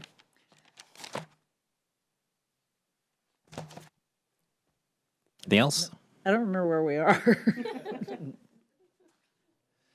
So I'll go ahead and close this then, and then if you have additional thoughts or questions, you can email us, and then we'll turn this into a time allocation, which we'll send back out to council, but obviously you're not meeting again until the 3rd, so you can give us feedback on that as well. Okay, thank you. Hey. So then the next up is the GMPC letter. This is one you may not need a presentation again. I think you had a subcommittee that talked about it, and you've all seen the updated letter. So just, I guess, if you have any questions, or we're just looking for a motion to authorize the mayor to sign the letter, unless there's Councilmember questions or Curtis? comments. Thank you, Madam Mayor. Well, first I want to thank Adam for writing the letter, and for Deputy Mayor Arnold and Councilmember Falcone to sit in a subgroup with me to finish the letter. Our goal was to make it collaborative, yet urgent tone that suggests next steps. I think we accomplished that. Just as an FYI, Councilmember Falcone and I reached out to Brian Perry at SCA to let him know the letter was coming, and to request his support in setting up a dual caucus meeting with the SCA caucuses of GMPC and AHC, which he is on board with. I think he's waiting to receive the letter to do that.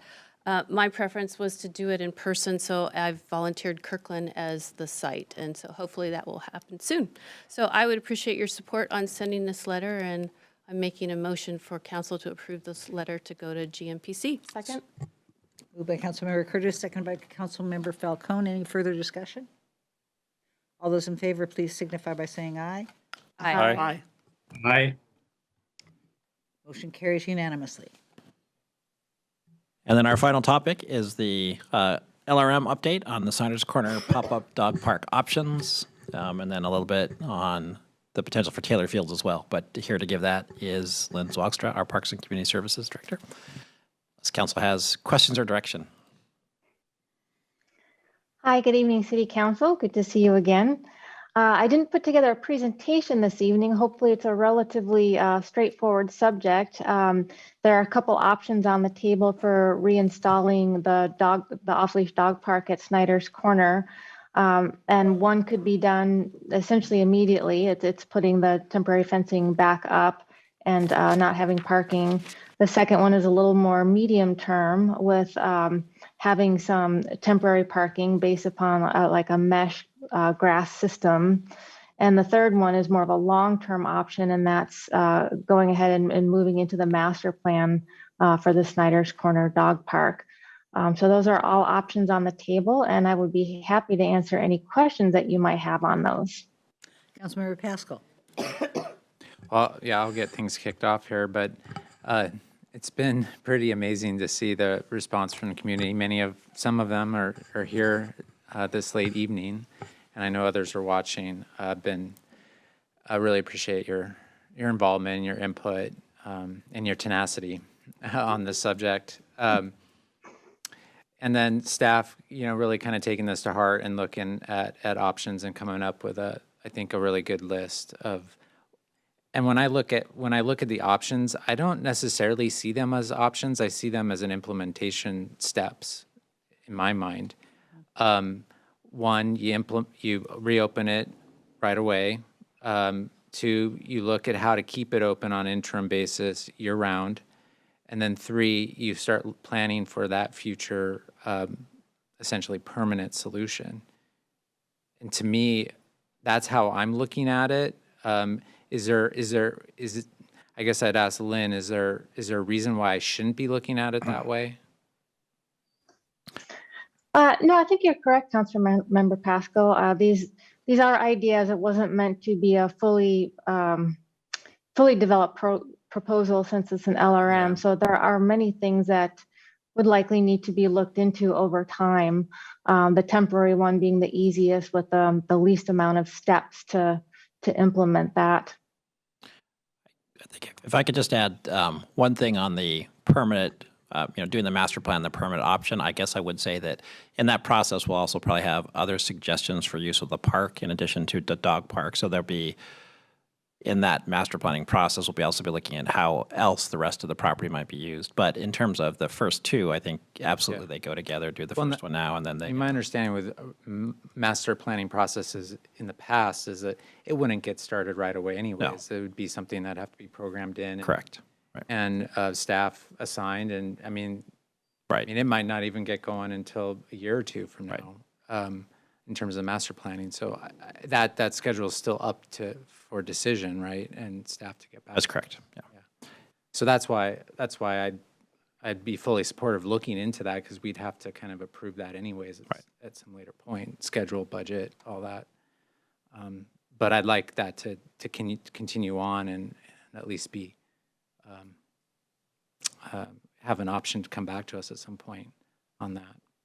So I don't know. I mean, can I suggest a motion and then we discuss it, or you guys want more quick?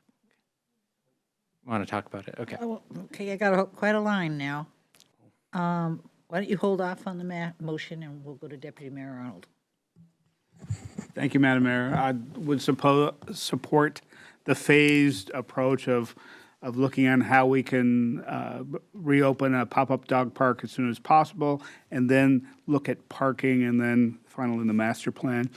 Lynn, in the memo, it mentioned the option 2 as midterm.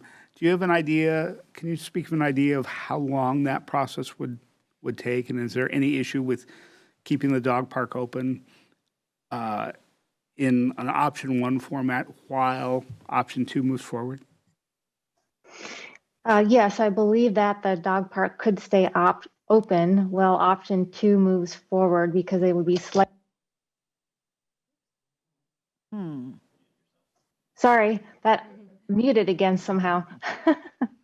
They would be slightly different spaces in the park, so they could be going forward concurrently.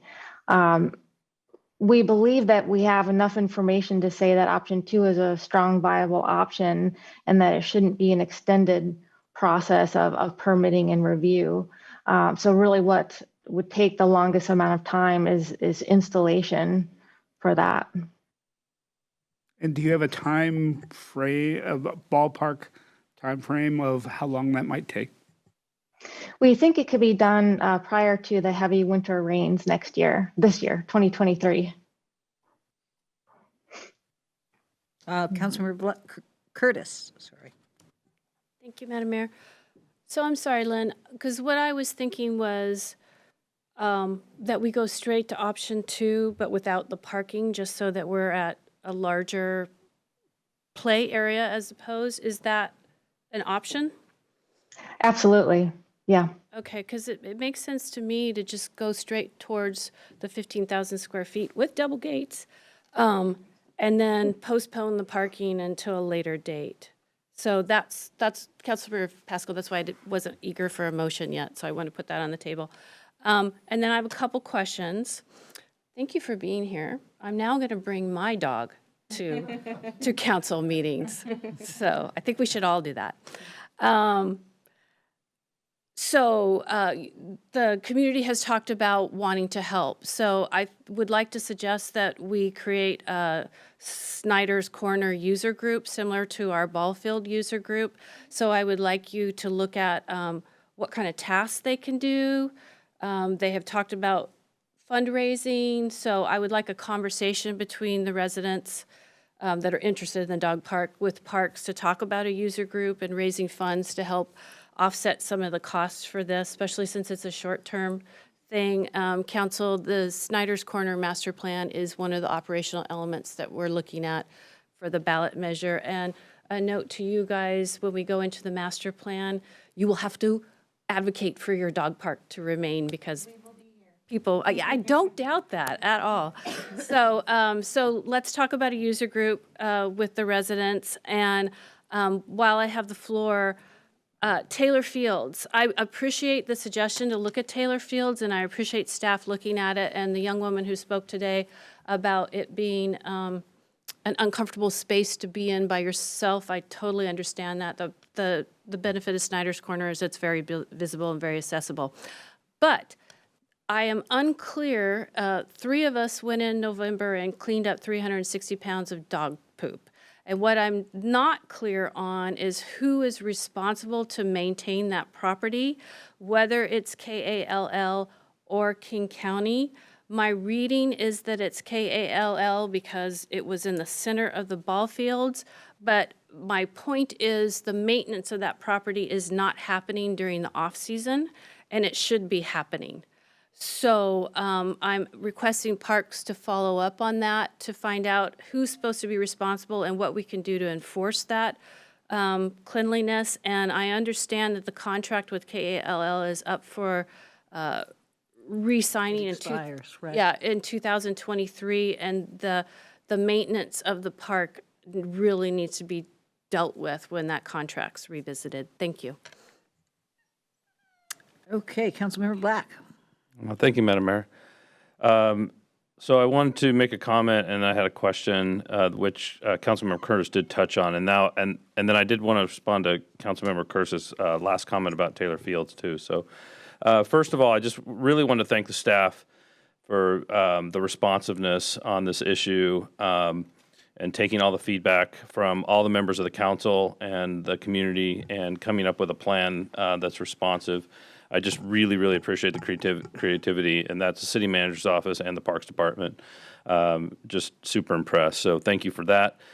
Councilmember Curtis mentioned the double gate. We've heard a lot about from the public about having a double gate. I just wanted to actually ask the question of Lynn. Is there any, or rather, Director Zwagstra, is there any reason that, do you see any challenges with providing double gate at the park? No, no problem at all. We can install the double gate. Okay. And then I have a little bit of a different take than Councilmember Curtis on Taylor Fields and the ability of Kirkland American Little League to maintain the field during the off season. I'm really wondering whether that's a reasonable request of them, although they do maintain those playing fields, to ask them to do basically become a parks maintenance organization and provide park maintenance at Taylor Fields for all of the neighbors who use it as a walking and dog walking and dog park. I mean, we picked up 360 pounds of dog poo. So that's what we're going to be asking the entirely volunteer organization of the Kirkland American Little League to do. We have to ask ourselves what's reasonable and what's realistic, really. So I just wanted to add my voice to that. So I just want to make sure everyone understands it's not an agreement between us and the Little League. It's an agreement between King County and the Little League, right? So I think what I'm hearing you say is, as we're talking about this, make sure it gets done, and someone has the responsibility and obligation to do it. And it does seem that that should be more on the county than on the Little League. But what we don't know is what the county is giving the Little League to do all that, right? So yeah. So we'll definitely keep that in mind as we talk with both parties about that. Well, I definitely am curious what the county is giving the Little League to do it, because I wouldn't be surprised if the answer is they're not giving them anything to do it. But maybe the simplest solution, having been up there and picked up all the dog poo, is the agreement with the county is the Kirkland American Little League has to remove the trash cans and return them during the regular season, and then remove them at the end of the season, because it's the presence of the bins that's making neighbors think they can not take their dog poo out with them and dispose of it at their homes. So that might be the simple solution to that problem, but it does not solve the problem of Taylor Fields as a future potential dog park.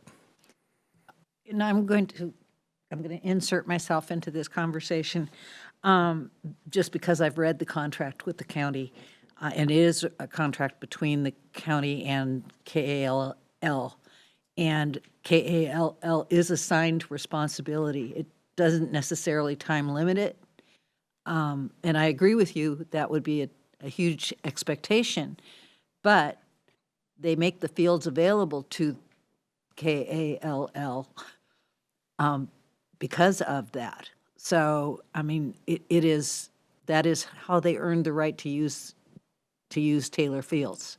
So that's going to be an interesting discussion. And I'm not sure who's going to engage on that, but yeah.